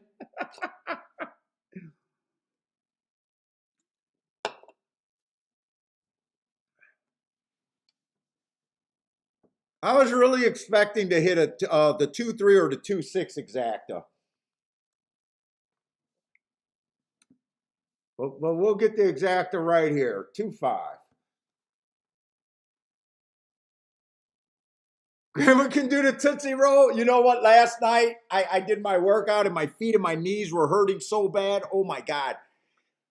I come upstairs and I told my wife, "Yep, I'm gonna have to stop doing my stripper job. I can't drop it like it's hot anymore." I told her I'm done doing the evening strips for the ladies at the bar. Stop taking the Canadian money fall. Oh my God, the exacta! I knew the exacta was going to be pretty good, but I was not expecting what is that, 92 to 1, something like that. All right, today's going to be a decent day.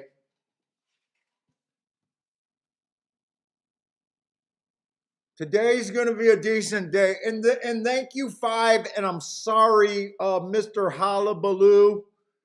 I'm sorry. I even had that thought for a second that you couldn't hold on, and you disappointed me.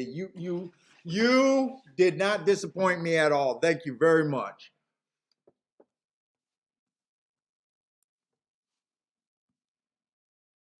Dude, but this is what I'm talking about. You know, for you people that still question me about how do I decide which bets to go after and which is not, my biggest advice is it's going to be experience, but the other part of it is make sure you're betting with the fat. Make sure you're betting with the fat. And when I say the fat, the long, juicy odds is what I call the fat. Make sure you got fat on that damn ticket.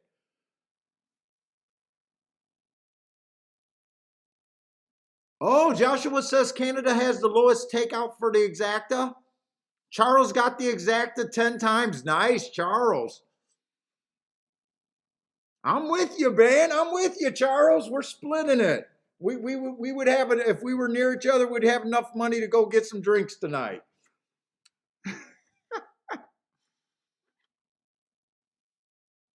Charles bet 3 horses, the 1-2-5 on the exacta box there, but same result.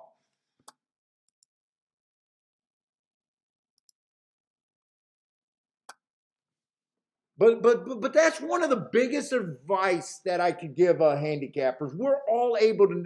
A lot of handicappers can narrow down the horses, but too many handicappers play the safest part of the ticket, and it's wrong in the long run. You'll be better off in finding yourself with more hits, making sure you play when you got the fat. But let's go to Belmont.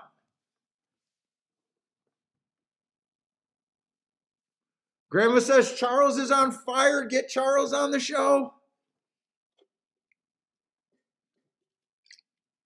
I keep saying Charles been on the show long, or Charles been watching. You guys most of you guys been watching the show long enough. All you guys got to do is say that you want to be on, and we can set it up.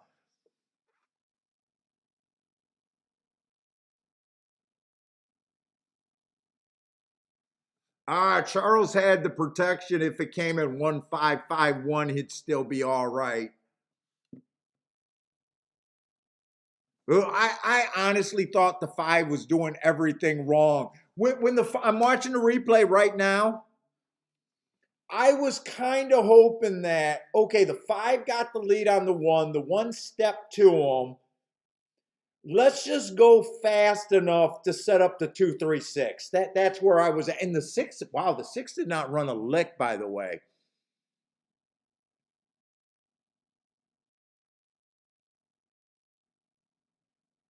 When I got up, the 5 was still in front when I couldn't watch anymore. The 5 was still in front. The 1 was dead. I knew the 1 was dead. I seen the 2 look like he was dangerous, and I thought the 3 was there, and I still had no idea where the 6 was.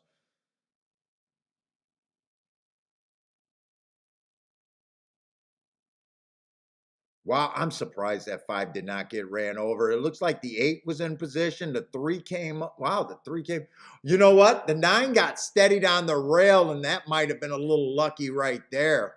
The 9 tried to come inside of that 1 horse, and he had to steady hard.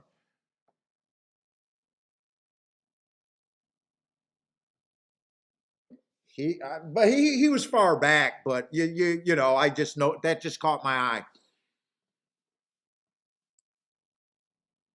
All right, Belmont.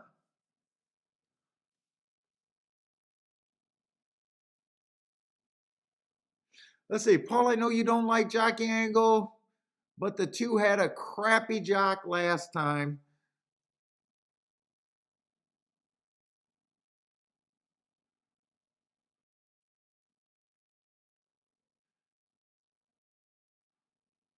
Wait a minute, Paul. I know you don't like jockey angles.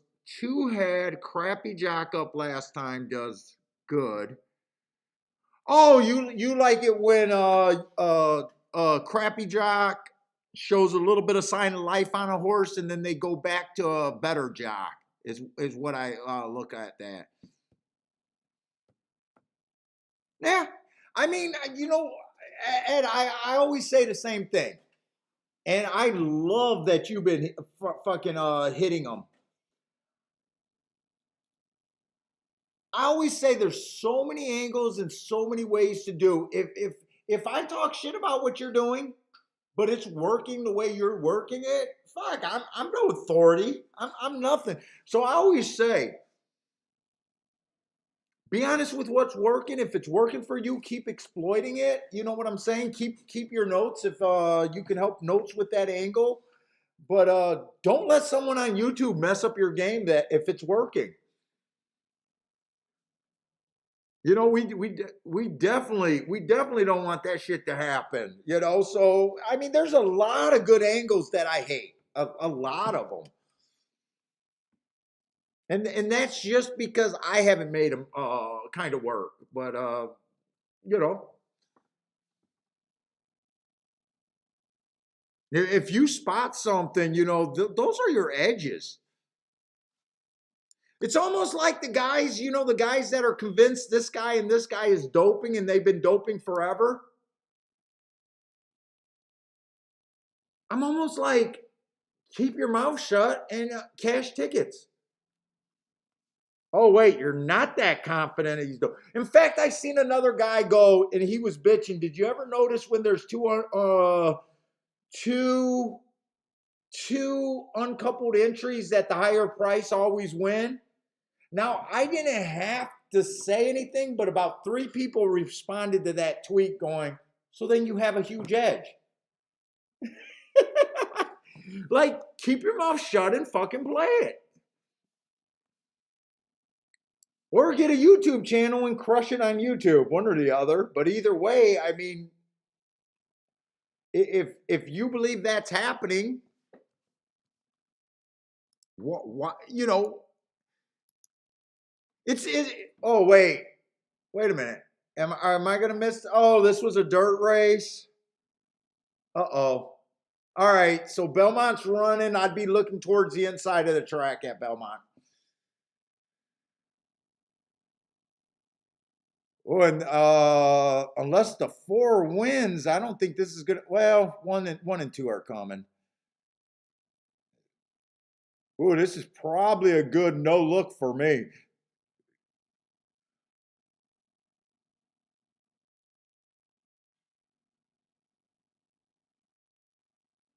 Let's see. 5721. 5721 over there.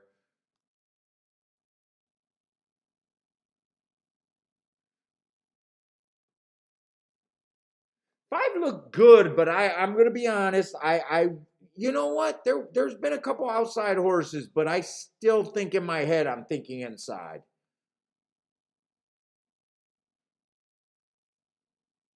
So this horse ran on a bad rail 3 races ago. That's a pretty good race.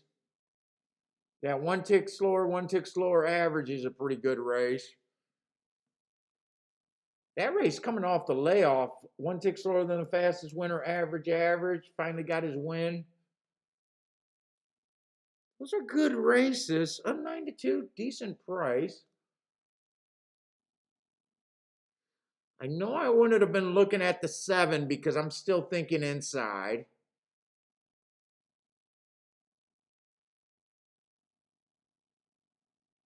I already seen the hearts on the 3 and was wondering why the 3 wasn't running, but those hearts were earned at a route. This is a sprint, right? Yeah, this is a sprint. So I don't think I would have got fooled by this horse.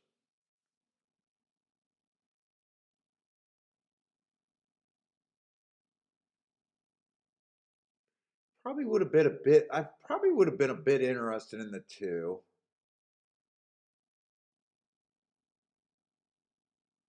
One comes off the pace. Oh, 2 was 28 to 1. I definitely would have been interested in the 2 there at 28 to 1. I know I wouldn't have had the 7. I think I would have thrown out the 3 because he's a certified router. In fact, he even ran a mile and 3/8. But with that 7 getting in second,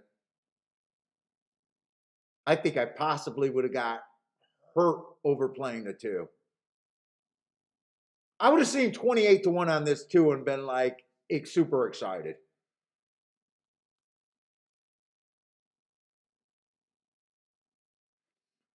Four's a router too, but he has ran a couple sprints. Four's kind of a tough call.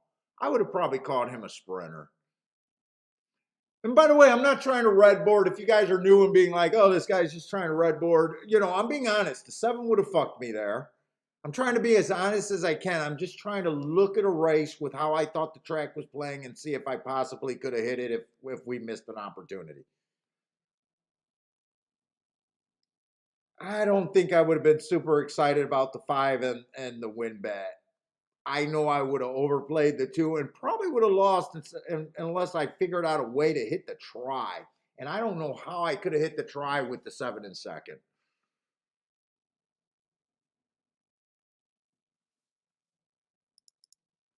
I just like when I don't have a chance to handicap them in front or something longs win, I like to go back and say, how could I have got there if I could have got there? And I try to be as honest as I can. It's about gathering information for later races in the day, confirming how you thought races were running. It's all building on it and just getting better in the long run and trying to see things.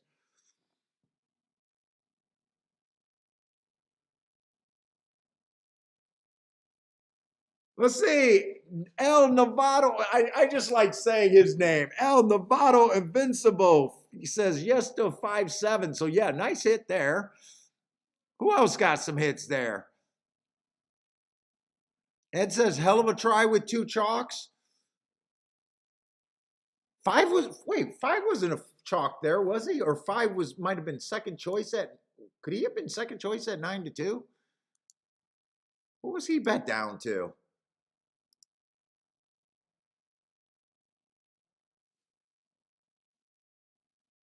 He was third choice. Oh, so they bet the 7 was a chalk. Still don't think I would have played the 7. Maybe with him being the chalk, if I would have said, hey, we're playing the 2 first and second in the exacta and third for the try. Maybe it's tough. It's tough. He was 6-5 though. Would have liked to see what I really would. I'm only saying what I think I seen, but you never know.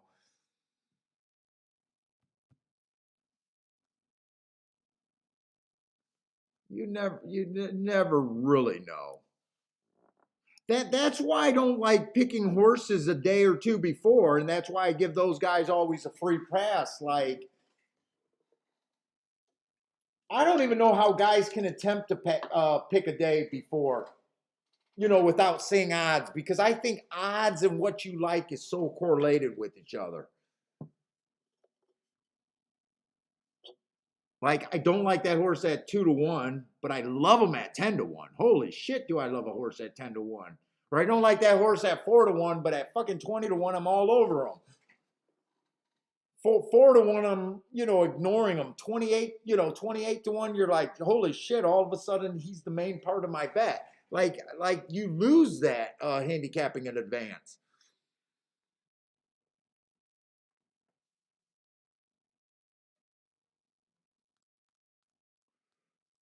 I go upstairs. So my wife, on days that she has the whole day off. So yesterday she went to the theater. Yeah, my wife lives a plenty of fucking bullshit lifestyle over there. And this is coming from a guy that gambles every day, bitching about my wife's lifestyle, going to the theater all the time. So today I go, Kiki, you haven't been off the couch all day. I'm setting the over under at 2.5, and I'm calling an under. And she looked at me and laughed. So I think she hasn't been off the couch more than 2 times today. She's just laying there talking on the phone and watching movies all day.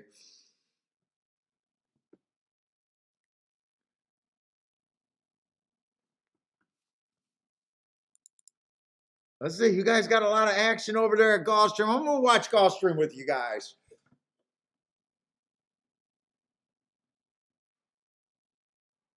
Hey, what's up, Mac and Company? Snapping fingers. We got some of the afternoon shifts coming in right now.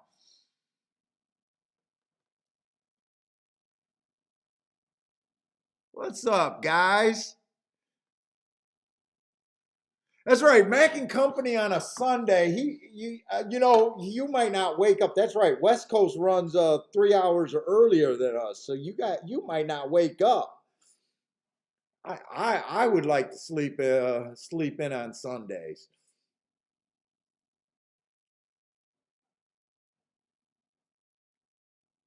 Mac and oh, just back with the beach with the kids. Nice. I only been to California once, and I went to Manhattan Beach and Hollywood Park. I liked Hollywood Park better than Manhattan Beach, but I was trying to win enough to be able to buy one of those beach houses right there on Manhattan Park. That was pretty nice, or at least I thought it was pretty nice. That's the only beach I went to over there, though.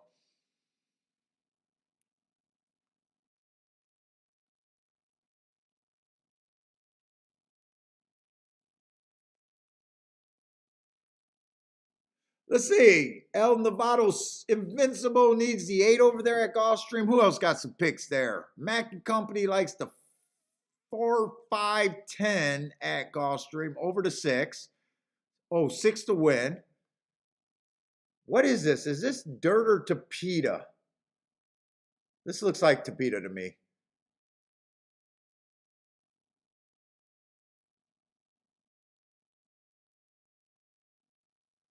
Look at that clock. Look at that clock. It looks like it's working. Look at that. Gulfstream, well done. Well done. You decided to stop disrespecting the betters and start timing races. Congratulations. Very nice. Very well done.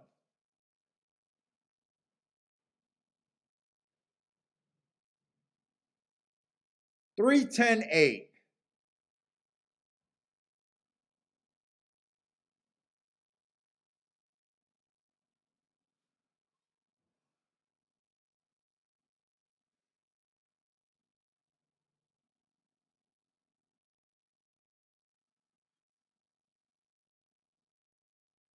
Long shot, Louis loved the clock.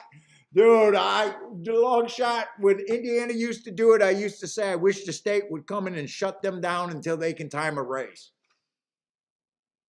And I went off at Gulfstream saying, and it's so hard for me to go off on Gulfstream, saying it's basically a fuck you to the betters. We don't care what you want.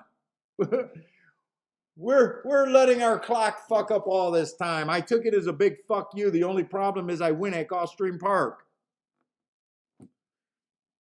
So it was hard for me to walk away, but we'll just take some backhanded shots at them. It's really nice that they finally got it together and realized after all this time, hey, someone might enjoy the times in horse racing. I don't know, kind of crazy. We're gonna go off on the limb.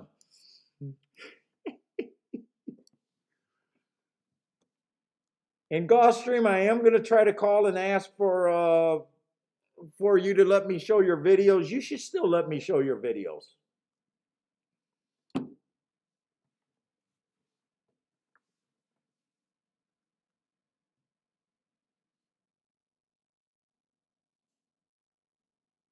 Let's say Woodbine, we're on the Tapeta Sprint.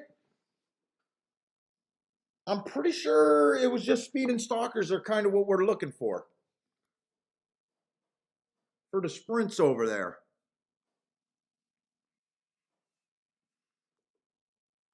It is a stakes race, so I'm not the craziest about stakes races. Let's see.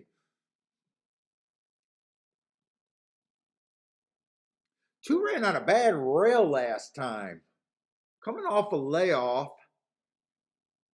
Has won sprinting before. Oh, not at 9 to 5. Not interested in him at 9 to 5. Does have some class there. Stepping up from the last recent. I'm probably not going to. Well, no, we got 4 minutes.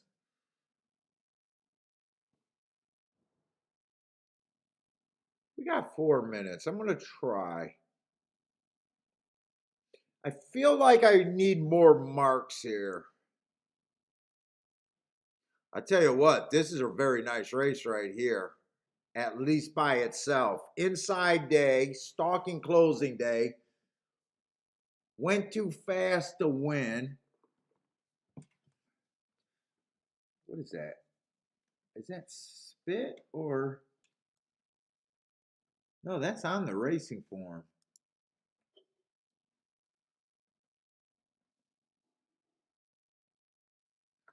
That's a nice race. If I'm right about he had the right running style that day. But I also thought the track was favoring the inside. So that's why he got the asterisk. He still earned a heart, which plays the exact same as an asterisk, even a little bit better. Holy shit, he's 19 to 1. Are you really going to make me play? I was hoping just to coast.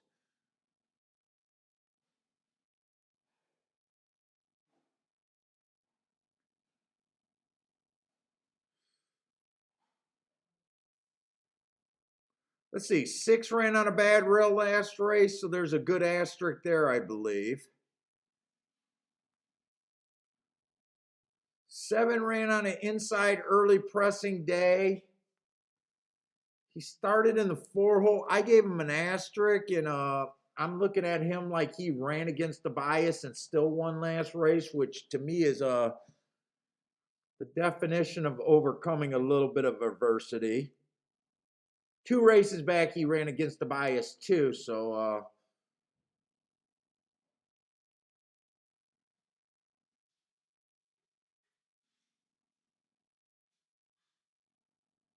oh wow, dude! I like the. You know what? I need more marks because I like the 5. There's a whole bunch of horses with excuses.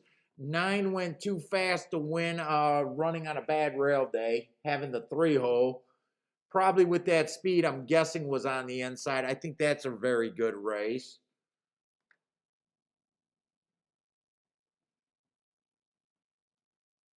You know what? I think I'm just gonna use my right to fucking my right to coast. Shit, I hit a 90 some dollar exacta, hit a $35 exacta and a 5 to 1 winner, something like that. With I think I had the exacta that race too. I don't need to do anything else. What the fuck? Is that a tough race? Got the 2 with some real class. I think this race, I want more marks in this race. I'm gonna be rooting for the 5 and the 9 because they're kind of the most interesting marks, even though a lot of horses got asterisks here. And asterisks, if you guys are new to the channel, asterisk means the horse had trouble. The horse ran against the bias. There's something to look at there. Look, the 10 got an excuse recently. The 9, the 8, the 7, the 6, the 5. I mean, the 2, the 1. I just need more information in this race, and I don't need to push it here.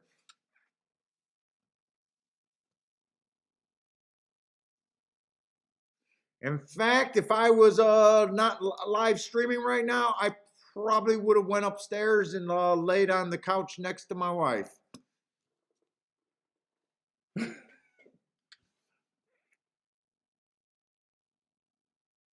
Let's see, any of you guys got some plays? So, how about you guys help me out? Are you guys interested? Do you think we should try to do the tournament next weekend?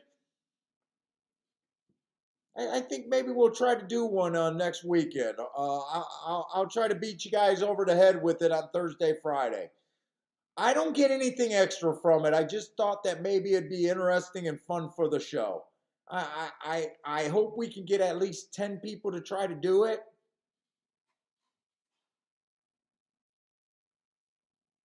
I'm leaning towards doing a live tournament. I know I'm going to be on the air. I think I'm just going to handicap the race how I normally handicap it.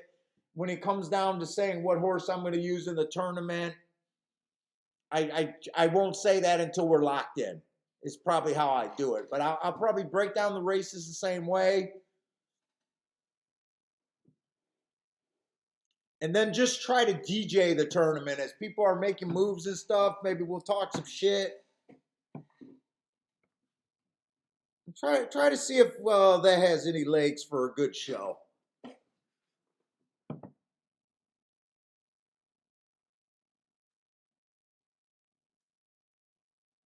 Grandma's in? We'll talk about it Thursday and Friday, but I think your idea for doing it either Saturday or Sunday. I'll set up a day and I'll say which day it's gonna be.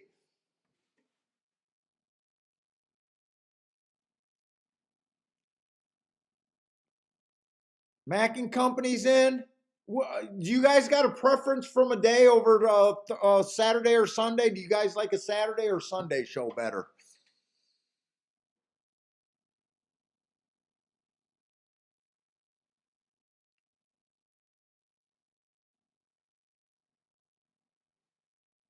Let's see, 22-3. They're off at Woodbine.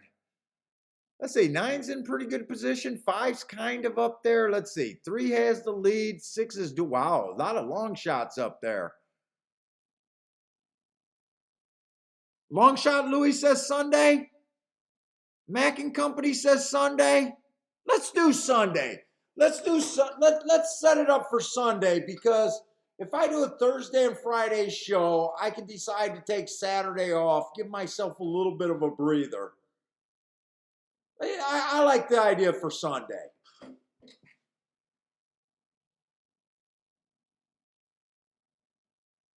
All right. I didn't play it. I said I was mostly interested in the 9 and 5. I wanted more information. But they were both nice prices. 9 won, 5 didn't. I don't think 5 hit the board, but 5-1's not bad. Okay, Grandma says Sunday too. We got 3 votes for Sunday in a row. Sunday it is. We'll do it Sunday.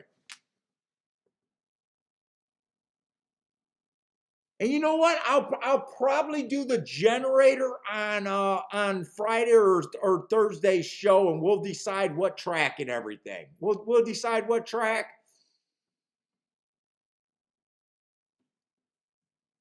Let's see. El Novato Invincible says thanks. What's the thanks there? Did he have a nice hit or something? Oh, good luck in the race. Okay, I see Snapping Finger says good luck. I just like saying that man's name.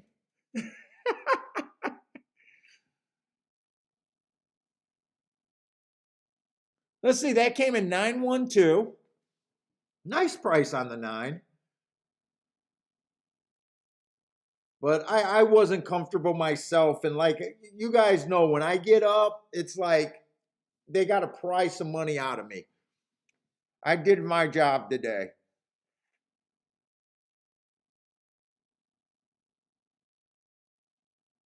Oh, there's an inquiry on this 9, so maybe I was no help if they could figure out a way to take them down.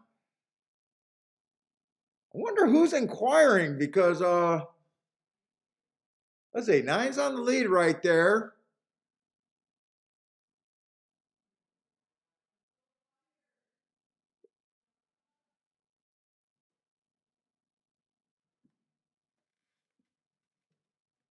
Ah, that's kind of bad. Oh, you know what? That's a cunt hair for the wire or even after the wire. Wait a minute. Wait a minute. That might be a step from the wire. I don't know if that's bad right there.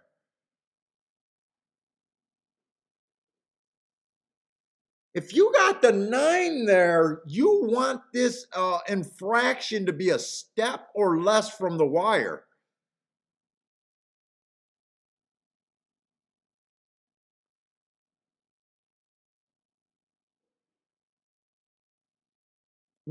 I think it was right at the wire because both of them pulled up right after that race, and 9 would have never pulled up unless that was after a wire. I got a feeling that might have even been after the wire.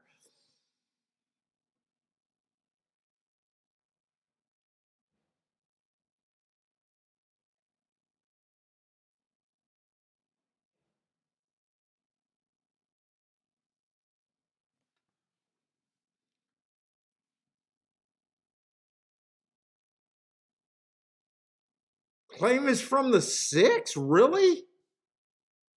Okay. So, Synchrotron says claim is from the 6.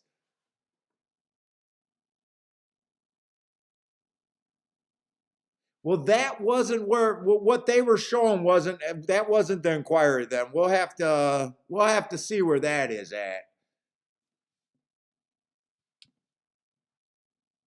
Because I think that was the one sneaking up the rail there. So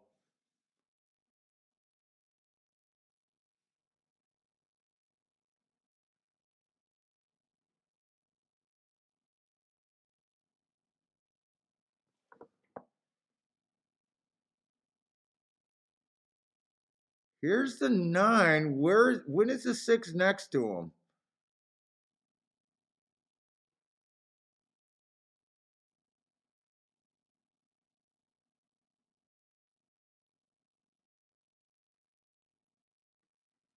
How could it be? How could it be with the 6?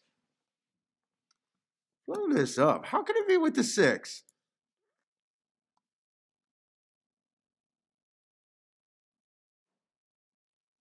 Oh, the 6. Oh, dude, the 6 is dead. Look, I don't have a bet here, but if you guys bet the 9 here,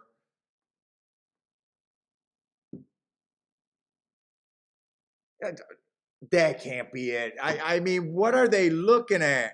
The first of all, the 9's never bet to the 6. I don't get that inquiry right there. I don't understand it.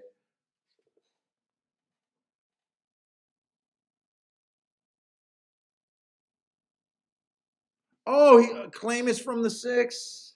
I don't see how this goes. I don't think so. I think the only shot for a claim is or inquiry is the 1 horse, and I think that was so close to the wire that I don't think they're going to let that. Let's see how long we got for Belmont. Let's go over to Belmont. I don't really need to see that the whole way. I'm voting to. I think the 6 is pretty safe there, or the 9's pretty safe there.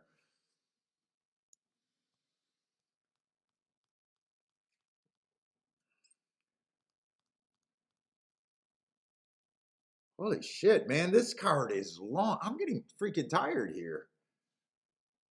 I need to go lay down and take a nap.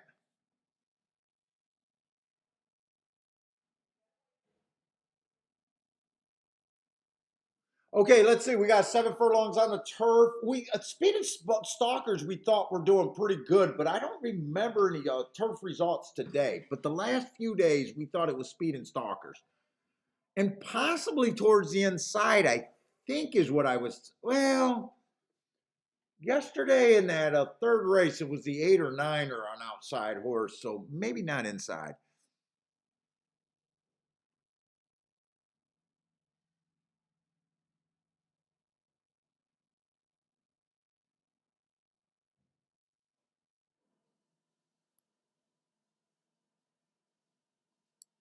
What kind of race is this? This is just a little stakes race. So you got a bunch of maiden special weights stepping up. 3's ran in a whole bunch of stakes races, little stakes races before.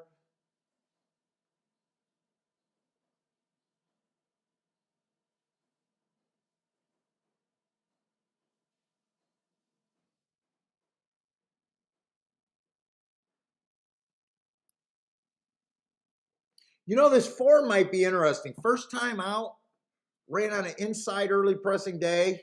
You know, didn't take care of business, but that's a really nice first time out. His speed figure goes down next race, but he had the 4 hole.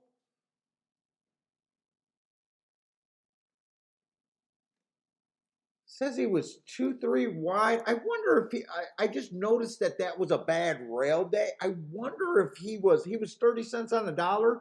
I wonder if that was a bad rail. Well, I trust my notes that it was a bad rail, but I wonder if his speed figure went down either because he was able to toy with those horses, or the rail was really that bad and he was in the 4 hole and made it kind of inside.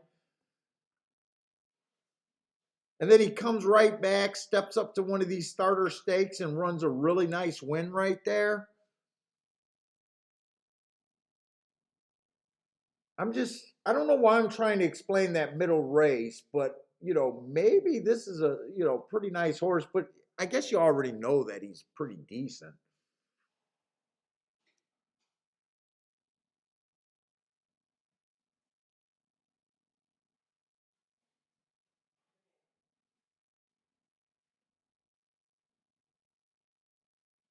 I don't know. Seven's kind of just average. Last race ran against the early pressing bias.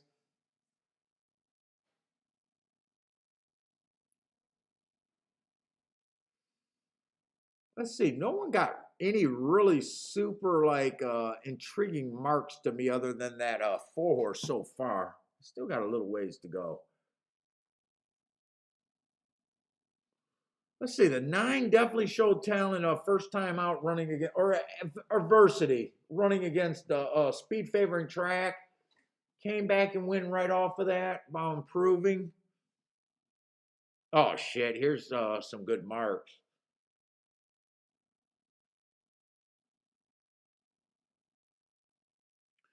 10 is a little went too fast to win first time out, and then next time ran on a bad rail stalking closing day.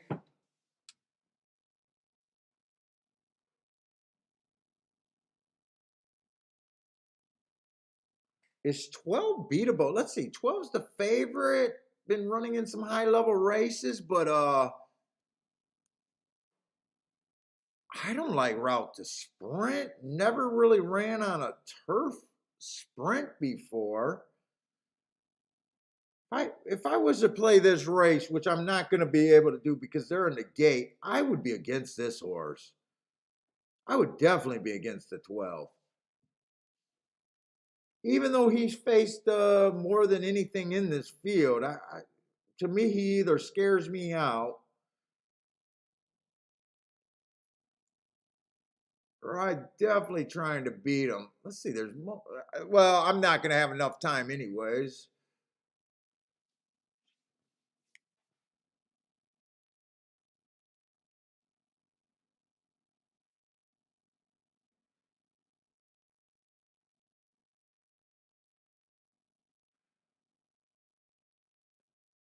Navajo psychic needs her exacta to come in, or she's done for the day.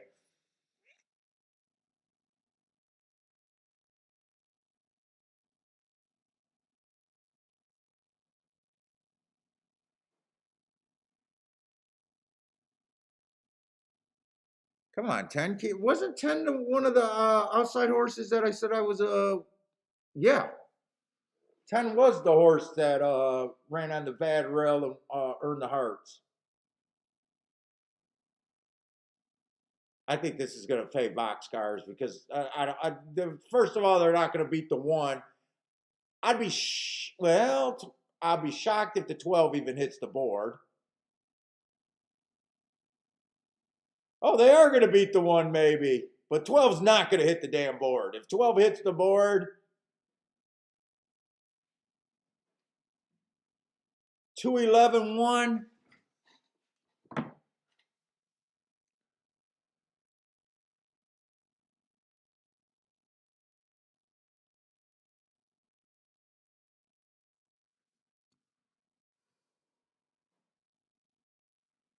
2 won that race, huh? 2 for me would have been a little bit hard to get to.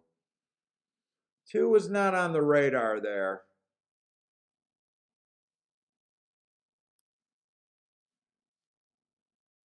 2's never even broke his maiden. Or her maiden. 2 has to be. Oh, 39 to 1. Okay, 39 to 1. Hey, Charles.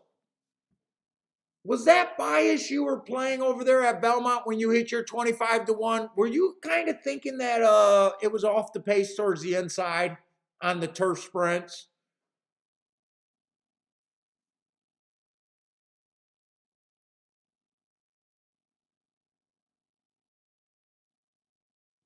Oh, wait, you guys are calling boom. Wait a minute. I didn't. Oh, wait a minute. Who all had this? Okay, I'm not sure if Ed had it, but it looks like Joshua had it. Wait a minute. I missed all of this. Wait a minute.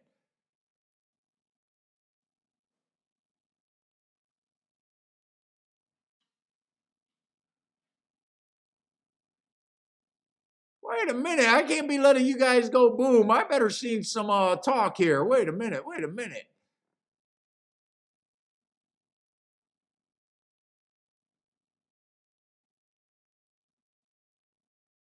Hey, what's up, Michael D?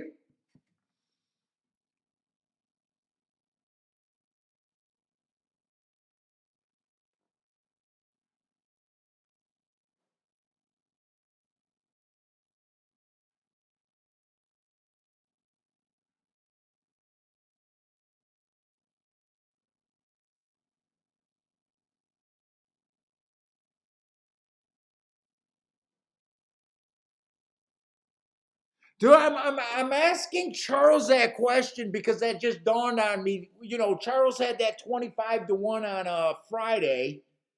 And I think part of the reason why he liked it because he liked the off-pace running style, and he said something about the inside, and I thought maybe he was thinking inside, and I'm just curious if that's what he was thinking.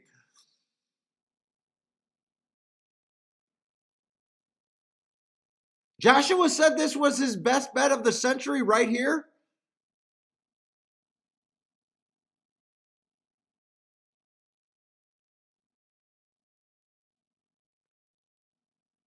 Nice.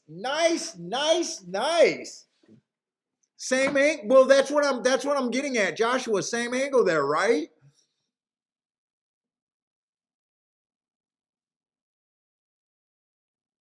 Now I thought the 12 was a horrendous favorite here. I thought the 12 was absolutely horrendous, and everyone else is just a maiden special weight horse. I kind of forgot about the inside. I kept thinking speed and stalkers, but I kind of forget that some of us were thinking that it was inside. Now I will be honest. This horse was not on my radar, but it was tickling Joshua like nobody's business right there.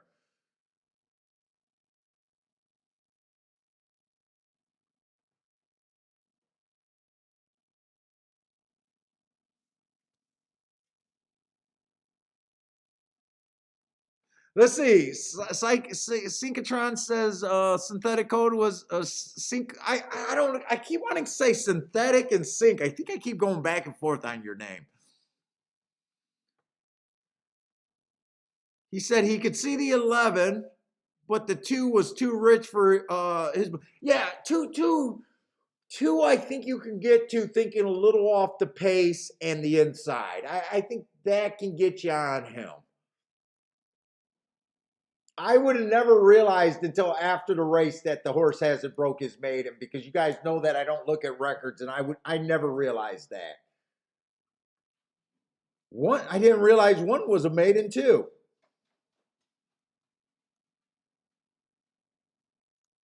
Let's see who was the one does make a little bit of sense and the 11 makes sense.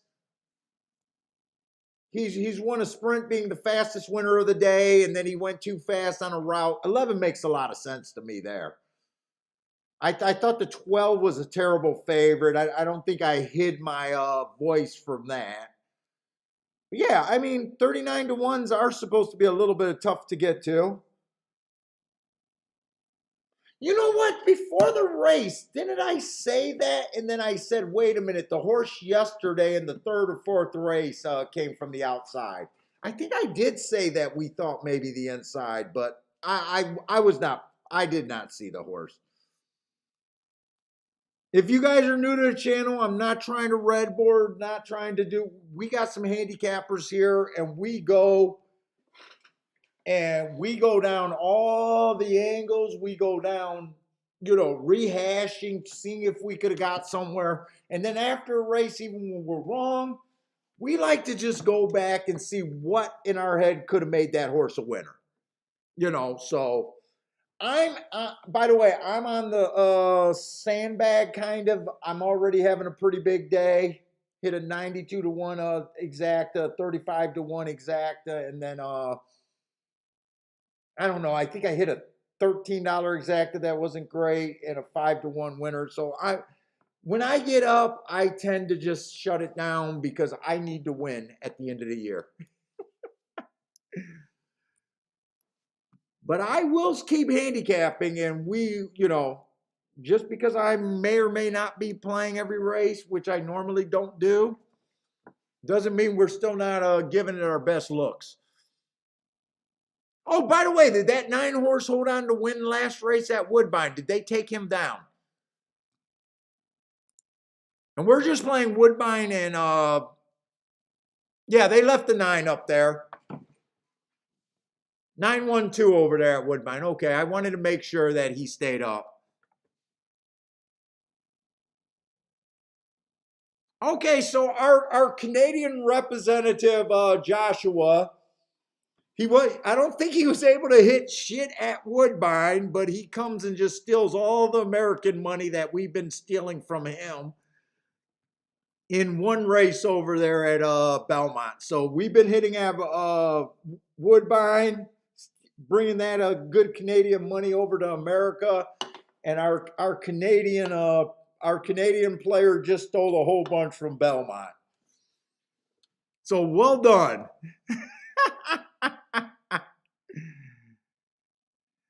Let's see. Lou's saying there's more to red board on that too. Two had a fast turf workout the other day.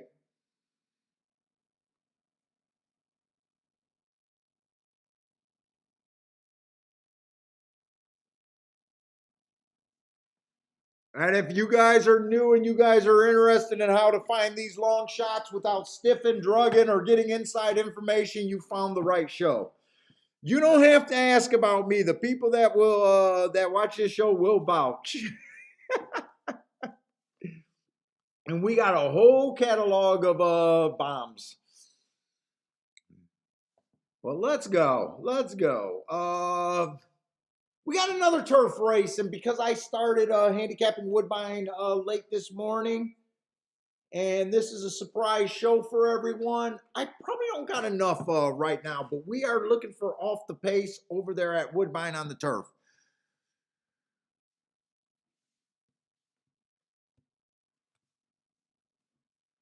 And when you believe a track is backing up, the first thing you want to glance down and see a whole lot of speed.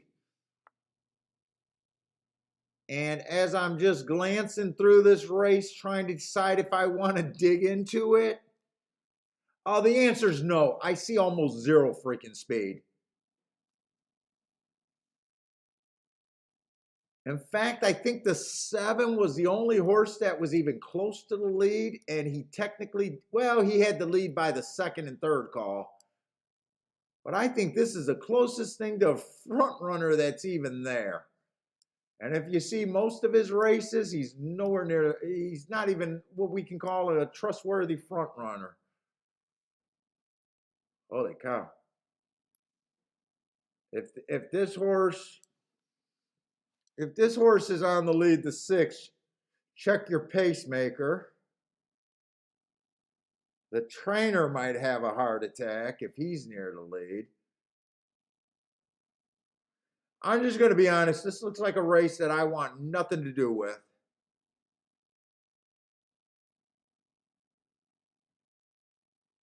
If a turf race goes wire to wire today, this might be it. because I got a feeling that this pace looks like it could be slower than slow.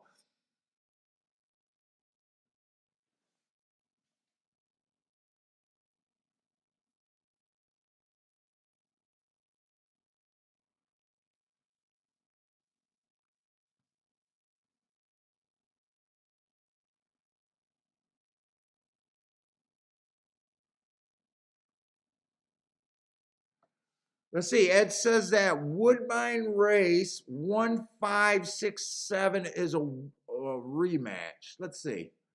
So May 22nd, that was an inside stalking closing day.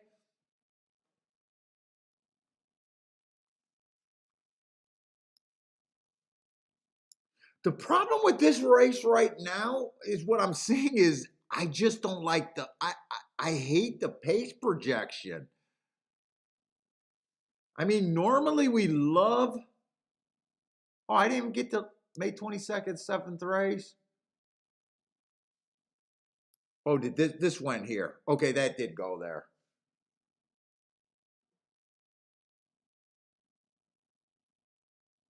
So it was an inside stalking closing day, but not a single horse was near the pace that day. So we can't upgrade them. Everyone was well off the pace.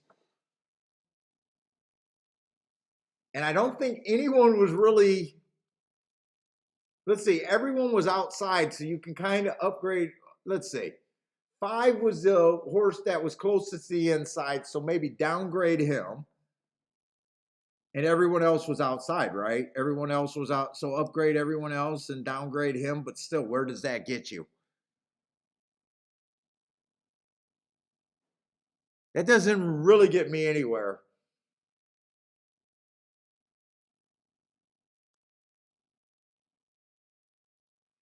But I love you spotting that it was a rematch race, because usually rematch races, I want to be in more rematch races than I'm not.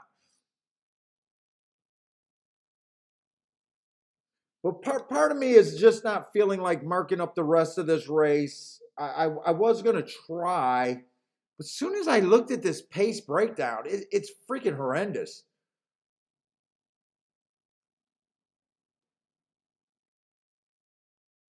I mean, who gets the lead here?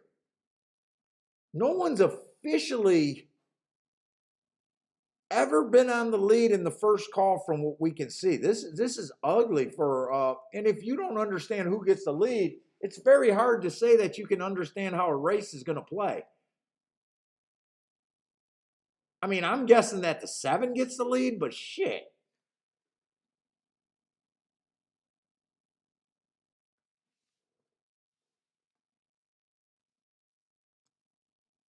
Yeah, and a big part of handicapping, you guys heard me preach it 100 times, is knowing when to sit out, knowing when to go big.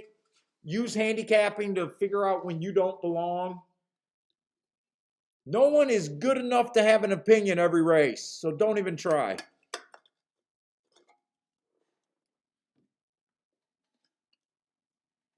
Holy shit, I got to come out here and start collecting these bottles. I got about 50 bottles surrounding my desk.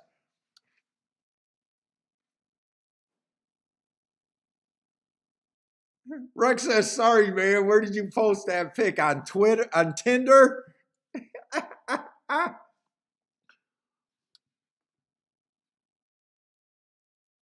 Mac and Company playing too many races as a first cent. Dude, I don't have to explain it to the longtime viewers. I think we pretty much agree to that.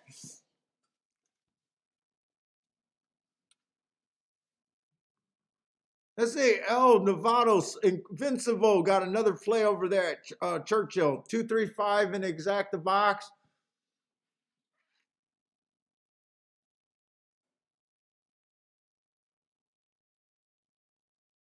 Let's see. Mac and Company says, Papa, I only been playing, what is that, Santa Anita SNA?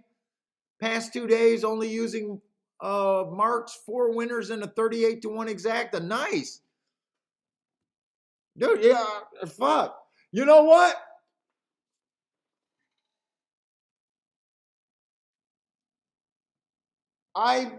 Some people been sending me some stuff. in my email. I'm getting shocked how many of you people are taking notes.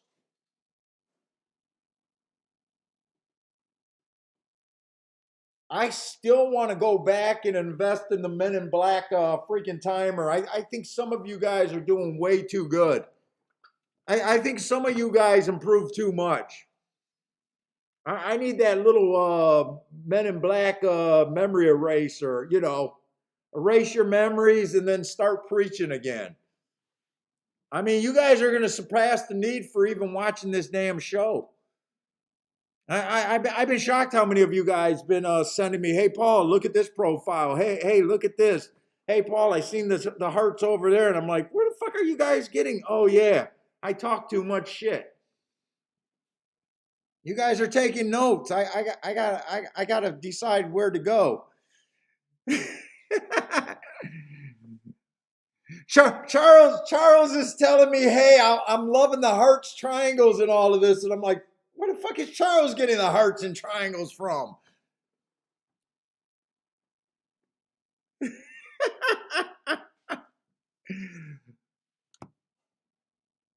Dude, honestly, I take it as a huge compliment. I take it as a huge compliment. You know, I'm worried. My wife did not want me doing this show. I'm worried about it.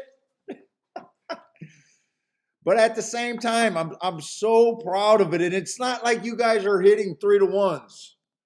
I don't think any one of you has any one of you guys got better at hitting 3-to-1s and under? Or has it all been finding a way to get to the better prices? Charles B with the hearts, triangles, and circles. I don't think any of you got better. Hey, Paul, I'm crushing 3-to-1s and unders.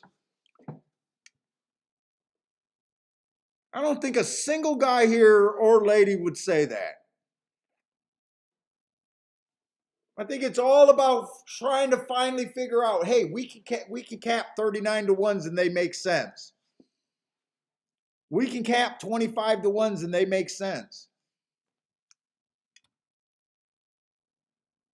Yeah, that's part of it. Mac and Company.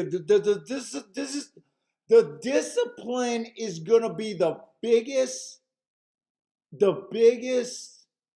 thing that gets in the way from most people getting a lot better. And I know that the discipline is what really gonna stop, what really gonna hurt. And no matter how good you get with your record keeping, you're still gonna get in those dark spots where you're wondering if it's worth it. And only discipline is gonna get you through it. You know, it's like what I said about the athletes. It's the little things that matter, and most people think it's finding more winners is what matters. It is the little things that are gonna matter.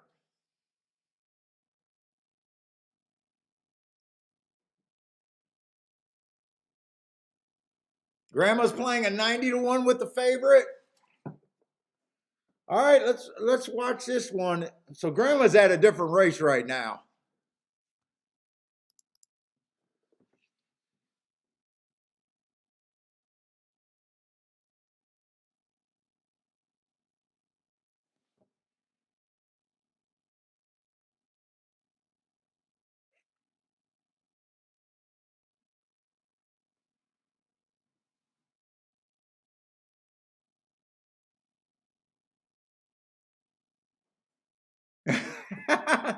Most of the time, Paul, not the tracks you are playing anyway, Paul, just crushing the evening tracks and landing on the same horses, doing my homework. Just flatters you, man. Oh, thanks, man.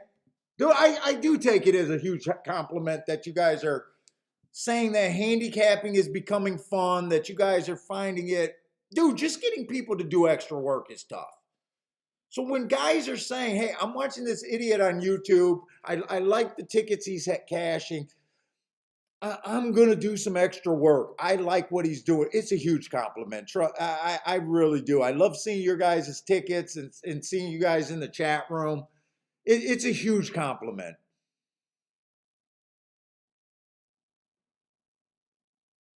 Let's see. 4 got the lead. Who says that 4 is going to get the lead in this race at Woodbine? There was. I mean, come on. He's been 2-to-1 and 2-by-1 and 3-by-1 twice in his career.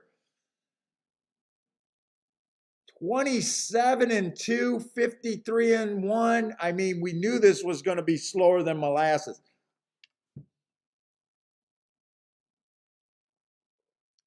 118 at the 6 furlong mark.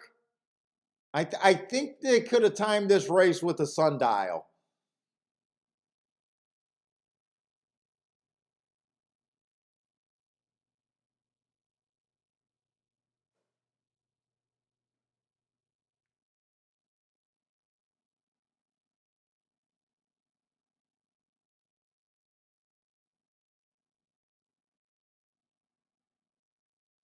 Let's see. 2 is coming. 2-3 or 3-2? 2-3-1. 2-3-1 there.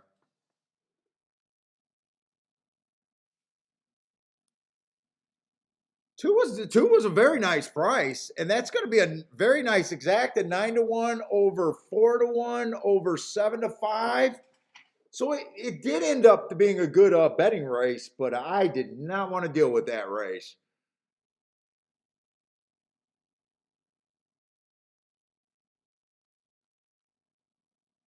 They did come off the pace. I mean, but fuck, I thought that, hey, if there was a race that was going to go wire to wire on the turf today, it could be that race. You know, because I just thought the pace was going to be so slow, which it was. All right, let's see what else we got. I'm getting about tired, but let's see. We got one more race at Woodbine. What do we got at Belmont? I think I'm going to stick around as long as there's not too many more races. You know what? I think we're done. I think we got one more race at Woodbine, one more race at Belmont. I'll be right back. We're going to hang out for the last 2 races. 2 more races and then we're done, Kiki.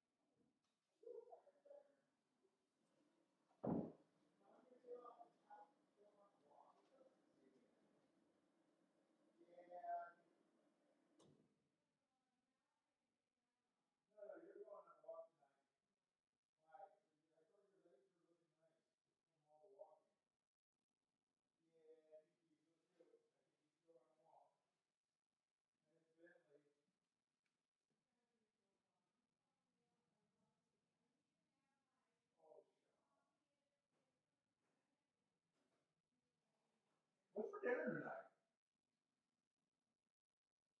Oh, you're thinking tuna fish. I do remember.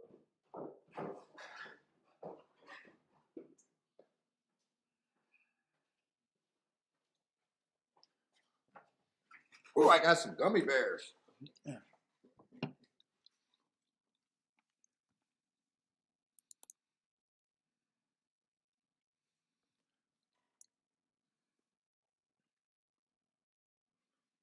We got the 10th race at Belmont here. All right, we got maiden claiming 40,000. First time starters, I just don't, I ignore them. Let's see, 3 races go on this too. It was an early pressing day. Average. Nice second. No, I mean, not too exciting, but okay race.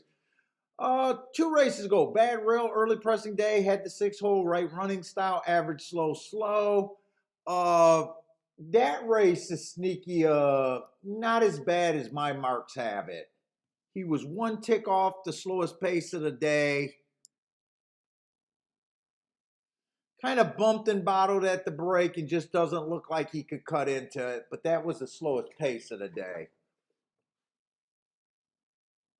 So when your slowest pace of the day, you look at it two ways. Is he truly a front runner? And he just sucks because it was the slowest race of the day? Or is he a horse that stalks or come off? Now, he would be a stalker at the worst. and he chased the pace that he couldn't cut into. And one of those scenarios is positive, and the other one is negative.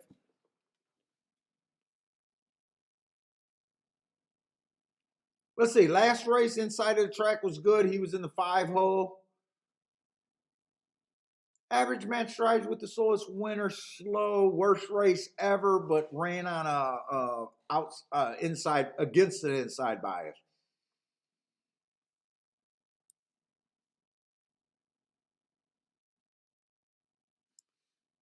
Four to one. Let's see, the 3-horse. I don't like route to sprint. Only ran one race. Who knows if he's even a router or a sprinter? I can't. I just know I can't get to that horse. The horse wins. Wouldn't shock me. You want to bet more races where you understand most of the contenders.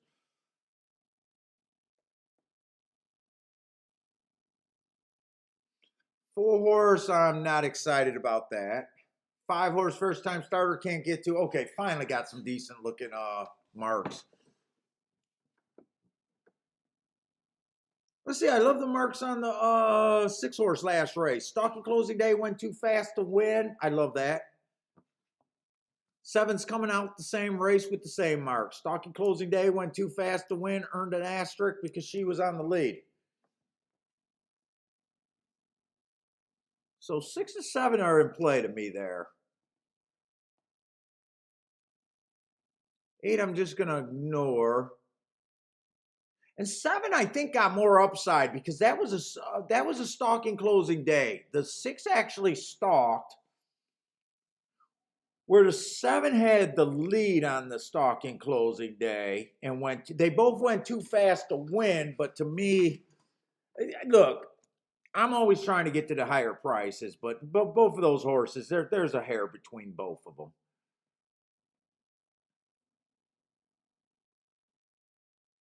11 went too fast to win at a nice price. But wait a minute. Are we thinking that the inside of the turf? Wait a minute. This is another turf race. Wait a minute. Are we thinking that the inside is good today? That's right. We just seen that 2-horse come off the pace a little bit on the inside. What did they do in the earlier turf race? Hold up. I think there was a couple more.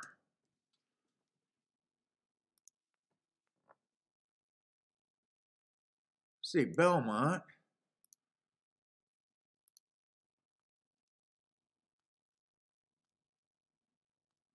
Wasn't there an earlier turf race?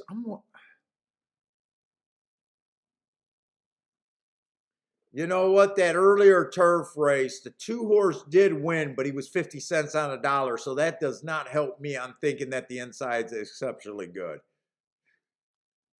The other one paid 39 to 1. Joshua's horse paid 39 to 1.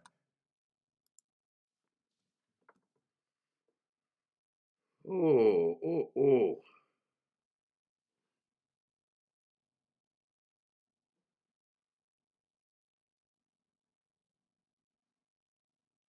Let's see. I probably like the 2. 6 and 7 on paper the most here. 2, 6, and 7. That's pretty much an ABC. That is an ABC ticket, though. But 4 to 1 and 4 to 1 probably aren't bad. Let's see. 2, 6, 7 is probably where I'm at. 11 I would like, but that's getting super far outside. I do see some upside on the 11. Nice price at 17 to 1. And 12's been coming out some races, but man, if you think it's inside, it's going to be hard for the 11 and 12 to run here.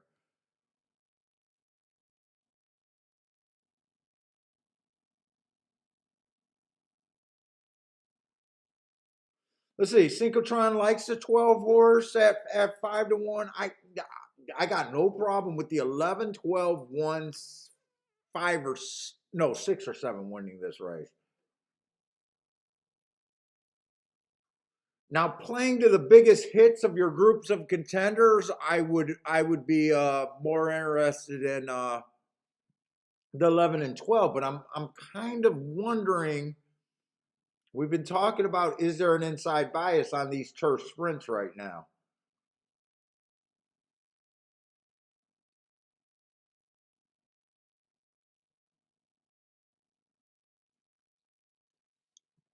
Let's see. Joshua says the six have the same angle. Well, if you like the six, to me, you got to like the seven, but there's no difference between those two. There's no difference to me between the six and the seven. And right now, they're both the same price, roughly.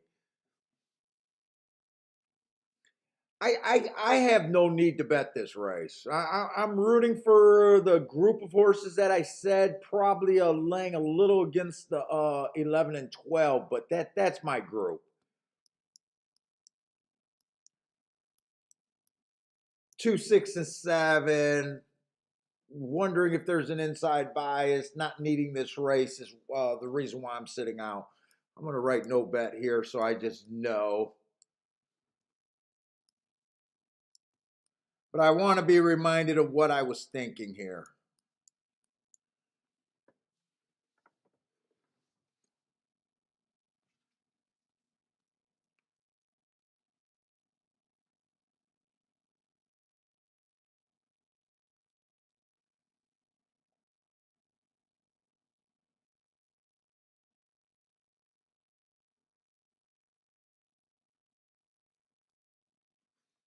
Let's see, they're in the gate. Let's blow this out.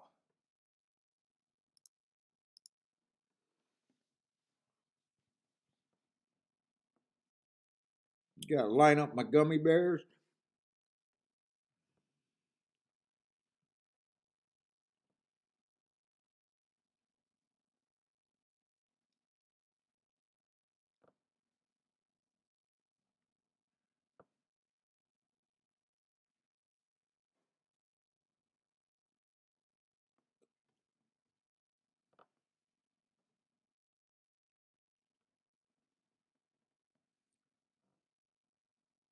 What's going What's going on? They seem like they're taking a long time.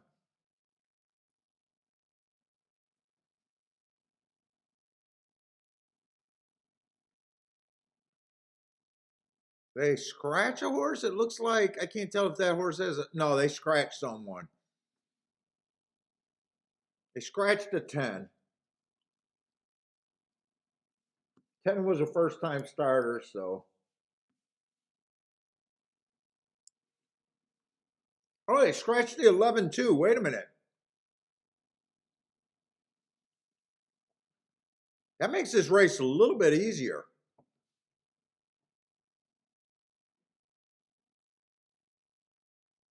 Yeah, they scratched the 11 too.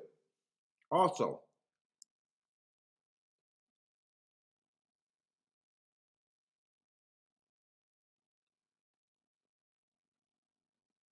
We'll throw up his name. You got Crypto Causeway scratch.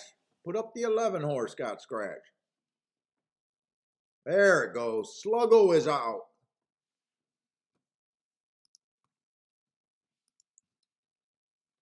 So that does make the race a little bit easier.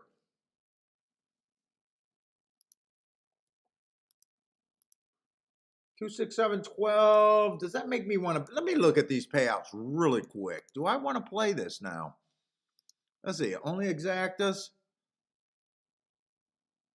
No, this is just an ABC ticket, really. 2, 6. Now, no. 2, 6 is paying 13. 2, 7 is paying 20. Definitely can't do a 3-horse box there. I'm okay sitting out this race.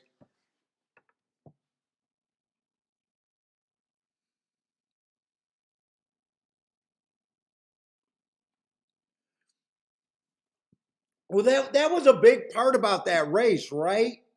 If the 11 and the 12 was closer to the inside, they have some value.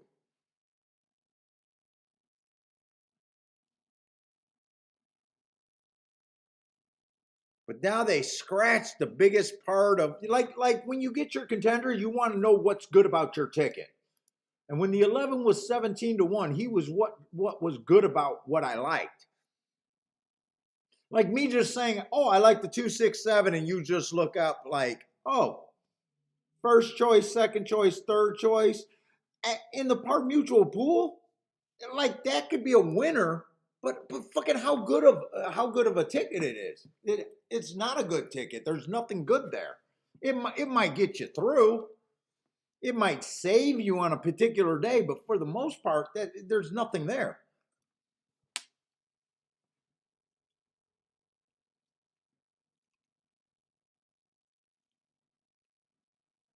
Like right now, of my contenders, 12 is the best part of the ticket. But if he runs first or second with these horses, I mean, it's not that great. And if you're already up, sometimes you just say, is it worth my risk? And to me, it's just not worth the risk.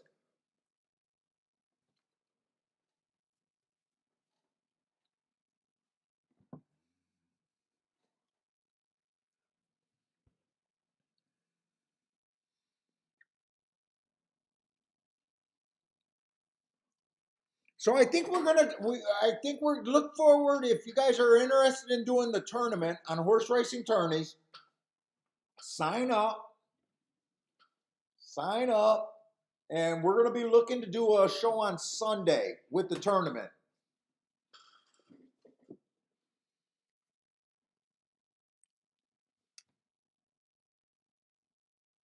Oh, am I wrong? Is there some fat on those exactas? Wait a minute. If the 5 gets first or second, wait a minute.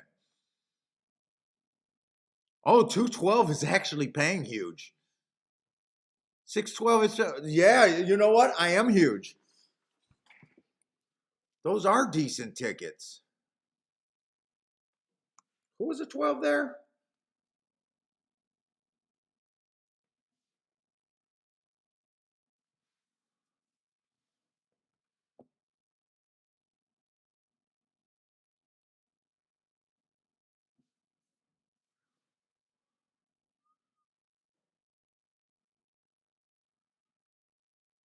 Yeah, wait a minute. This race,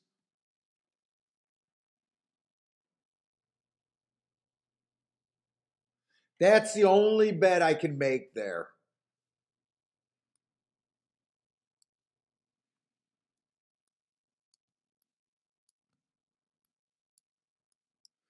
267 in a key box with the 12.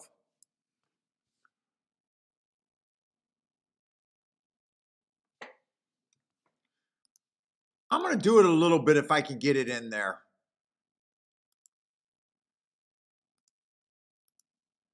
I'm gonna do a small Dutch bet on the 7 and the 12 because I'm jumping in. I want a little bit of protection.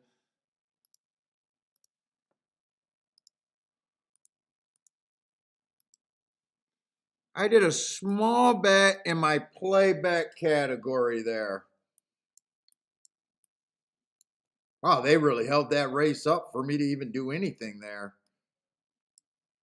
That's not always a good thing when you had that much time to talk yourself into a race that you were going to sit out.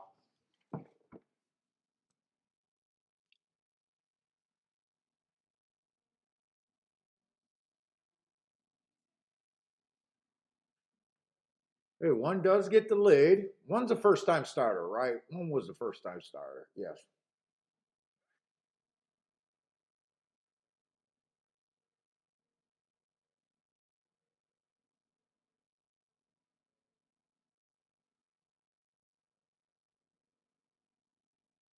Right now, I think I need the 7 just to win, just to even get out there with something okay.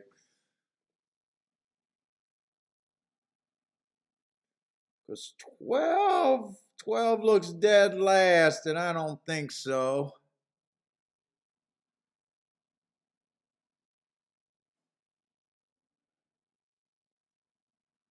Yeah, ABC, the only good part of the ticket didn't run, but 2 on the inside wins, 6 gets second.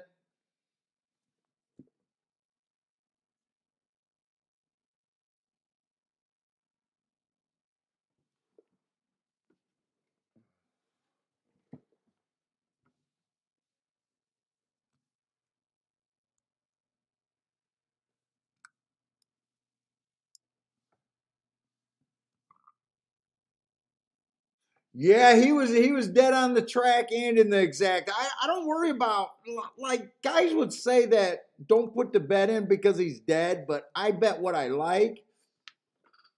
I don't really worry about that because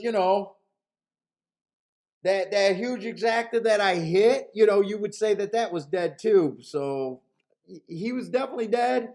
Now I protect myself by doing a play bet there. But yeah, he ran like he was dead, didn't he? He ran like he was dead. Charles with the boom there. Yeah, two horse was gone. So maybe thinking the inside of the track was the best thing to do. I don't think I'm gonna regret. Maybe I should have put the win bet on the 2 instead of the 7. There wasn't much difference between the price, and two was closer to the inside, and we kept thinking that the inside might have been better.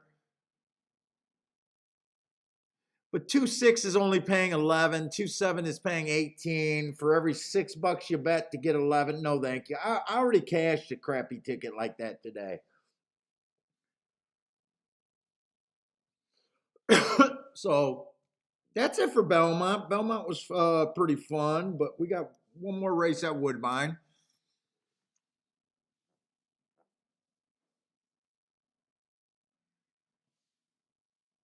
Hey Charles, is that what made you put the win bet on the 2 just because maybe leaning towards the inside? I think that reasoning probably would have made the best sense right there.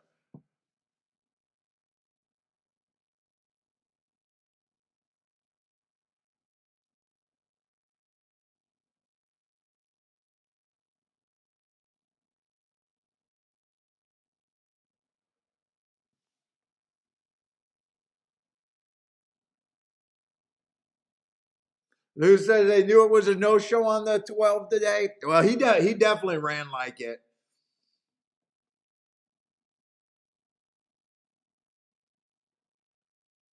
But like that race, when you say, hey, these are the horses, these are this, I understand. See, that's what I'm talking about, the difference between someone just giving you some picks and they'll fill in the blank after the day and say, oh, we hit this, and this, and that. Here I give you my thought process. What was the good part of the bet? Why did this? Yeah, I got no problem with that try hitting, that exacta hitting. I don't really bet 3-1s to win. You know what I'm saying? Like it's a completely different thing. Like my handicapping was on there. I mean, it was a try, but I don't think that try is going to pay enough to be worth it.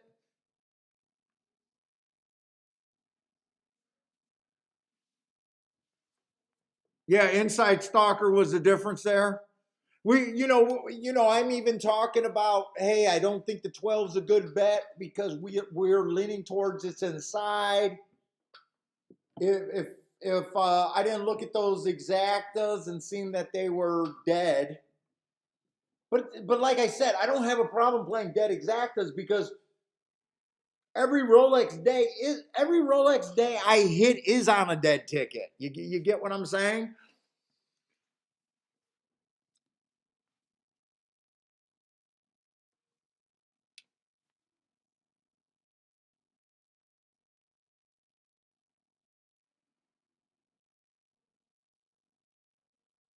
Lou, I do not break up my so when I do my data for New York on the turf, I don't differentiate between the inner and the wider. I look at them like they're the same surface. I know it's probably not perfect, but none of this is. I just think they run closer on more days than not, and I just do well there, so I don't worry about it. And when I go through sessions when I'm not doing that good at the turf, it's easier for me to walk away with it. So that's just a long way of answering that. I do not separate them.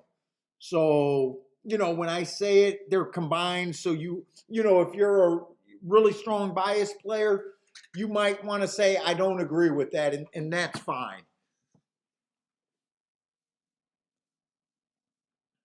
But, I don't differentiate them.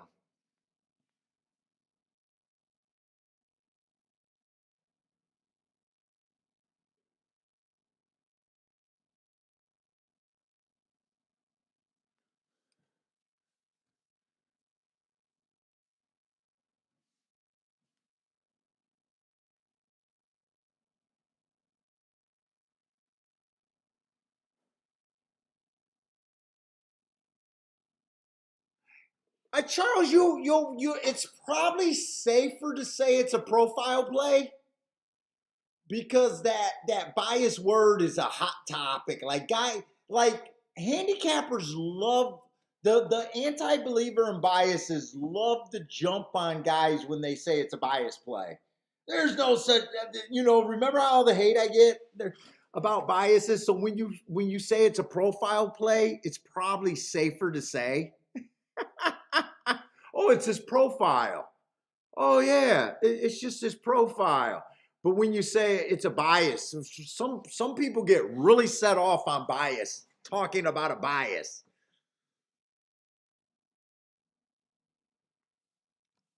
To me, the word's interchangeable.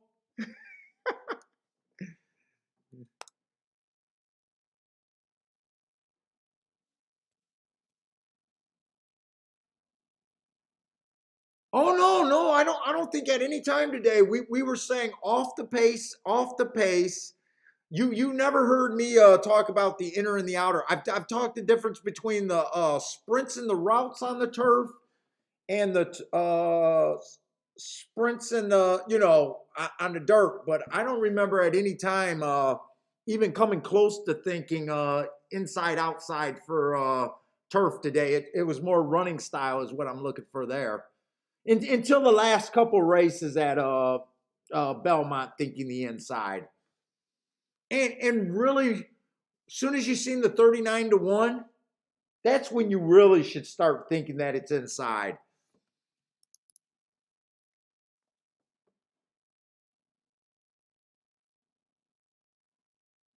Now, turf over there at Woodbine, we keep saying that we think that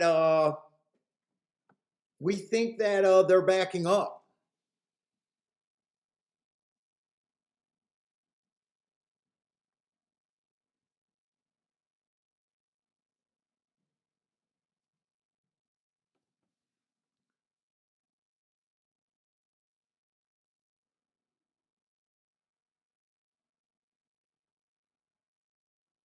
Let's see. This is definitely the last race, so I think two's probably going to go to lead here.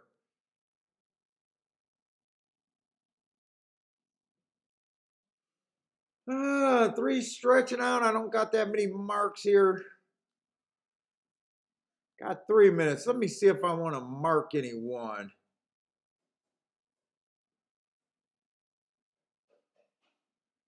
Five looks a little interesting to me at a price here. Just off of last race, would probably like to look up a little bit more. Let's see who else looks like they at least have the running style.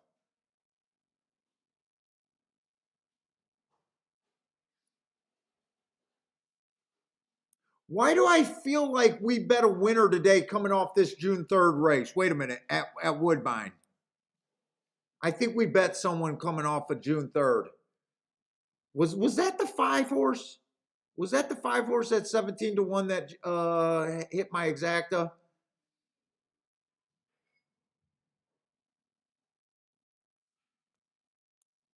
It was.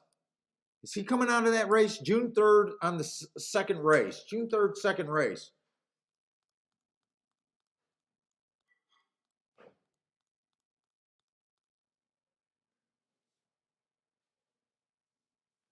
June 3rd, eighth race.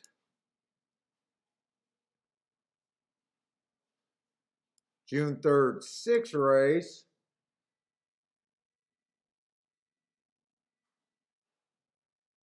And June 3rd, eighth race.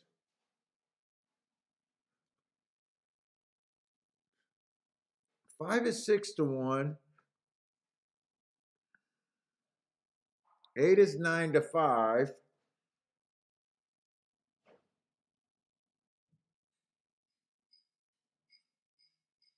The best marked horse on paper. The 11 just not long enough for me to say it's worth the risk. Let's see, that 5-horse speed held up pretty good. That was a stalking day. This horse goes too fast to win. It's just he's the favorite.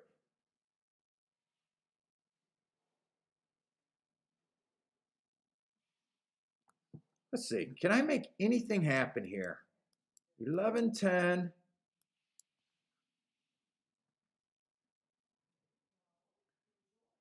8 and 5. 11, 10, 8, and 5 is what I think I want to work with.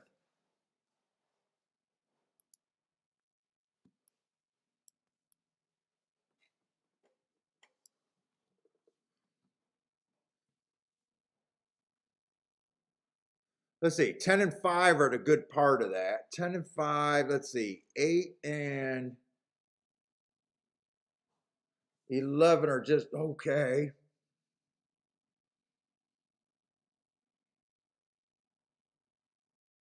I don't think I'm going to have enough time here.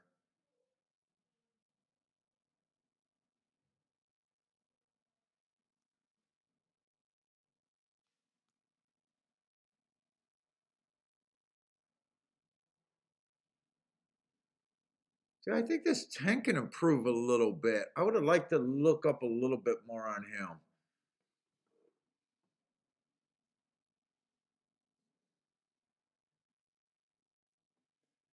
I think those are the contenders. Let's see. If it comes in 11, 8, 8, 11, I don't want it.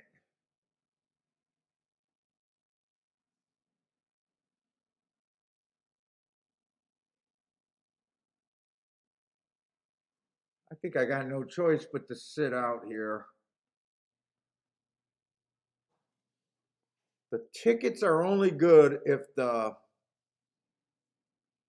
10 or the 5 gets first or second for me. With my opinion, that's the only good part of the ticket.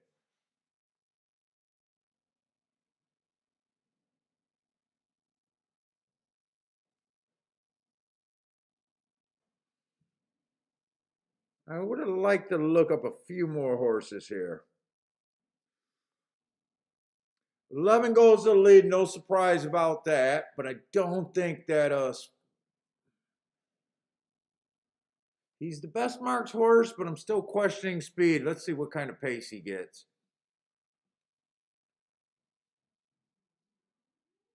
He looks like he's going pretty good to me. 6 is chasing at 48 to 1. I think 6 goes away here.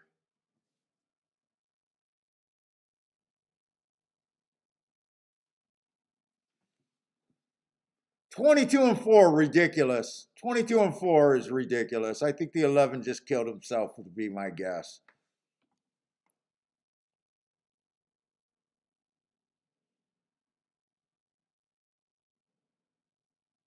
That's ridiculous.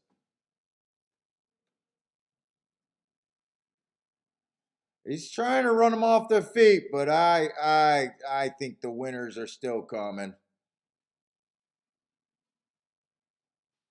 Here comes the 5. That's the good part of that's one of the good parts of the ticket. Come on with this 5. Here comes the 8. That's not a great part of the ticket. 10's coming too late. This is going to be 8-11. Maybe 8-2, but I think 11 got it. Sometimes you just got to handicap, say what makes sense, say what you're not willing to accept, and decide to sit out of a race. That's just a big old chalk ticket with no place to go. I'm going to only cash 80% of the, or I'm going to lose 80% of the races I hit or play. So I know I got to do better than a ticket like that if I'm going to live off of 20% of the races I play. But it's still fun handicapping them. Still fun handicapping them. Right about the bias all day today that I don't think a single horse went wire to wire on the turf at Woodbine today. So I'm always happy. Had a couple nice hits there. Actually, I think most of my tickets were there today.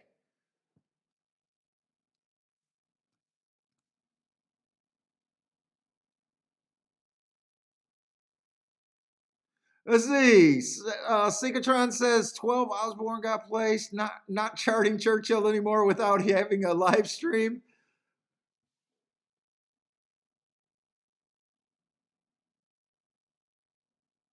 Let's see. What did Charles do? Oh, 50 to win in place on the 5 in a try box. 5, 8, 11. 2 snapped it. I think the 5 got third. And 10, that 10 was coming. So the only horse that I did not see was the 2.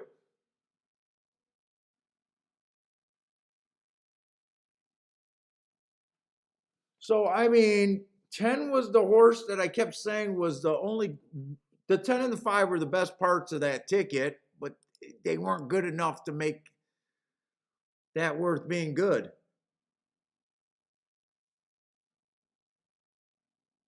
Joshua, you're stealing from America. You're beating us at Belmont and Churchill today. God damn it! God damn it! You gotta keep that horse or that money here for the Biden economy, man. All right, but man, that's it for me. Another fun day. Hopefully, you guys all had a winning day. Little shutdown mode at the end, but no big. I don't have a problem doing that. I got to do that when I'm up. So let me just write no bet here. But I'm gonna be pretty sure I want to do a show next Sunday, and let's try to do that tournament. I'm probably gonna be on Thursday and Friday next week. I don't know how the schedule. I'm going to try to do show Thursday and Friday. I'm a little worried about the schedule. I don't like those 3:00 start time with Belmont 3:00 on fucking Thursday and Gulfstream 3:00. So I'll have to try to figure out what I'm going to do for the show. But anyways, guys, fun hanging out with you. Good luck if you guys are still playing. Thursday, Friday, hit those notifications. I've been trying to do more shows, so, I don't want to commit to any extra shows, especially when I'm kind of committing to Sunday next week. But if you guys are interested in playing in that horse tourneys shake-up tournament, I'm going to shoot for Sunday. We're going to start out small, just $10 tournaments, see if we can get some participation, see if they'll be fun for the show, and hopefully they will be. But anyways, guys, stay safe out there until next week. Good luck and stay safe. Joshua says stop blocking them. Well, fuck, 39-1 winners. We're going to have to keep you out of our borders. Take it easy, everyone, and good luck. Stay safe out there.